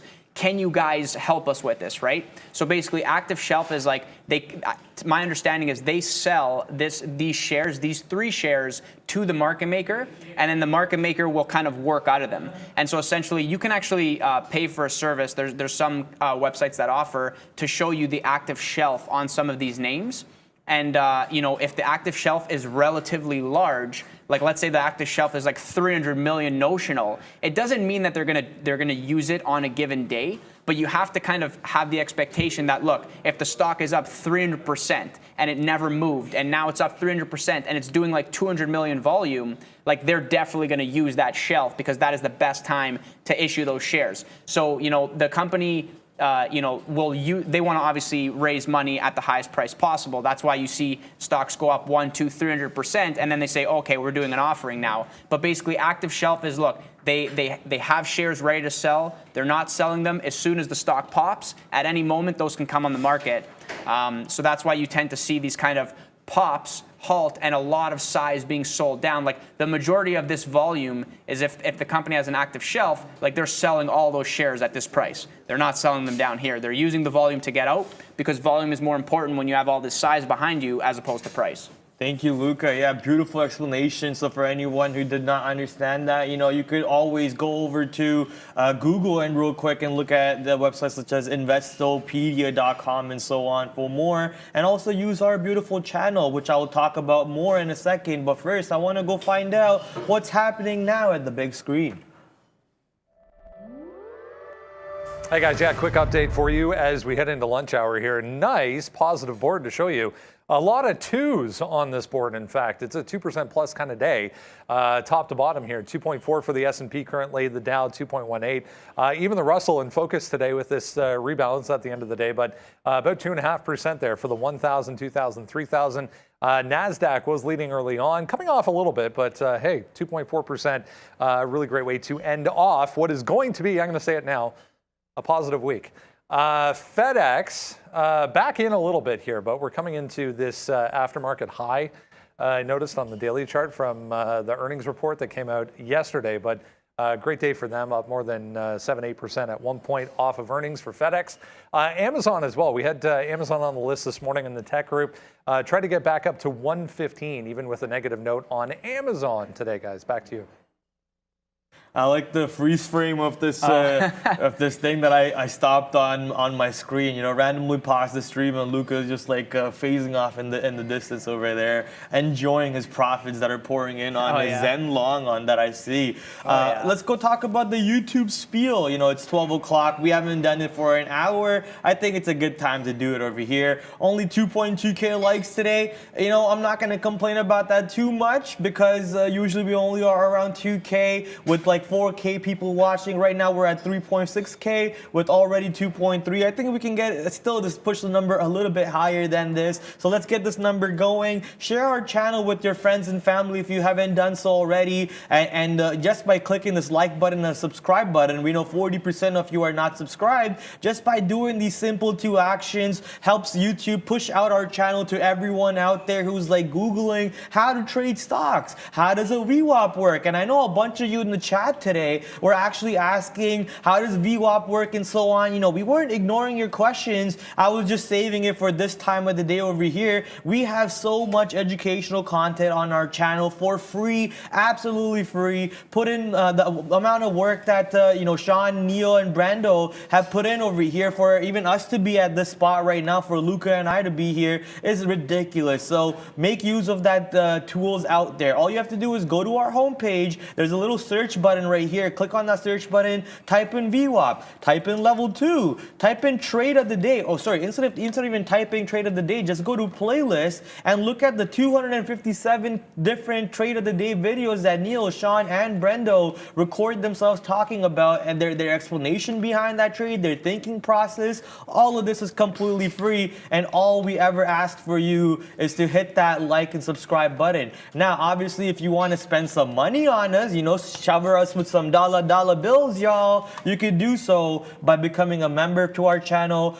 This costs about $5 Canadian. I also think $5 US or so. Gives you cool little badges based on how long your loyalty has been to our channel. You also get custom emojis to use that no one else can use, so you can feel a little special with that one. For everyone who does that, that goes right back into the production over here. As you guys can see, a brand new desk for us to be here instead of that dungeon corner we used to have. Brand new cameras all around the place, and one more thing that you could do to support us is just go to the store on YouTube and buy buy some merchandise. Looks like we actually eliminated the Apple iPhone case. Why did we remove the iPhone case from our merch store? Okay, well, looks like our iPhone case is no longer in the merch store. It was in here though, but you can buy a coffee mug. I'm trying to see if Sean has his coffee mug next to him. He doesn't right now, but you can buy this coffee mug, a hat, and tweet at us or Instagram at us when you do, so we can share that with this wonderful community we've been building for the past 2 years or 3 years now. Yes, exactly. And I see somebody saying TBLT long. No. Long, yeah, catch the falling knife. This thing is just like collapsing here. And yeah, going for that low day test there. Definitely interesting. I think you're joking with that one, TBLT long there. Yeah. We have a new member, a Cashmere Giraffe. Okay, Cashmere Giraffe, but with the monkey in the picture, or gorilla in the picture, sorry. But brand new member, first time member. Welcome to the family, my friend. Lots and lots of fun for us to be having over here. Let's really quickly talk about Apple, as Apple is doing absolutely nada. S&P 500 did break the high of day after 12 o'clock, which is what I said I don't expect it to do at all. But it happened, but not by much. It broke it by a couple points. And right now we're coming right back to the downside a little bit, and NASDAQ still above 12K, which is a good thing, by 17 points, not by much for NASDAQ. Just waiting here patiently. And I know a bunch of you, we have a bunch of new members from earlier on. Sadly, that the notification has disappeared, so I can't really see the new members. So whoever I did miss, the new members who joined already, welcome to the family. Sorry I missed out on those notifications.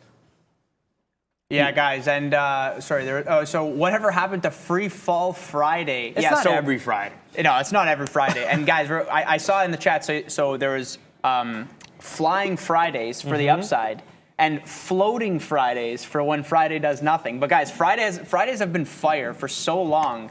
And so maybe we'll put that one on ice. Floating Fridays. Frustrating Fridays, if that happens. Frustrating Fridays. Oh, yep, right here, Frustrating Friday. Yeah, and there was something else I was going to check here. What was it again?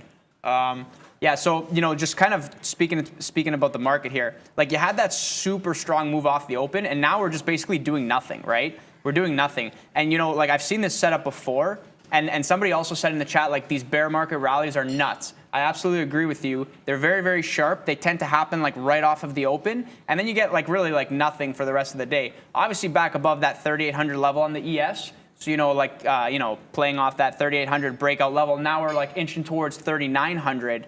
I've seen this setup before, and what tends to happen is, it's going to push high of day. I'm not really expecting, especially midday, for anything crazy to happen. Like, I don't really expect this to kind of fly towards 30 on the SPY, like 390 area, or ES 3,900 area. But towards the end of the day, I would not be surprised if we like dip back down, and it sort of starts to look attractive for like a short type position, and breaks some of these kind of low areas toward and hold VWAP, and then rip back above and then make a new high. Like, if people are extremely offside right now, and there's a lot of like demand going into the close, then like we could definitely get like more sideways action, a little dip, and then potential rip, and then make the new high and go for that 3,900 push. So something that I'm looking at going into the close, maybe if that sets itself up. But the old me back in the day would see a setup like this, and I would say, okay, this is high, it's not really doing anything, I think we're going lower. And then it would go lower, and I would say, okay, the short is on.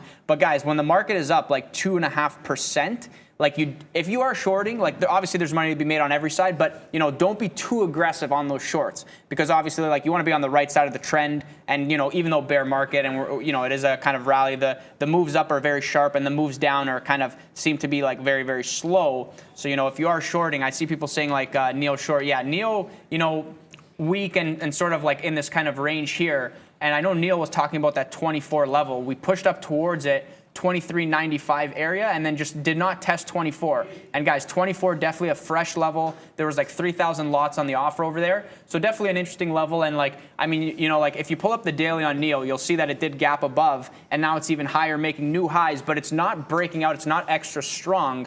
And even though we had that extreme rally in the overall market, Apple moved $1.30, but Neo basically moved 25, 30 cents, and there was just extreme amounts of selling. So obviously it made its way back up. Overall market was very strong, but it did not move and then break 24 and continue. And so like this name, even though up 2.5% today, kind of feels like a little bit weak. And so, like for me, like if I say to myself, like, look, I want to short something, like this is obviously giving you the range to short. Like scale into your shorts towards that 24 level. Potentially, like, I mean, you could, like, it's a fresh level, so you could have like a stop above that. But, we saw yesterday that I tried a 23 short with a very tight stop, stopped out, and then the thing ended up going down 50 cents anyways. So, like, do yourself a favor and like scale into the short. And like maybe don't use hard stops on that 24 level. If it's going to like break, maybe go up like 5 cents, 8 cents, and then come back down anyways and flush. So, if you have the risk appetite for it, like potentially have a stop like a little bit higher. But again, a break of 24 would be a new level for NEO. So yeah, definitely something that's on my radar as well. Yeah, real quick, I want to give a shout out to Hani Ali coming in with the Qatari Riyals. So from Qatar, I guess is where you're from. We appreciate the love all the way across the globe, baby. We got lots of diverse viewers, so we love that. I know a lot of you are from Singapore, Malaysia, India. So welcome, always welcome. I want to go over to the next topic to what Grafted Investor was talking about. Grafted Investor said he visited our website at daytradetheworld.com. That's right, we are using P-Pro 8, sponsored by daytradetheworld.com. Go head over to DTTW.com or daytradetheworld.com to learn more about how to open your own separate office, to be part of this wonderful environment, to be able to use our buying power, our software, maybe even get your training in. We have a couple viewers in here who have opened their own floor with us at Day Trade the World. And sadly, Grafted Investor, if you are in America, we do not open offices in the USA. So that's something that's not possible for you. So if you're anywhere outside of the USA, feel free to contact us. The email should be on dttw.com, or you can contact Justin directly at marketing@daytradetheworld.com maybe, and learn more about how to open our offices. And yeah, there you go. Barry versus Bull just threw in the link for you over there to learn more about our sponsor. In my opinion, the number one trading, for banks, if you throw an order through your bank, they have a know your customer basis, so it's not hitting the market directly. But with the opportunities we have over here, direct to market access with P-Pro 8, no lag at all between throwing our orders and our orders being accepted.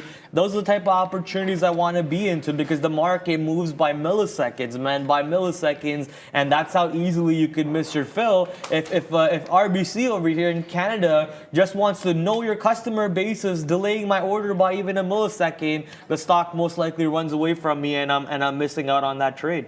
Yeah, for sure, guys. Like one of the biggest things that I've noticed being here is just being able to route your orders to specific gateways. And like when it becomes a game of like fills, right? And like, can you get the fill? Like everybody's battling to get the fill. And like some of the fills, like we obviously have our meetings. Greg when he's got meetings. He does meetings Tuesdays and Thursdays. And when we're in these meetings, like we're kind of like sharing our ideas and basically showing like, these are the kind of trades that I took. And when I'm taking like my specific trades for my playbook and I see the fills that I get, I'm like, okay, this is absolutely insane. Like there's no way that I would get this fill on like some type of retail brokerage, right? So, like obviously like huge advantages, being a part of the community here, being a part of Day Trade the World, being able to route, right?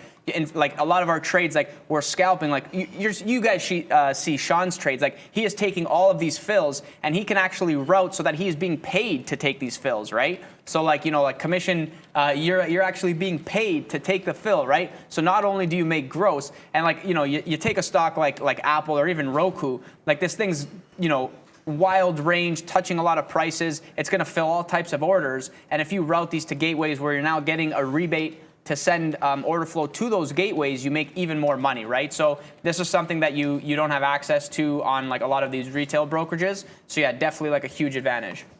We got a big super chat coming in, Crypto Newbie with the $1 fan. I don't know what currency that is. Oh, actually, I think I see it right now. Filipino peso. Thank you for helping us out over there on the super chat. You know, you can do that too if you want to support us. You don't have to go just towards being a member or just towards the other side, which was the, you know, buying merch. You can send us super chats. You can put in a nice little message in the super chat, like he put in the emoji right here. I'll show you the emoji dance. Number one fan. So looks like our number one fan over there is putting his money where his mouth is, you know, sending us donations. You guys are talking about American Airlines. Let's go take a look. It's Dogecoin. Yeah, imagine if it is actually Dogecoin. Let's take a look at American Airlines right now, which is what I was trying to take a look at earlier. Up 6% off of that cruise line move, I'm guessing, overall, and breaking that resistance for the week that we had over here near $13 and almost getting up to $14 on American Airlines. I'm still waiting on my Apple position to do something. You know, I've seen some of you in the chat talk about how the market's not really doing anything. It's boring. It's this, it's that. Keep in mind, ladies and gentlemen, it is lunchtime.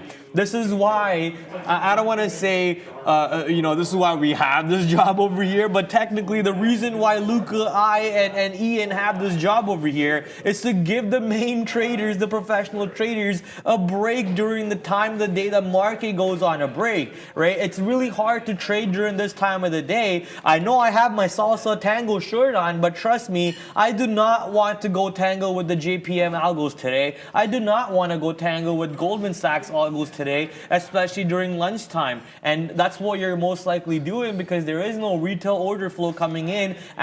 Usually from 9:30 to 12 is usually when they're trading, and from 3 o'clock to 4 o'clock is when, again, the volume comes back in. So stay away from the markets during these low volume periods so you don't get chopped up by the algos is the basic idea, but it depends on your strategy too. You know, maybe you're a reversal type of trader and you've had enough with the market trying to go up. You've had enough with this market's fake breaks to the upside and you just want to hammer the short, the reversal move back to VWAP.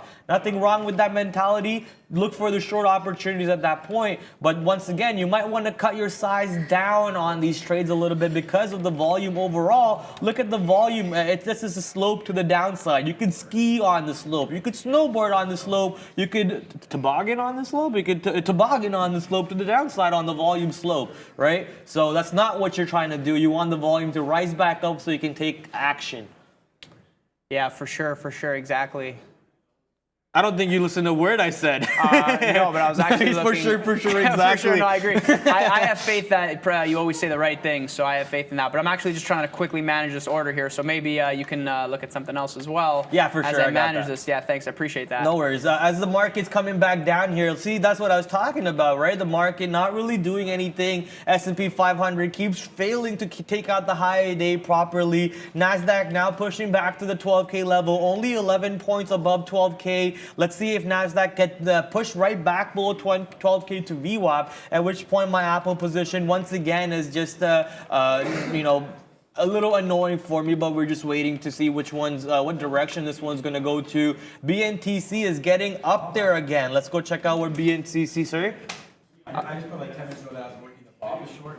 Oh, you're working the Baba short. Yeah, I'll pull up Baba in a second over here. BNTC just pushed up to the high of day, but looks like we're rejecting off that. I did pull up Baba earlier, and I saw that it was stuck in a range over here, so beautiful opportunities coming in to constantly take that short near the high of day and then keep on scalping it out on the way down. Baba today, though, up 3 full %. I want to go take a look at the FXI ETF. This is your Chinese large cap ETF, and right now it looks like the large cap ETF wants to get back below VWAP, and hence Sean's trade over there, the Baba short, working out and helping him add to his P&L once again, man. This guy can't stop, won't stop. He's gonna put it in the chat for us to look at the chart. Look at that, man. Beautiful, beautiful. In out, and that's what Luca was talking about earlier too. TBLT, I believe, is what you were talking about.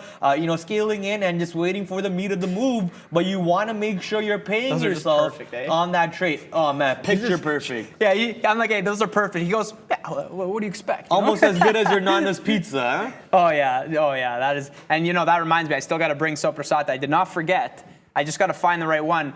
and also convince my family that I'm going to take some soprasada for my friends. And they're like, we're going to take some. No, I don't think so, you know? So yeah, but yeah, good times, good times. Yeah. Revlon making a move right now to the high side. Let's go check out what REV is doing. REV on New York. Mr. Mukesh Ambani trying to save this company by any means possible, any means necessary. But yeah, Revlon today up almost 5% at the moment. It was up a little bit higher than that, obviously. Right now, trying to form a base near the 50-period EMA, this Tiffany blue line, this teal line, forming a base around $7.45, $7.40 or so. I think we hold off at this level a little bit more, but as the markets are getting pushed back to the downside slightly, not drastically, slightly getting pushed back down, is helping my Apple trade in the wrong direction for myself. Redbox is warming up to break out again. RDBX is warming up to break out to the downside or the upside. Already down 4% today. You know, the stock is on SSR day 2 apparently, according to my platform's indication right here. But, you know, I'll show you guys how to confirm that real quick. A lot of you probably don't have that on your platform and are always wondering if a stock is on SSR or not. You can just really quickly just type NQ SSR stock list, and you'll find a NASDAQ trader website. You can download this real quick. Just go over to hit Control F on your browser, which is basically fine. And as soon as you type in RDBX, here you go, Redbox Entertainment Class A. Both of them, basically, the warrants and the Redbox are on SSR day 2 on NASDAQ. Apple right now 21 cents out of the money and struggling. Yeah, guys, let's have a look. And I saw somebody before asking, can you take a look at Roku? So I actually pulled up Roku here. And, you know, off that 100 level, right? Definitely psychological level, definitely interesting. Breaks 100, does a little bit of a double top, and then kind of reverses. And what do we, like, you know, I'm gonna hammer this point home because it just kind of keeps occurring. It's like, if this is the bottom, right, off the open, and then you make a double top, and it's now coming down. Like, let's say you take a short because you're, you know, like $100 level. You say I'm gonna risk off like maybe like a 101, whatever. And now it comes down, cover some at VWAP. Because clearly, look at this, right? And this is just making your life easier. Even though we continue to go lower, it has some sideways action, right? And you don't know if this is going to kind of bounce and go back up, right? And so the things that you should be asking yourself is like, if you don't cover here, right, and then it goes up here and you end up covering here anyways because you're scared that it's going to kind of go back and you're going to be out of the money, just do yourself a favor. If you take the 100 short, cover at VWAP and hold for the next leg down, right? And then maybe your cover is towards low of day. If low of day, like, look, this kind of bounced off 96 and like low of day being like 95, 70-ish area, right? And kind of now we're back up, right? So as we get towards low of day, make sure you are covering. Like the range is probably set for the day. And now we're gonna maybe sideways action. And you know, like it looks like it rejected VWAP here. So I wouldn't be surprised if it rejects VWAP here and then kind of hovers and goes back lower. But, you know, what's the saying? Don't diddle in the middle, right? So, like, at this point, you know, unless you absolutely love a potential short here and you're going to kind of short in front of VWAP and then risk off of, like, maybe like a 98.50 high or even like a 98.20, like a very tight, like, VWAP break, like, that's a potential option for you for sure. But in terms of this one, like, I'm not really, like, the way that this is set up, like, I don't really think I would want to be taken along here going towards high of day. Yeah, on Roku. Like, I think, like, for here, like, you know, maybe because it is below VWAP, because the market is up and the market might fade a little bit, like maybe, you know, potential short. But this isn't something that I'm not really looking to take this short. But yeah, that 100 area, I didn't actually see that today, but that seems to be a pretty solid there. Yeah, you know, it doesn't matter what the chart's doing. I don't think there's ever a reason to go long on Roku. No, I'm just joking. I know Roku has a Walmart partnership recently. What's up? I want to ask you, what's the lady situation at the wedding? Ladies situation? I shouldn't be saying that out loud. Maybe we'll talk out later. You know, we'll talk afterwards. You know, there's cameras, and my family knows exactly what I do for a job. So, you know, we can't be talking about the lady situation on live right now. But you know what we can do in a bit? We're gonna go to the big screen. But right now, man, yeah, Roku, the joke. I want to continue on that a little bit. Was it Roku that had a Walmart partnership recently? Yeah. So you can buy stuff from Walmart. Yeah, so that's a pretty good news. And you know, that was the day that I had that banger short on Roku to the downside. After hours, Roku just goes, wow, just launches to the upside, straps on the booster rockets, and rips towards that $80, $90 level. I know Roku at 100 is a pretty psychological level, obviously. And as Luca mentioned, if we knew that the $100 level was going to be in play today, we would have for sure traded the stock. The same way I was thinking about NVIDIA 170 or so. MO Altria getting banged again to the downside. Bankrupt? Really? What? The jewel maker is going bankrupt. We gotta go short here on Altria or something. So we're gonna try and go short here. Altria, clearly, look at that big volume spike coming in. It's trying to get pushed down over here. I want to go more short on Altria. We're gonna ride the stock to the downside, hopefully, and see how low can we take it. It's up 1 full percent, and we saw not too long ago the stock drop like 20 some odd percent too. So got absolutely destroyed. I want to ride the stock all the way back to the bottoms now. Let's just wait to see if this volume candle can help us out, or does it clean us out. You got anything you're looking at? No, I'm actually looking at MO, same thing. Sir, are we ready to go to Brando? No? Yeah, we're going to go to Brando for, I believe this one's I forget what it's called, but the board, Sector Watch, thank you, Sector Watch. Hey guys, yeah, I guess to be expected there for Jewel going to file for bankruptcy apparently. So after that FDA ruling, if you missed it earlier in the week, the FDA comes out and says you got to take them off the shelves in the U.S. So unfortunate for Jewel. Nice green board still right across the entire thing here. Very, very positive for you.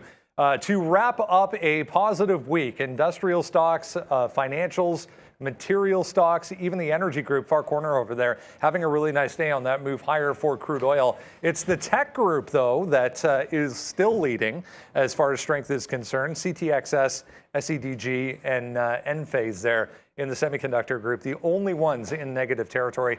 The entire sector otherwise to the upside. PayPal up 6% today.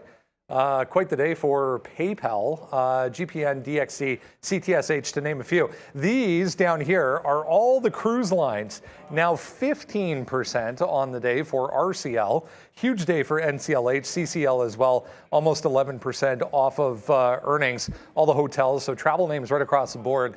Very, very, very strong, including the airlines up here in the industrial sector, as I said, in positive territory. If there is one that's kind of lagging the overall market, it's healthcare stocks, equipment makers, and some of the pharmaceutical stocks in negative territory. But otherwise, yeah, what a way to end the week. 2.3 for the S&P. Let's go back to you guys.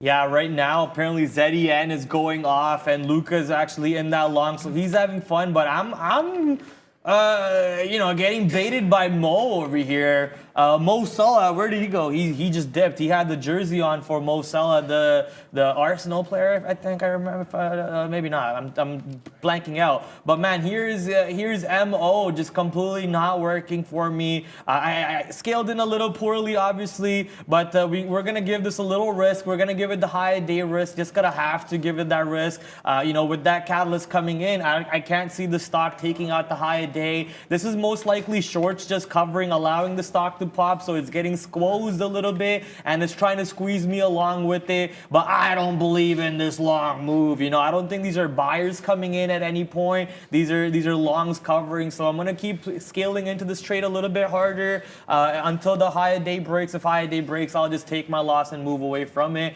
Apple right now getting right back to the 140 levels, which is not good. So Apple pushing back down as NASDAQ is flirting with the 12K area, and S&P 500 getting ready to also get pushed back down over here. We're also about to have Luca leaving soon. So Luca, you have anything you want to say? Just wanted to say ciao, everybody. Have a nice weekend. Always a pleasure coming on, and Ian's gonna come on and share some trades with you guys as well. Thank you, Luca, once again for everything you do for us, man. We love the knowledge base you have and your unselfishness to always just share everything with us. We love you for that, and have a great weekend, Luca. We're about to get Ian in the hot seat, so more fun to be had with another another trader to see what type of action he pulled off in the game today. You know, we're all just playing a game. We're here and we're having fun together. Mo right now not letting me have fun, that's for sure. Trader Pratt Salah, Liverpool, thank you. That's what it was. I even had money on them, but clearly I don't watch soccer to know exactly what team is going on and so on. Is the final game today? Is the game 6 today or 4 today or something for Avalanche? Yeah, so they might just win the cup today over there, so that's not going to be a good thing for Tampa Bay. Tampa's trying to 3P, and Tampa's getting most likely washed out by Avalanche. So let's see how that one ends up playing out tonight. John Travolta, can I have your autograph, man? What? I'm not sure where that was coming from, but okay. It's football, not soccer. My apologies, hamster. You're not wrong on that one. You know, but yeah, anyways, moving on from that. Now, reloaded AERC. Let's go check out what AERC is doing. This one's one of those crazy stocks that goes absolutely bonkers.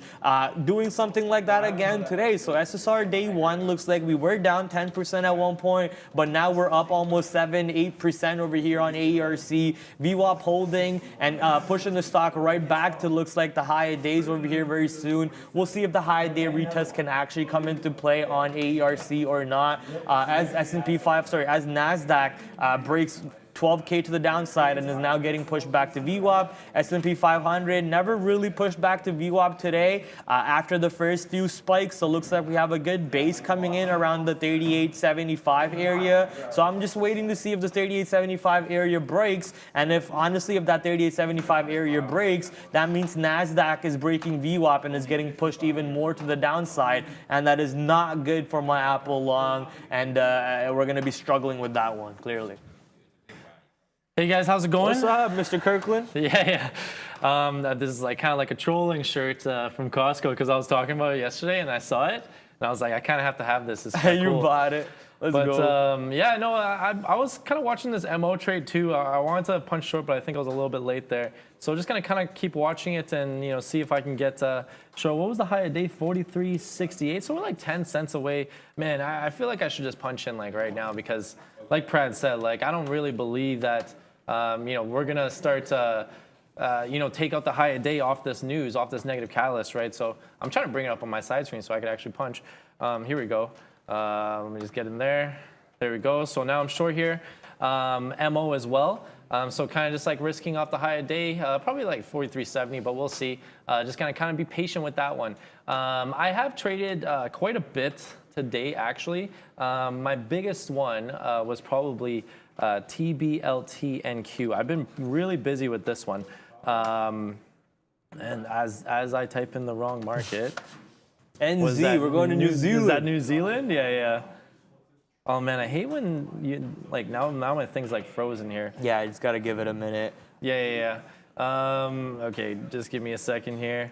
You want to just take over really quickly? We're going to be talking about the same stocks mostly because it's all about the stocks that are moving, and that's what the show's name is, Market Movers, baby. And right now what's moving is MO, squeezing right back to the high days and squeezing me with it. But guess what? I'm not getting squoze unless high day breaks. Then yeah, for sure I'm getting squoze on that one. And I guess so is Ian. But we'll just have to wait and see as to what's going on in this position. Can you repeat the news on the bankruptcy? I didn't quite catch it since you started yelling immediately. It was a little bit. Do you have the article for me, Sean?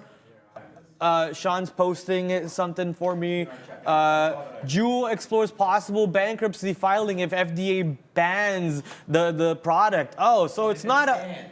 If it stands, yeah. So it's not 100% bankruptcy, but if that does happen, then that makes sense that Jewel obviously goes bankrupt because they can't make any money off that anymore. But we already knew that, We saw the stock get demolished to the downside not too long ago, and this move could be priced in. So now I'm a little bit more worried about my shorts after reading that. But I'm still gonna stick with my idea. Give it the risk of high day. If high day breaks, then we walk away from this trade with the sad loss and a little frown face going on. But no, we'll just let it play out for the rest of the day to see what's going on. Go AVS. AVS, I believe is Avis. Where is it? On NASDAQ? AVS. Oh, it's not even on. What is Avis' stock? Avis is car. I got it wrong. Never mind. I can't pull up AVS, my friend. Sadly, it's not on our markets. Go Avs. Go Avs. Go, Ian. Yeah, we can swing it back to me now. Yeah, so I can talk about my trades here. I was trading TBLT quite a bit today. Originally, I was like watching this 3 level in the pre-market, trying to take it short there. That didn't really work, but again, like small pre-market size, so I wasn't like risking my whole day or anything like that, so that's fine. But then when I saw that 3 level hold, I was like more interested in the long there. So, I let the market open, do its thing, watch that 3 level hold at market open. And I just went long right in front of it, and then kind of scalping it out along the way here. I prematurely exited here my full position. And eventually this was the only kind of other loser I took on it. I took the short trade here. And that was like a quick stop out because, clearly there was so much momentum in the morning there. And then, I was I was watching it around this 350 area, and 350 was kind of this area that was holding, this price I was holding. So I was just longing in front, scalping in front, same thing here, just kind of adding and scalping it out, and, doing the same thing here. This was actually like a 360 break. I saw 360 was holding as resistance, so I wanted to take that long if that broke out. So I did that there. That was a quick 5-6 cent winner. Taking bigger size and holding for a shorter, quicker move, right? But then after it kind of fell off, there was this huge sell-off here. I just left it alone after that. I didn't really pay too much attention to it. It looks like the $3 break was really, really good. But if you're kind of short from up here, then congratulations, you keep holding that one. As it just kind of fades off for the rest of the day, probably not going to be too much momentum back to the upside on that one. I also traded Apple. You just take a quick entry on any stock, 10 shares, and just get out right away? Yeah, sure. On any stock, just get in and get out. That way your position board can populate. While he does that, let's talk about this AVS stock that I was trying to pull up earlier. No, I'm joking. Let's go take a look at GGPI, because I know Sean mentioned GGPI in the morning. What's the ticker now for GGPI? PSMY? NY. PS PlayStation? PlayStation? What is this? Why are they stealing my boy Sony's ticker over here? PlayStation. When Sony divides their company into separate companies, they better have this ticker back on them. But no, this is Polestar. Now, Polestar down about 0.5% today. 9 million shares traded. Finally, the ticker has changed. Now we're just waiting to see how this EV will pair up against other EVs in the market, such as NIO, Lucid, Tesla, a bunch of them out there that are competing against it, and we're just waiting to see if volume can show up or not. Congrats on the Kirkland sponsorship. Yeah, actually, you might have to take that shirt off because Costco doesn't cut Sean or I a paycheck, so you can't wear that. Maybe they'll sponsor me. No. The money needs to come to me, bud. We'll see. I'm not chasing sponsorships or anything like that. That was a nice one. What I missed? He zoomed into your shirt and then there was a fail. That was a nice one. It's more like a troll thing, anyways. Oh yeah, that's when you got the hot dogs a couple days ago. Yeah, I saw you got the hot dogs. You have never had the Costco food or Costco hot dogs, so I was there last night, and then that's cute. You remember me when you're getting a hot dog with your girlfriend and whatnot? I was getting a hot dog. That's one of the only things I can afford these days with inflation. It's so high. I can only afford a $1.50 hot dog. So we shared the hot dog. That's a cute date. And then I had to send a picture to Prad because he's never had it before. So that was fun. It was fun to kind of I love Costco, man. I love Costco. I had to share the love with the Kirkland signature shirt there.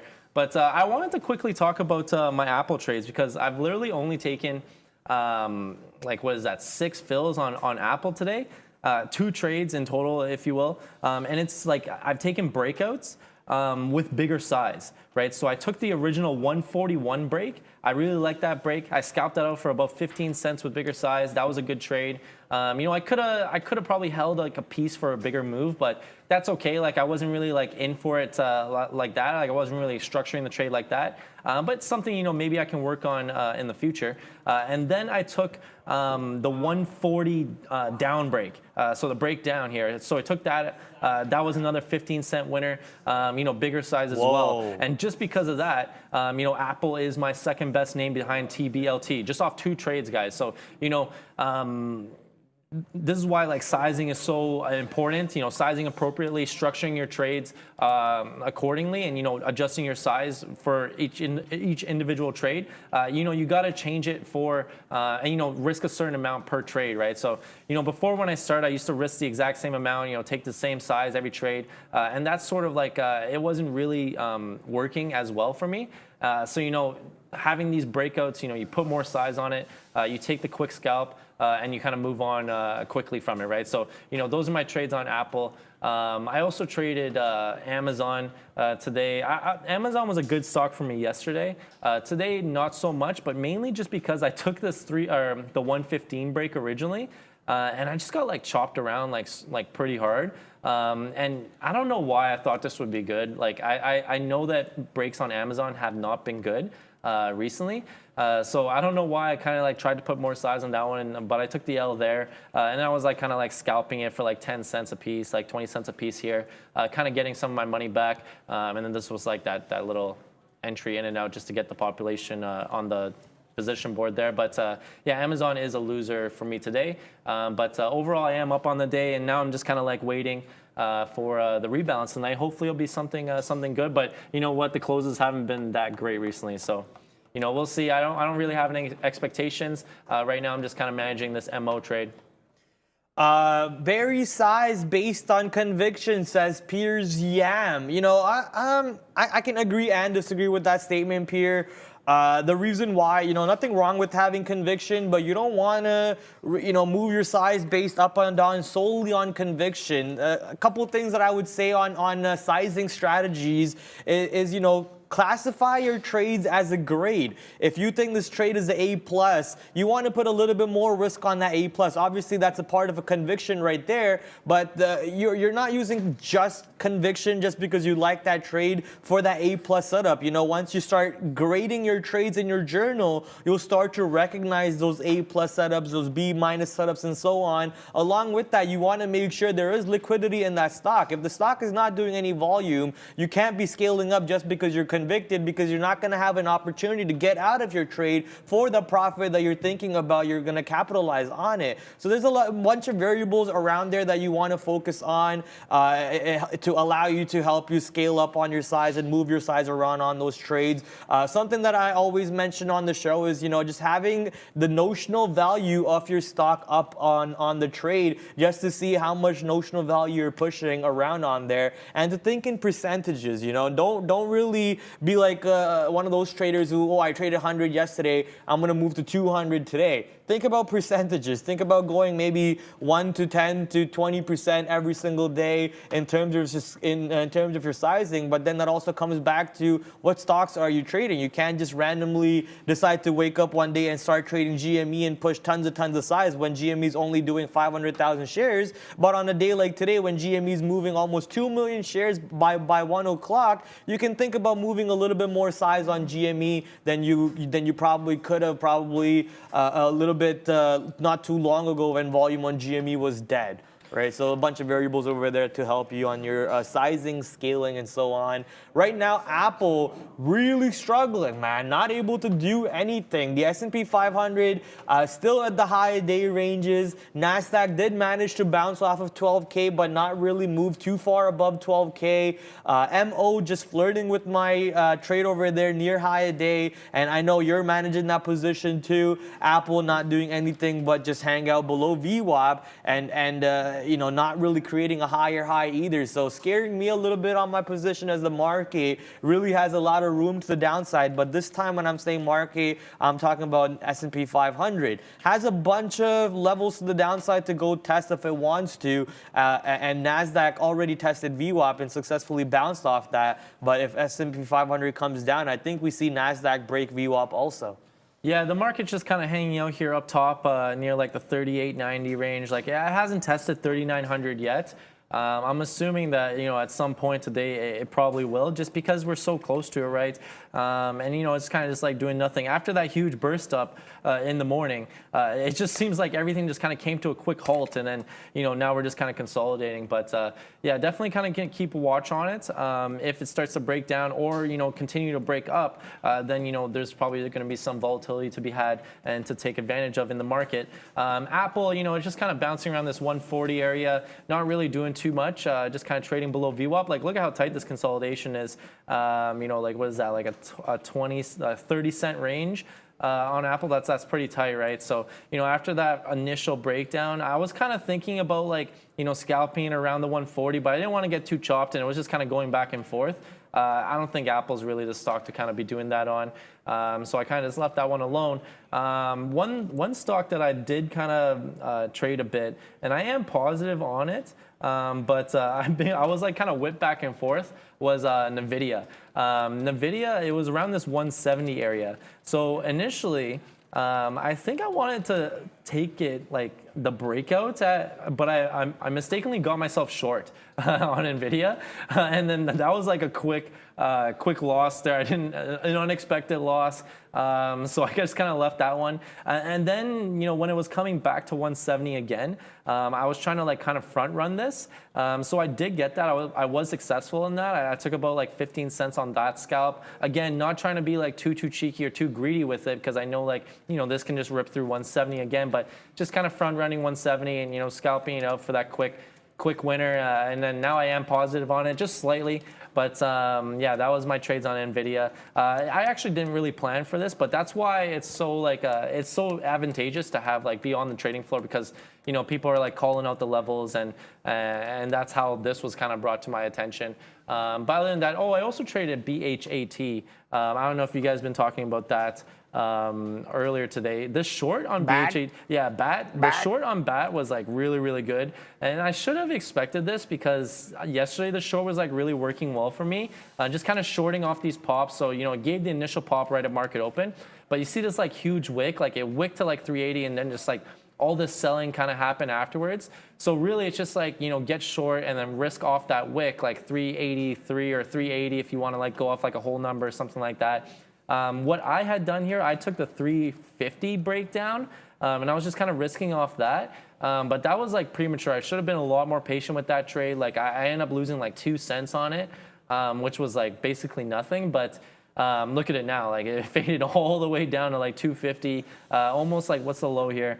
220 was the low, right? So, that could have been a money, that could have made my day if I kind of just like was a little bit more patient and managed that a bit better. But that's why it's so important to kind of have a better plan and, know what you're kind of getting into, and maybe have a better bias. Like I kind of went into this, like originally I was like looking at this 3 in the pre-market, take a breakdown and then bounce there. So I was like, okay, like, is it going to be like long? I don't know. Like, are we going to short? I don't know. Like, so it was just kind of like, not really like thoroughly planned out. So a poor trade there, but it is what it is. Small loss.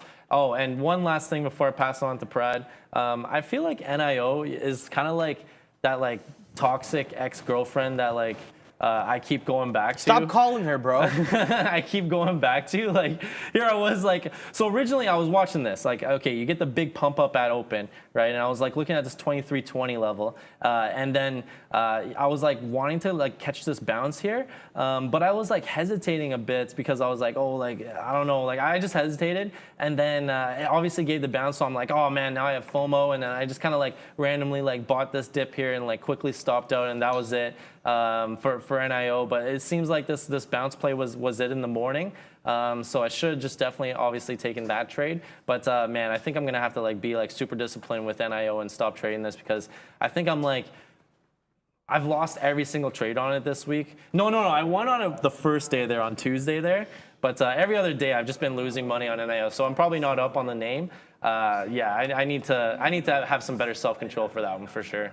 Yeah, man, for sure. I would actually say never completely say never gonna say never, because the opportunity comes, like, I know you'll trade it. And that's why it's like I've had it on my watch list every day, because I know, like, okay, so today, like, I was on my watch list because it gapped up over that 23 level, right? So 23 was that level, and then, like, you know, it would fade below. Yesterday, you know, you would have taken a 23 breakdown, it would have been money.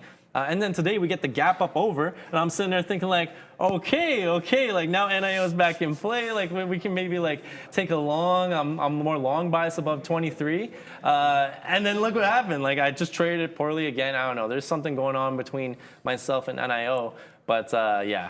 Yeah, I want to talk about Wolf.ny. I think Wolf Financials, I believe, is, I can't remember exactly. No, it's not Wolf. It's something around, but they got a good upgrade today, though, and they did push up to almost 11% today. Right now, testing $70. They did break 70 not too long ago, but looks like the $70 barrier coming into play. But the volume, sadly, has died off on the stock quite a bit. Hence, I'm not really looking forward to really make a trade on this position just yet. But the short off 70, giving it that 30-cent risk to the high side, does seem like a decent level to play off if anyone's interested. I see a bunch of you talking about a firm today. I'm not really sure why the stock is being mentioned so much. Let's go see if there's a good enough of a volume spike on this one for a relative scale. Yeah, see, it's still it's under 1 relative volume. It's not even you know, doing anything too important if you ask me. We're inside of a range over here. It's up 5% because the market's up overall, but you know, using basic charting over here, I don't think a firm would be even on my radar to trade today. But if you did make use of this trade on a firm, you know, maybe you're long $15, maybe you're long, you know, $22. I'm not sure what your trade is. I personally don't have a reason to be trading the stock today. But yeah, good 5% move on the stock. Trying to get back above VWAP right now and stay above VWAP. Let's see how the stock behaves near $23. Keep in mind, this is going to be very dependent on what the overall market does, most likely, and that's what's going to move the stock around. Wolf Speed, thank you, Brendo. It was Wolf Speed, not Wolf Financial. That's what I was thinking about. They make those little transistor things, I believe. Or I'm thinking about a different companies now. Now my brain's just completely jumbled up. I'm right? Okay, yeah, they make those little transistor things. Yeah, okay. Yeah, I have no idea about that company. Someone said, check out AMD, thoughts on AMD. I actually didn't have AMD on my radar today. I felt like I was like kind of over trading it a bit through these like kind of recycled levels through 83 and 86. You know, levels that have just been kind of used and abused the past like week pretty much. It did kind of give a bounce off 80. That's the level, and I mentioned it yesterday on the show. I was more interested in this 80 level bounce, just because it's like, look at this, guys, like on the daily, and I'll make it a little bit bigger here so we can see. This 80 level is like a serious level. Every time it's gone down there, it just bounced really, really nicely off of it. I missed the bounce, and you know, Luca was talking about it as well. It didn't really come close enough to 80 for it to like kind of catch my interest, you know, make me want to take a trade that was like good, like risk reward or whatever. So I missed that trade, and then look at today, like you could have just like you know, went long there and, you know, held it for a swing trade, because the next day, look what we're up. We're up 5.5% on the day. We're testing above 80, we're testing 87 now, right? So, you know, the upper channel of this range that's been holding for the past week, and, you know, potentially could break out here, right? If we do kind of close above and, you know, catch some momentum into next week to the upside there. But I haven't traded AMD today just because after it kind of, you know, bounced off that 80 level, I just left it. And I was like paying attention more so to, I want to practice more so on like the small caps like TBLT and BHAT. Those were like kind of like my main watches for the day. But Ian is too savage, looking like he does rap battles in 8 Mile.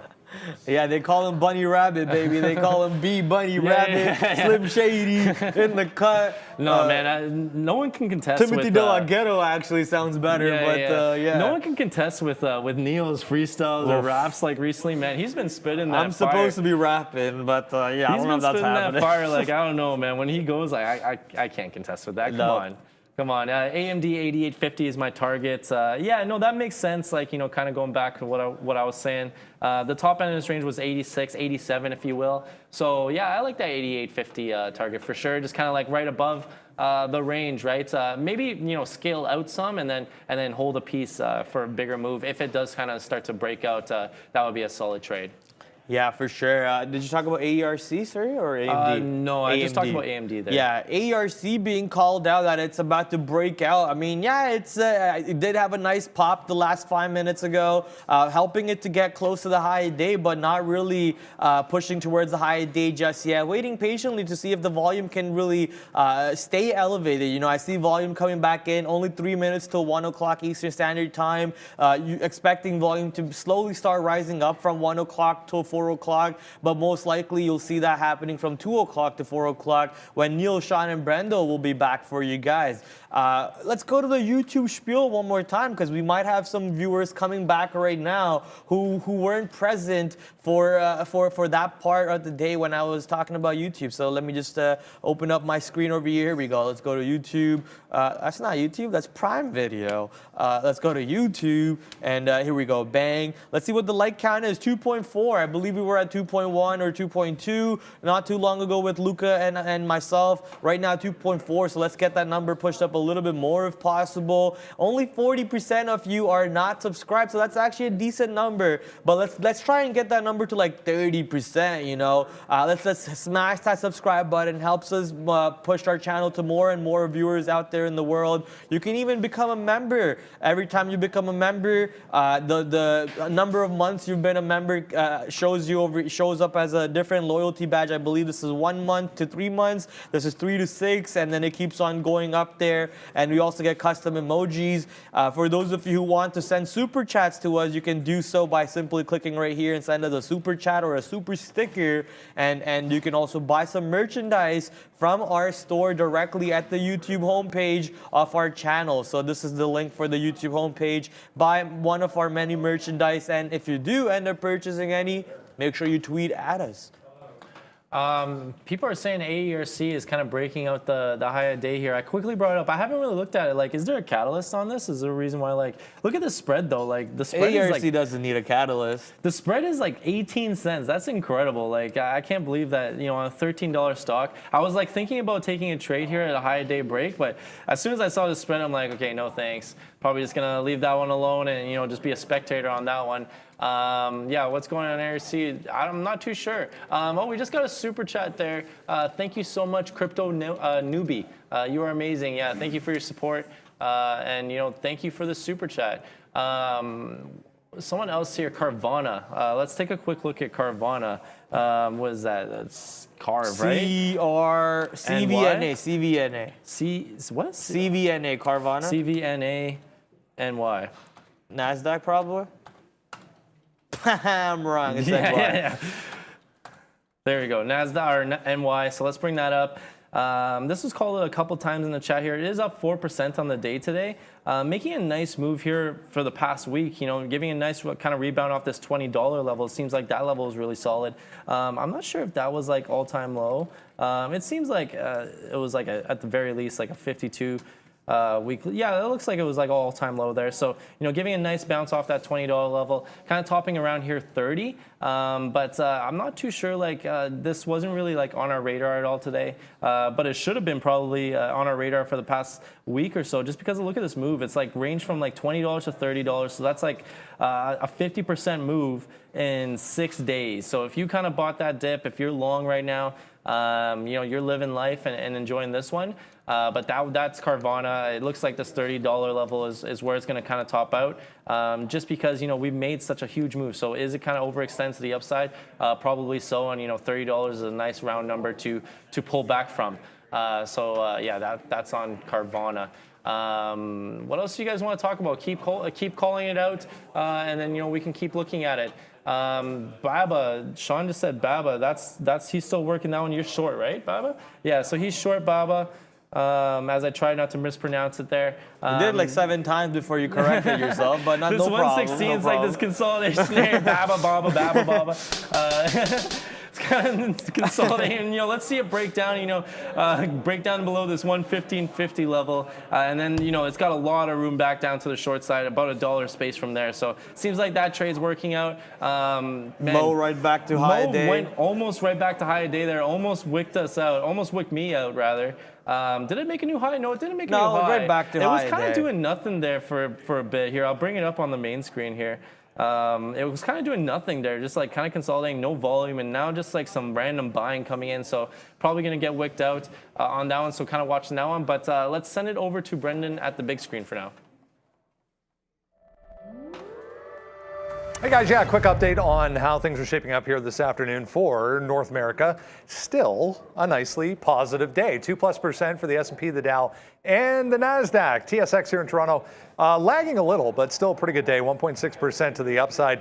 We're still around that 4% mark for crude oil.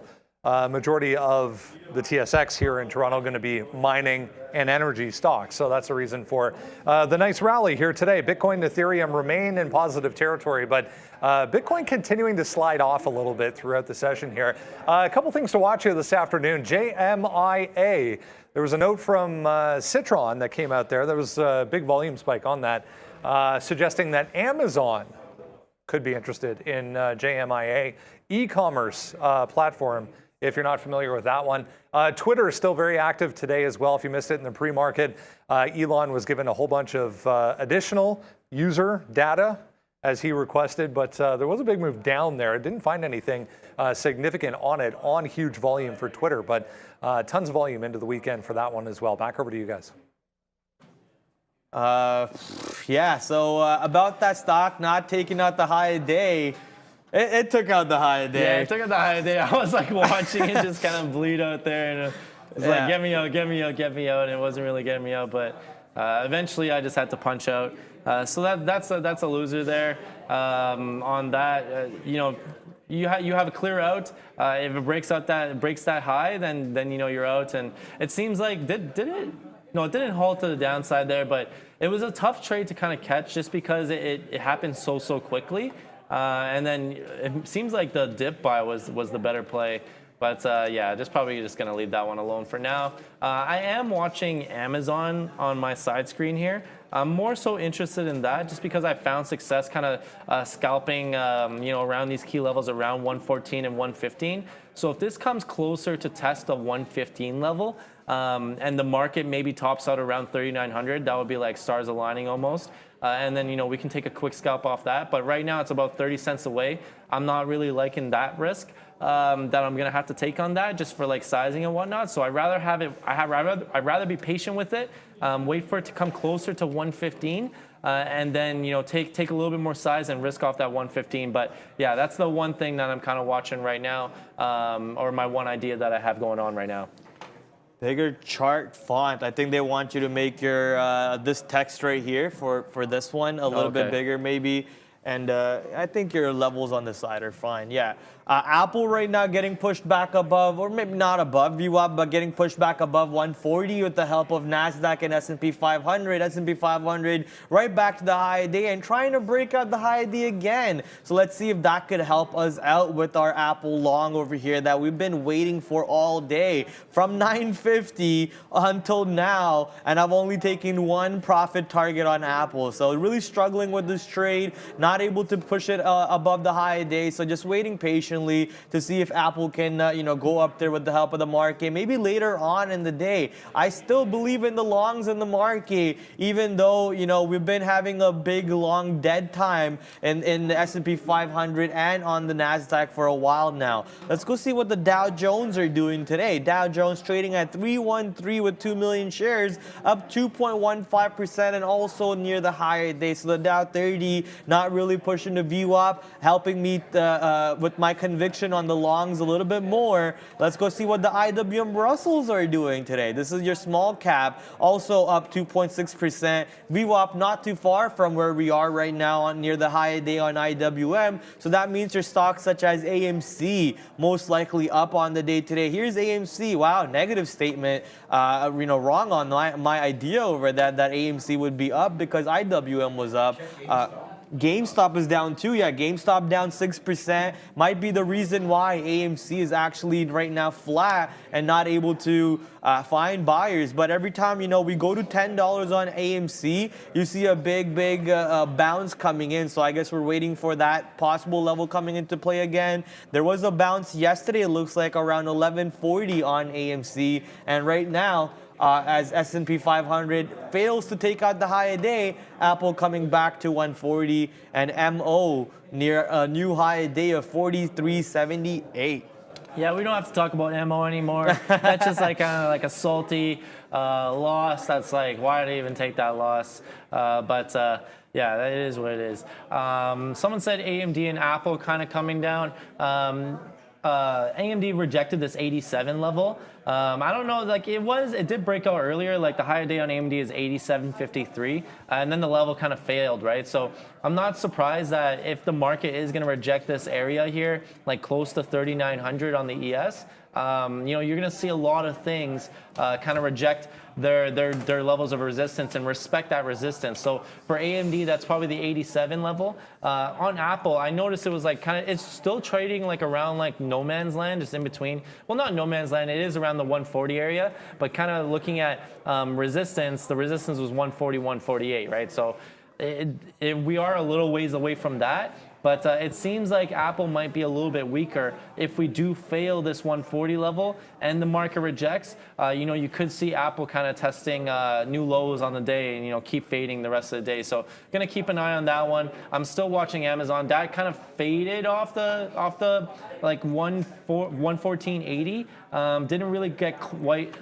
close enough to that 115 for my liking.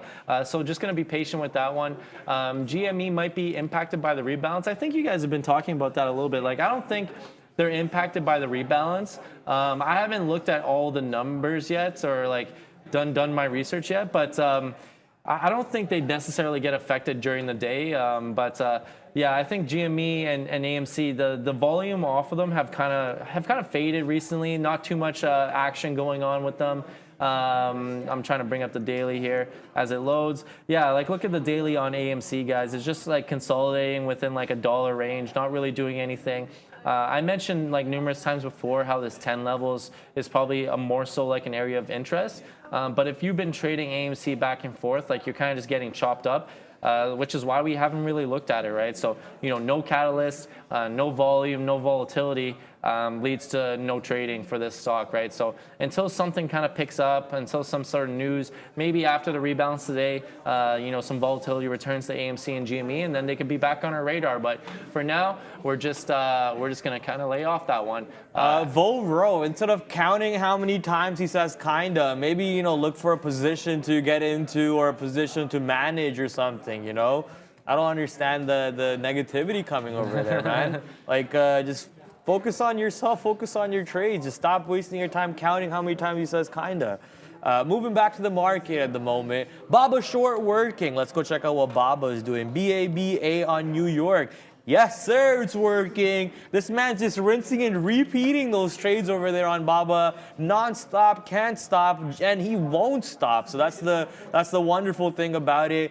Here's the tweet that he just posted in the YouTube chat, I believe. No, it wasn't our work chat actually. But yeah, look at that beautiful executions. In, out. Listen, all he's doing is every time he gets a fill, throws out an exit. Every time he gets an exit, throws out another fill, and it goes up and he gives it to him again and again and again, just rinsing and repeating. You know, it's market's not easy, but sometimes you can really make it that easy on yourself, right? So trades being offered on a daily basis. Go follow Sean on his Twitter. Go follow Brando on his Twitter. Go follow Neil on his Twitter too. Lots of ideas coming out on a daily basis. You know, that sticky note, baby. Sticky note coming in to help every single one of you on every single day. Yeah, no, some people are saying TBLT up 68%. It is up 68%, but look at this move. Like, we already talked about it earlier. It's faded the entire move, and I have more of like a long bias today just because I've seen some of these small caps recently kind of run throughout the day, you know, finish almost at high day at the end of the day. So, But as soon as it just fell off this 350 or 340 level, if you will, and broke down from there, it's just been like bye-bye and, you know, fading the entire move. And then $3 was a level that kind of held up and then, you know, eventually broke down. I was actually trying to think about like playing a scalp off here. And I know Neil traded a couple times there, playing the scalp there, but eventually the 3 just broke down and that was it for that trade idea. But now it's like, you know, volume's dying down throughout the day. Push NASDAQ. There's no trade here really. I'm probably just gonna stay away from it and, you know, count my eggs that I have in my basket here from TBLT, and I'll walk away with those profits. PLTR. I haven't taken a look at PLTR, but let's take a quick look at that. It is up 4% today. Made a huge move in the morning. Wow, like look at this move in the morning. Went from 9.55 to 9.90. So a 40-cent move on a $9 stock, that's huge. And then came back all the way to test the level and gave a nice bounce, right? So, you know, we talk about trading a range. We're looking at this range. You kind of could have pegged this level in the pre-market, like maybe 9.50 was the pre-market low there. So you could have pegged that in the pre-market if you were watching this, if this was on your watch list. And then, you know, taking it long, obviously scalping, you know, taking profits when they're offered to you, and then just being patient, waiting for that play to come in, for that level to come back into play and trade that range, right? So, you know, go long again here, scalp out in front of VWAP maybe, you know, it's always good to take profits in front of VWAP, and then, you know, keep playing the range if you want, add to it and so forth if you had a really strong long bias. But some definitely good trading opportunities on PLTR today. While trading the range. Bro, what are you doing, Sean? Message on Discord. I heard you're leaving for a Netflix show, Prad. Can you link me to the... Yesterday or a couple days ago, remember you're like, Prad's going to that Netflix show, the new Squid Game show. Squid Game? Yeah. Bro, people are believing it, man. People think I'm leaving. I was wondering why I'm getting messages about like, yo, you're leaving Trader TV? I'm like, no, I'm not. No, Where he's going to Squid Game. He's only leaving if he loses. If he loses, then you're done. Yeah. You're done if you lose. People are believing it. No, it's all just a joke. I'm not going anywhere. That would be sick though. Hey, listen, if I go in there and I win that 4.5 milli, sheesh. Vegas trip? Hey, let's go, baby. Yeah, Sign me up. Sponsor Trader TV. Brad going on Squid Games confirmed. Yeah, no. I'll sign up for it, but I don't know if they even want me in there or not. We'll see. A couple stocks that I called out in the chat though. AVYA, how would you say it? Avia? AVYA, you know, 13 million shares traded today. It's on SSR, sadly, and this happens anytime a stock goes on to a slump of 10% or more intraday. So clearly the stock being down 23% means it will be on SSR today and on Monday. And for those of you who don't know what SSR is, it's called short sale restriction. This happens every time a stock goes down 10%. You will not be able to go short just by taking off the size on 288. You have to wait on 289 with your short order in order to get short, and that'll only happen as the stock is going to the high side. This is just a mechanic to help stocks not get pushed too far to the downside on negative catalysts so that the short traders don't pile in on that trade drastically. Right now, as it is 1:14 Eastern Standard Time, I'm watching the S&P 500 trying for round 5 for this breakout of high a day, slowly inching towards a new high every time. You know, we got we've got higher lows and higher highs throughout the day coming in, and this nice little channel coming in for this for the futures for S&P 500 and for NASDAQ we have sorry, I talk to myself sometimes. But for NASDAQ, we have this channel over here. Kind of looks like S&P 500 from here on out. But sadly, you know, it's been below the high day this whole time, but above 12K overall, which makes me happy. And the fact that VWAP is now going sideways for NASDAQ could just mean, you know, maybe we don't really turn negative on the day. All depends on how the market behaves going into 2 o'clock or so. Yeah, I just tossed on this trade here on Amazon, and I'm currently trying to bid out of it. There, I just got some there. That was weird. It was like 83, and I got the fill at 80. But yeah, no, just risking off the 115 here on Amazon. Your orders was on 83, and you got filled at 80? No, I got my order was on 80, but I saw the level 2 was at 83, and then I got filled at 80 there. But whatever, I'll take those every time. Yeah. But yeah, now we're about 10 cents in the money on this. So I was doing this earlier too. I've kind of been doing this all day, just risking off these key levels and then going for these quick scalps. I'm gonna try holding another piece here just for a longer time, see if it's like a bigger move. If the market does pull back, and here was like my thesis here in doing this is like the market has been slowly grinding up, right? Brad kind of mentioned that. And then it could reject here at this like 3900, 39, 38, 95 level, if you will. But I was watching Amazon the entire time, and there wasn't as much buying on Amazon. So it's like I justified taking the trade and then risking off that 115 level that I liked. And taking it for a quick scalp. As now it's just kind of consolidating the 80s, but it did this before. It did this at this time when it rejected 115, consolidating the 80s for a bit, and then eventually just broke down as the market kind of pulled back, right? So I'm gonna continue to be patient with this one and just hold it. I'll have to adjust my stop now that I did take some out there, but yeah, this is another winner for me today as I'm trying to crawl back some of my negative profits on Amazon from that loss earlier in the day. But yeah, no, I like these scalps. They've been working for me at least the past couple days on Amazon. I've been trying to like kind of add it to my playbook as well. If we are going to be in a ranging market, you got to expand your playbook, and you want to be involved every day almost, especially here at the firm.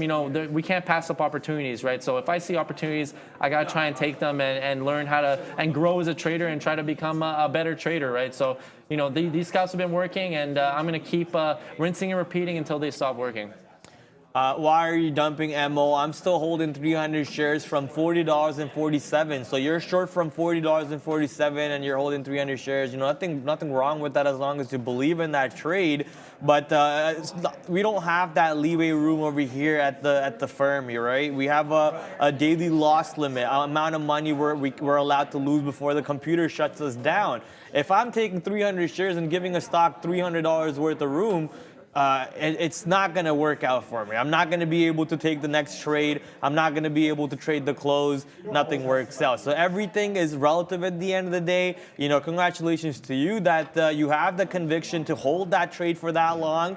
But like I mentioned, especially when Ian, when he only had a $50 shutdown not too long ago, he's a graduate now, so he has a bigger shutdown. But when Ian only had a $50 shutdown, imagine him holding 300 shares when he was short at, what were you short at like 43.50s? Even holding that 10 cents against them would shake him off and make him close that trade. Yeah, so exactly. It's all relative at the end of the day. It's always relative to your size and your shutdown. But that's your how risk tolerance. Yeah, your risk tolerance even, right? Your emotions even, right? Your plan, of course. Yeah, that's the thing is always trade your own book, always trade your own plan. We're going to obviously spit a bunch of ideas at you today and every day, right? But, always trade your own book. And if it's not within your plan, then don't chase trades. Don't have FOMO, right? I just took more profits there on Amazon, about 20 cents in the money, just bidding at 70. And again, this is the trade that I was waiting for. I said I was going to be patient, wait for 115, and I did, right? So when I said that, it was trading around 114.70, so I easily could have FOMO'd into it, and just now I'm like in the money, right? So I waited for a better R&R trade. It came, I executed it, and now I'm taking profits on it. So another good trade here, and I'm enjoying this one. The scalping continues to work for me. Congrats on graduating. Yeah, thank you. That was 2 weeks ago now? Yeah, I've been a graduate for 2 weeks now. I have had some growing pains. I have had some good days, but the journey is just beginning. All right. Would you consider this a drop or a dump on Facebook? No, that's not. That's not a dump, right? That's all like right, chat. Whoever thinks this is a dump on... That's like some people covering. No, if whoever thinks this is a dump on Facebook/Meta platforms, press 1 in chat. Whoever thinks this is not a dump on Facebook, press 2 in chat. All right, we can end the conversation right there. Let's move to a different stock. Get your SPY puts on. Yeah, right now, man, S&P 500 clearly rejecting off the highs one more time. I mean, new high a day came in, but not working out over there. NASDAQ getting ready to push back to the downside at 12K. And if 12K fails again, that's a problem. That's not gonna work out. See how many 2s we got in the chat? I don't want to take your username. I don't want to point you out. See, this is not considered a dump, but honestly, at the end of the day, you call it what you want it to be if it can help you make a trade out of that, right? If you think that's a dump because it dropped down $2, but it's still trading in a range, more power to you because you were able to make that trade. You were able to click those buttons to add that P&L into your profit, right? At the end of the day, these terminologies have no meaning to it, if you ask me. These words, people just make up words out of nowhere. I do that all the time. It's part of my job to just make up words, right? So, Free Fall Friday, things like that. You just do whatever it needs to be done to help you make that trade. So if you were short on this, congratulations on a clean move to the downside on that Facebook short within the range. Moving on to WWAP. I don't know if that's what you're talking about. It's just barcoding and dump falls right through VWAP. Oh yeah, okay, I see what you're talking about VWAP. BNTC going down hard. Let's go check out what BNTC is doing. Oh yeah, baby. Now this would be, maybe considered as a little bit of more of a dump than the last one, right? Breaking VWAP, pushing back to the ranges that we were playing off in 10 o'clock or so. Let's see if this $1.20 area, which is also the 100-period EMA, comes in to show us some support on BNTC, or does it find support at the 50-period EMA around the consolidation of these highs or in the middle of this range over here, allowing it to find some buyers on BNTC. Now only up 86% with 72 million shares traded on this one. And I see Neil talking about AERC, almost $1 from the high day break. Okay, wow. This stock goes wild way too many times to the point where I should not even be surprised anymore. We talked about this crazy move coming in on the IPO day, and after the IPO day, I gave you guys some of these levels that I mapped out not too long ago. Look how the stock is trading under that level of 25 and is now trading between these ranges of what is this line? 1450, let's just say 1450, and between 904. I wish that was 905 instead. Maybe I should have said 905 instead of 904 because that's where we're from, baby, 905. I thought it was 416 is the main. Wait, listen, man, 905. All right, so I'm Raptors 905. I'm actually 905. Raptors 905. And you made fun of me for being a 905 number, what? actually. I Yeah, take pride in doing 905. I make fun of you for 905 because you're not 416. Right? 416 is the OG Toronto number. Yeah. And if you were born in Toronto, it's blasphemy to not have a 416 number. Someone said coin at 60 long. I actually really like this idea in the morning. I saw it, this 60 level was kind of this area of resistance for the past week.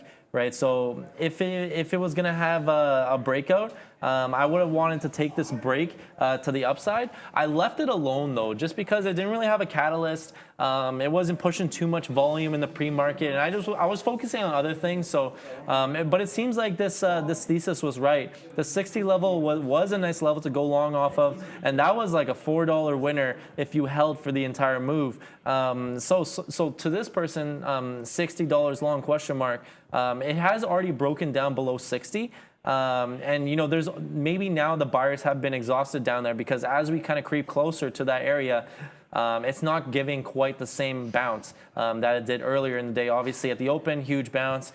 Here around like 10:50, 11 o'clock, bigger bounce here. Eventually did break down, but then buyers came back. And then now just kind of lazily fading towards that 60 level. So if you do want to take this level, manage it accordingly, manage the trade accordingly, maybe size down and manage your expectations, right? Are you going to get a big $2, $3 move like you did in the morning? Likely not. So just manage your expectations on that trade. But this $60 level, I do like this level for bullish above it. Zila rug pull. We were looking at Zila yesterday, I believe it was. I don't have it here. So let me just bring it up here. Zila, whoops, NQ.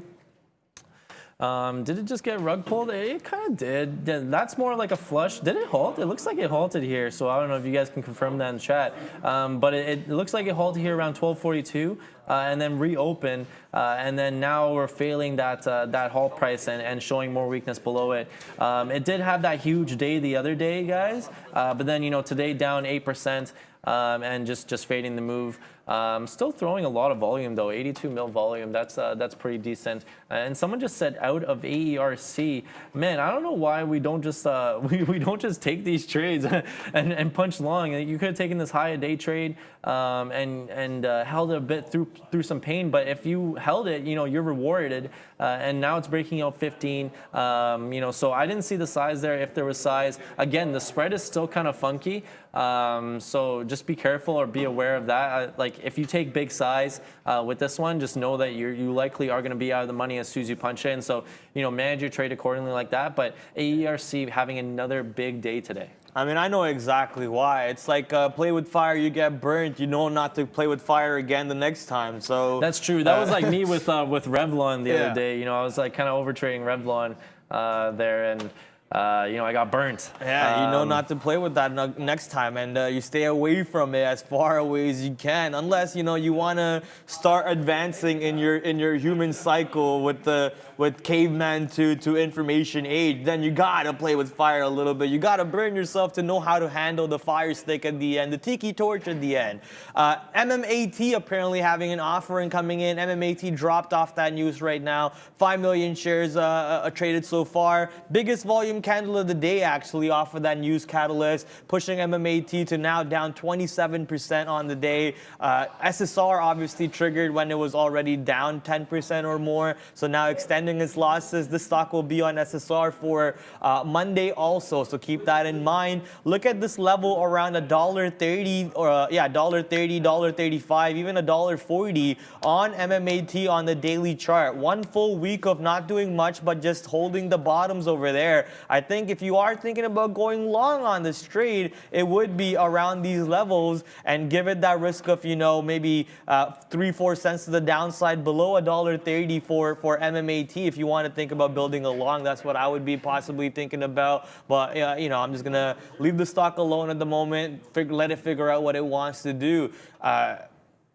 Yeah, it looks like it's gonna go towards the 135 a little bit more. Sometimes you gotta race. I don't know what that one's from, but yeah, if you wanna win the championship, you gotta sign up for the race and you gotta run the race, right? It's like almost like that joke about that person who complained about not winning a lottery ticket to God, and then God said, "Are you even buying a ticket to begin with?"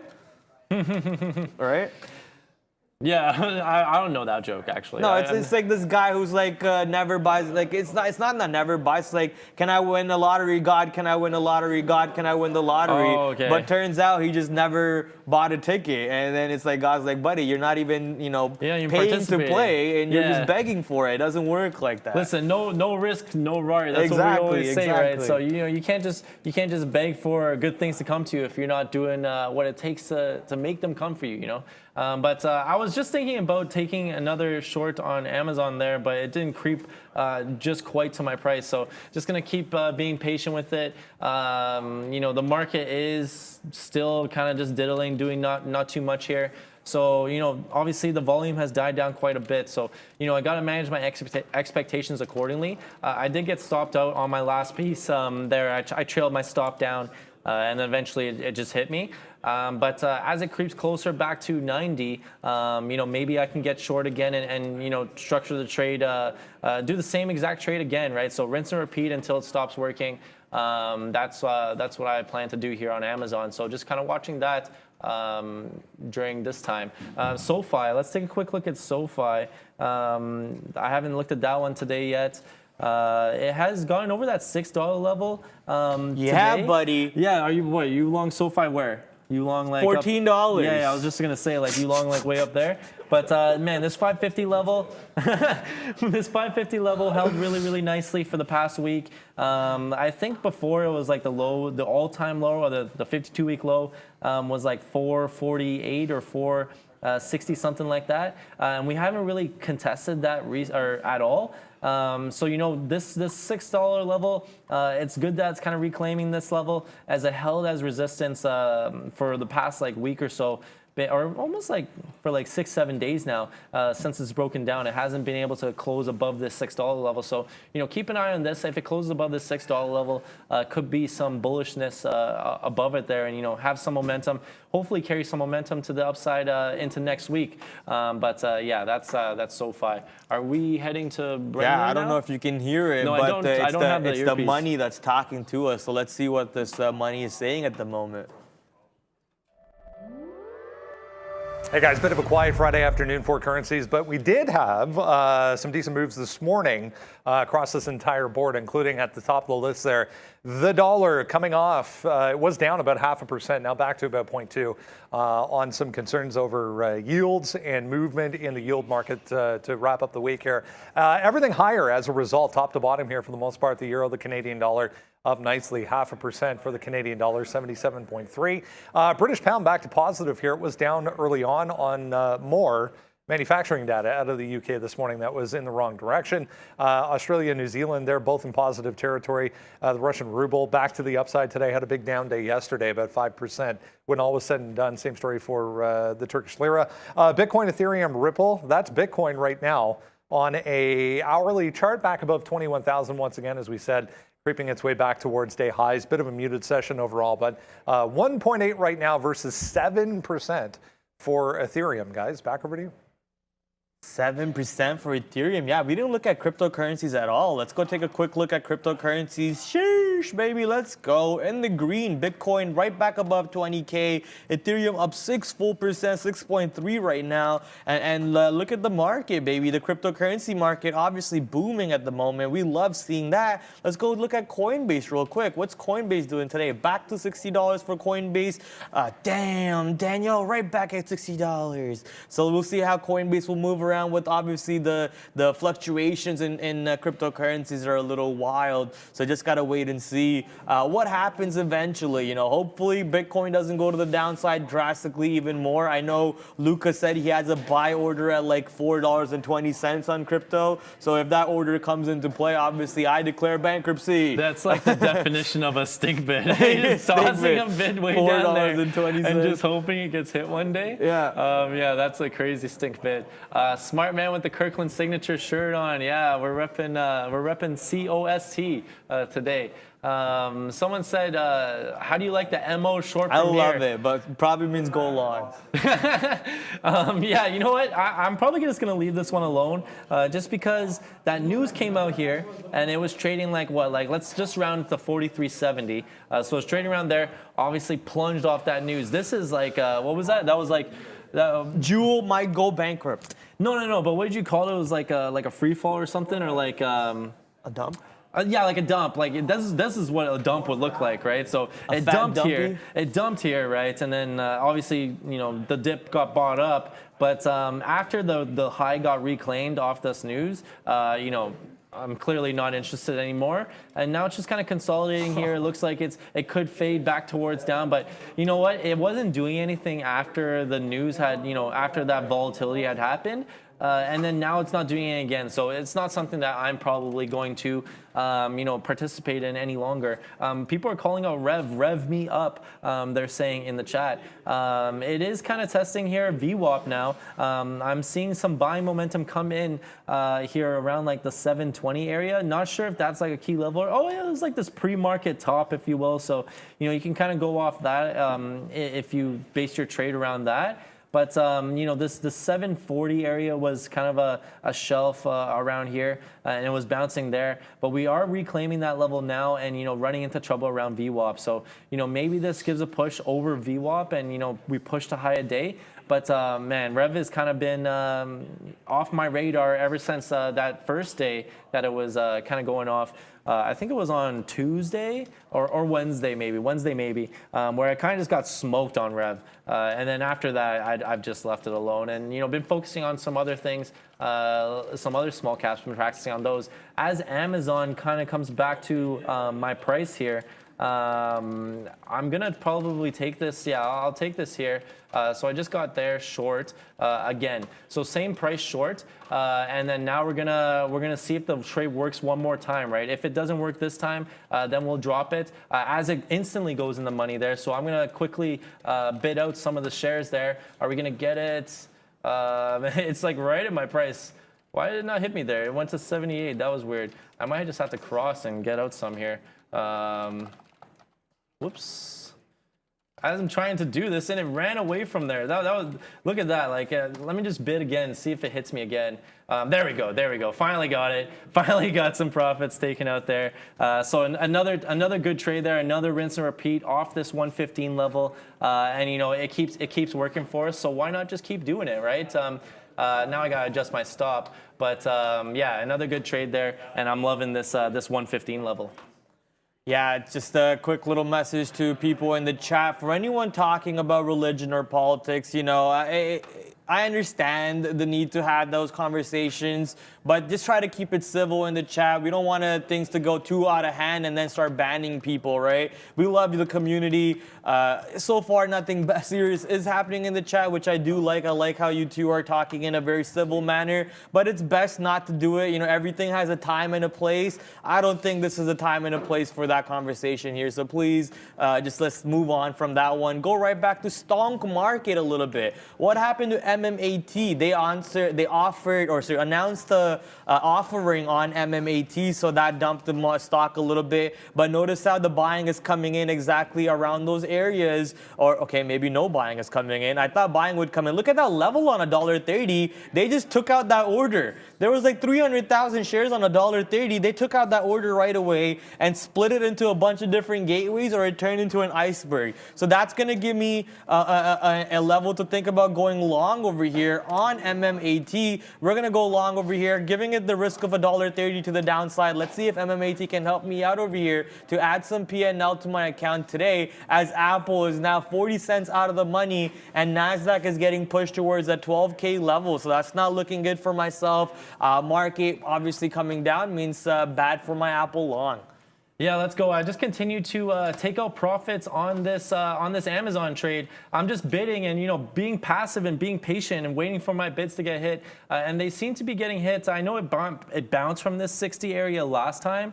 So I'm trying to be cheeky. I'm waiting at that 60 level, see if it's going to get hit. If not, this is a winner on another winner for Amazon for me. And I'm not going to let this turn into a loser as it kind of runs away from my bid there. It's funny how depending on which gateways you bid on. And it's not even that much size either, but it seems like the price is still running away from my bid there. So, I'm going to keep being patient with that one and just let it work for me. It's rejected now like how many times? Like it's rejected once, twice, 3, 4th times, right? So if it keeps working, I don't see why I shouldn't keep doing it, right? But now we're sitting, I'm sitting like 20 cents in the money. And this is more so of a relaxing trade for me at this point. Now I've already taken out the core of my position, just waiting and just gonna keep scalping it out. So Polestar, what did it change to again? PSNY, PlayStation. Oh yeah, PSNY. What, New York? NASDAQ. Okay, yeah. So I'm not gonna trust Pratt anymore because he's been leading me astray. Hey man, the name changed today. Can you give me a break? Yeah, it kind of faded the entire move today, and now trading below VWAP. Not much volume, only 10 mil volume. It's not really catching like that much of a buzz like Lucid and CCIV did back in the day. Definitely something to keep on watch if there is a catalyst or something comes about. We'll keep it on watch, and I'll add it to my EV watch list now. Now that it's changed over to PSNY. But yeah, nothing going on. I really don't like that ticker. PSNY? I hate that ticker. Yeah, it's kind of a weird ticker, but it is what it is, man. Like, what you couldn't find something closer to Polestar, like PLST or something? Well, Polestar. Is PLST a ticker? New York, I don't know. PLST. I don't get the NY because when I saw that too, I was confused. I was like, is it just PS and then .NY? But no, it's PSNY and Q. Yeah. Like, I don't know. You see, like I really don't like this ticker. Like they could have gone with so many other variants on this name, but they decided to go with this. Maybe we can see off of this No, Polestar Automotive Holdings UK PLC, blah, blah, blah, blah, blah. Yeah, nah, whoever came up with that ticker needs to get fired, and they need to hire me, clearly. MMAT now testing that $1.30 level. My stop is $1.30, so it looks like we're about to clean out that level. There was no iceberg that I was hoping that there would be, so noticing that now, we're going to instantly get out of that trade right away and not even take any damage, so that's perfect. But that $1.30 level is something that I did mention earlier. Let's see if it holds up on this move down, and if it holds up, I'm going to be upset because I was expecting $1.30 to have an iceberg, and that's why I punched out of this trade for a penny loser. But looks like that levels are refreshing now, and we might just pop off that $1.30. Maybe I should have gotten out on the break of $1.30 instead of just punching myself out of there for a penny loser. Waiting to see if MMAT can pop up out of here once. But I want to go check on what MO is doing. I see someone in chat talking about MO needs to dump already. I'm watching it. It's doing pretty much nothing. Nothing, it sold off a bit there, but man, it's just right back to the same price levels. Like I'm just gonna leave it alone. But some people are calling out Tesla here. We've been talking about it a bit, not really doing much, just kind of consolidating up here with the market. It has reclaimed that $700 level today. So that was very, very key. It did close above it yesterday. So, if the market was going to gap up, no surprise that it held this $700 level and, gave a nice bounce in the morning. But now just kind of consolidating above VWAP there. I did end up taking more profits out of the Amazon trade. I just kind of got impatient now. It was like testing I was bidding 60, 114.60, and it wouldn't really quite creep down there. So I think I just I took it like 64, 65 or something. And then now I'm just trailing my stop. So structured two trades, structured the exact same way. And then look at the arrows. It even looks exactly the same, right? So, am I going to get stopped out from break even or, on my trailed stop? Maybe, but, that's a winner for the book. And now I'm back almost positive on Amazon. So, I'm trading it well here on the midday show, and we'll take those wins every day. I want to check back on BABA oh my God. Oh, okay. Solar, Polar, BABA. I can't not say it now because every time I'm gonna say it. It's like this show can't speak English at all. I need to think about it next time. I say Baba.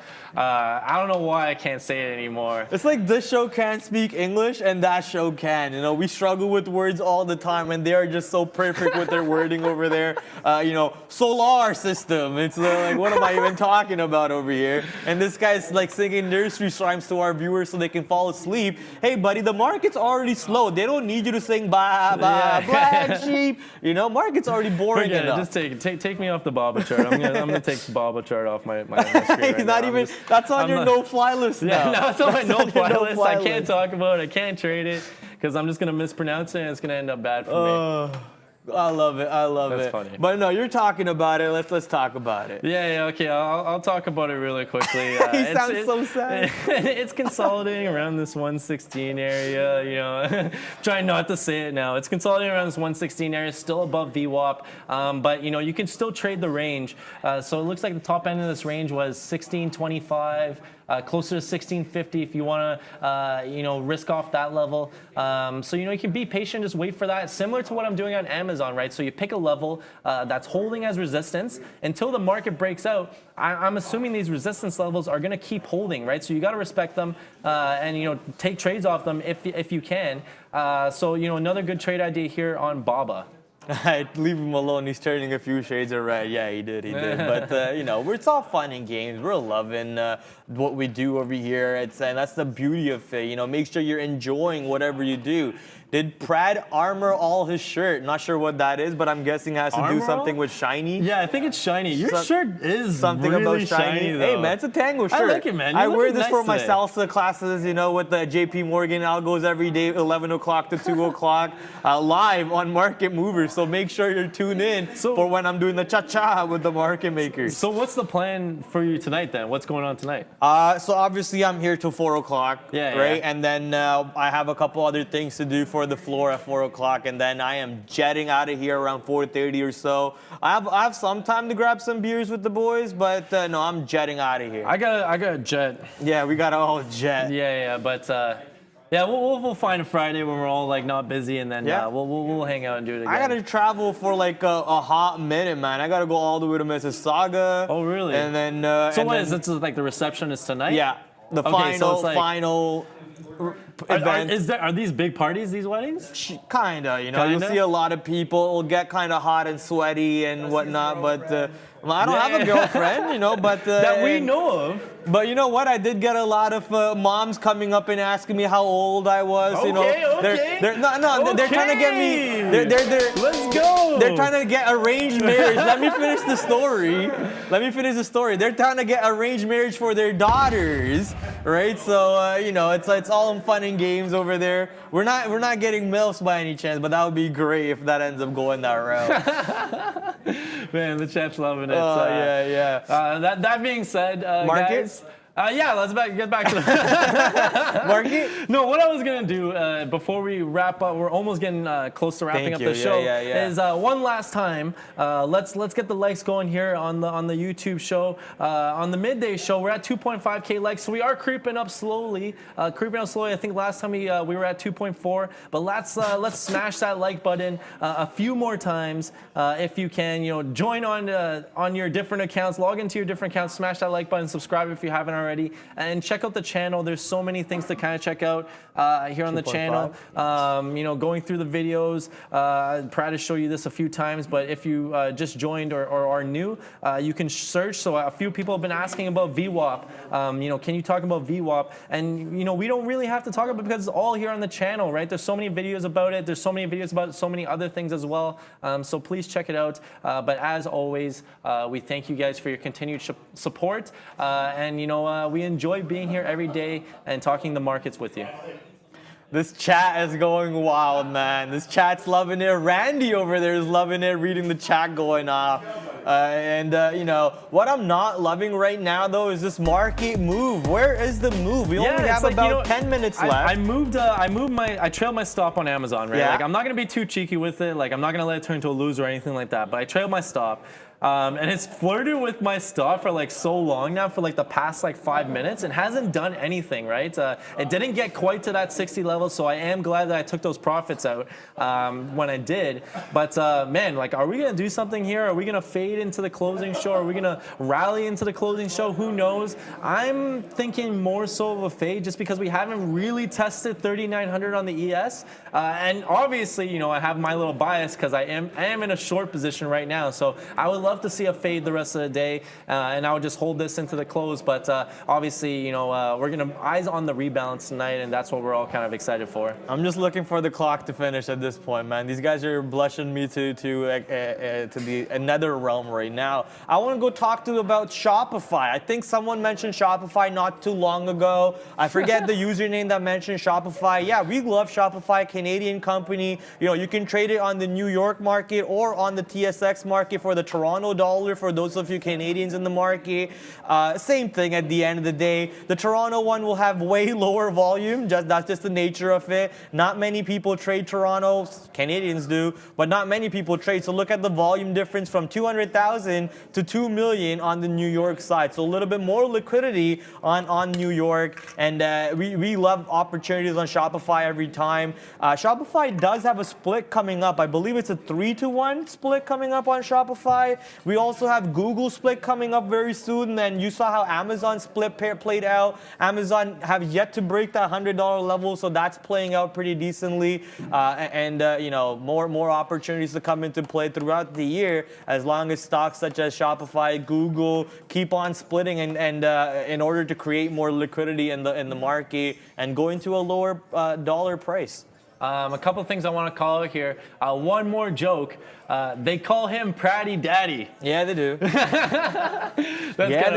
That's kind of funny. Thank you, Lori, for joining our channel. Welcome to Trader TV Live. You know, check out the channel. I just did the spiel, but there's plenty of content for you to check out. But again, thank you so much for joining. Tesla 3-to-1 sometime in August. Is the split confirmed? They voted, or they have to vote for it, I believe, right? Yeah, they still have to vote for it. Yeah. I don't think it's actually confirmed, but was it a 3-to-1 that they were going to do? I think so. Okay, yeah. So yeah, keep eyes on that one for sure. And, obviously it's going to be something interesting when it does actually happen, if it does happen, of course. Another member here, Kev. Oh, no, you've been a member for 10 months. So, thank you for your support. He's welcoming Lori. So we have such a great community. That's one thing about this community is that everyone's super supportive. We're always, tossing out ideas and supporting each other, helping each other in the chat. I see you guys doing that all the time. Keep it going. And this is what we're trying to do and, build a nice community within the Trader TV Live community. But again, guys, thank you for all your support. Ian definitely owns Costco. I actually don't. But my girlfriend and I just love Costco. I don't know. We go there and we hang out. We buy some snacks. Oh man, what are you doing, bro? What are you doing? I don't know. This guy just said I need to marry this girl, so I had to Google who this girl was, and I'm pretty surprised. Prad's distracting me over there, but real quick, someone asked in the chat. I think their name was Jada, I believe I saw last 2 seconds ago. What is VWAP? So real quick, you can head over to our homepage on YouTube by simply clicking the logo at the bottom over here. Click on the logo. There's a little search box over here. You can type in VWAP level 2, whatever you want, and you'll find awesome trading recap videos and even educational videos over here that will teach you exactly what you're looking for on our end, and tons of information content recorded every single day for you guys. S&P 500 still flirting with the high a day, which is good for me as long as you don't go down. Please, J Lord, help me out. But Apple, man, just stuck at 140. It's so stuck to it, like sushi rice, man. Sushi on or salmon on a sushi. It's just stuck to it, not going anywhere from it. Nvidia keeps on bouncing off of VWAP, so that idea of Nvidia not going to 166 playing out again. But more importantly, look at MMAT not going too much lower than 130, only by 3 cents, and now getting ready to give you that long trade that I was talking about. So it looks like that level 130 area might just come into play, even though we did dip all the way to $1.27. You have to be willing to give stock at least a couple cents of a leeway room, which I didn't. No, not that big of a problem for me though. And once again, yeah, Lori, welcome to the party. The party is just getting started. Oh man, I just checked out AMD quickly, and I was talking about the 87 level, and looking at levels of resistance that have been respected as the market kind of tops out here. And look at this pullback. Maybe I should have taken this short, just because it's pulled back almost $1. It pulled back all the way to VWAP, which was sitting around 86. So nice short there off 87. AMD is having a stronger day today, but you got to pick your spots and pick your poison accordingly. And that's what it's all about. Like really, it's like stock picking, right? So I have been using Amazon in that as I kind of get stopped out there. So that's a winner. And now I am. Oh no. Now I'm just about positive on Amazon. I'm pretty much flat. So I'll probably call it a wrap for that. You can only do so many, rinse and repeat so many times before it actually stops working. But yeah, some solid wins there. Glad I could share that with you guys on the show. Yeah, that's a very well execution so far on Amazon, man. Pretty much what Sean is doing on BABA all day. And I'm gonna guess, throw a wild guess out there that BABA is gonna be your trade of the day.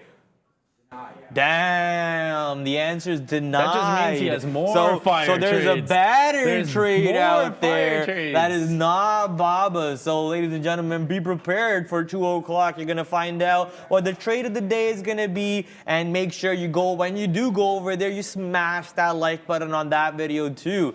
GTLB being called out in the chat right now. You guys know how much I love this stock. So let's go find out what GTLB is doing today. Absolutely nothing. Just being flat, but at least it's in the positive direction for the day. GTLB slightly under VWAP at the moment, and constant rejection of VWAP throughout the day looks like to be the story. Apple is now getting pushed back to the lower days, to the lower day, I guess, to the opening candle low price. Let's see if market is gonna come back down here. Looks like NASDAQ does want to push back to the downside, testing 12K right now on NASDAQ, and S&P 500 also looks like it wants to maybe come back down, but the idea of us inching towards the high still kind of playing out, man. That trend level holding, higher lows every time, but not really too much of a higher high. This is the first time we're seeing come into a lower high, but let's see if we bounce off the trend line and go right back to a higher high. Looks like the market just absolutely putting us to sleep across the board, man. Yeah, you really got to pick your spots in this type of market. Manage your trades and manage your risk accordingly. When the market is just kind of doing nothing, just kind of ranging, right? So, I pick my spots on Amazon. You can pick your spots on other stocks, that's for sure. Someone said here, they called out, first, before I talk about this, just want to thank Prasada Beats for the super chat. Thank you so much. My best trade of the day was my calls on Meta. Great way to end a week. Congratulations on that one. It looks like you were long off this like 160 area. 160. I was looking at that as a breakout potential, just because it held as the resistance yesterday. If you guys recall, we had that market rally end of day yesterday. And then, now we're gapping up, or not really gapped over, but it reclaimed this 160 level, and it never really tested it during open hours there. It just rallied off of it. So, I can see your thesis behind that trade. So solid trade there. And it offered a $9 winner if you held for the entire movement. But interestingly enough, look at this chart. It looks exactly the same as the ES chart.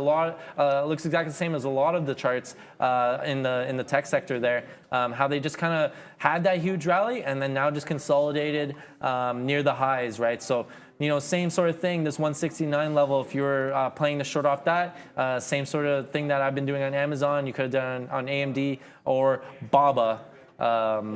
There we go. I hit it more. I was gonna get it eventually, guys. Let's go. Standing ovation. Standing ovation for the boy. The learning curve is starting to spike up over here.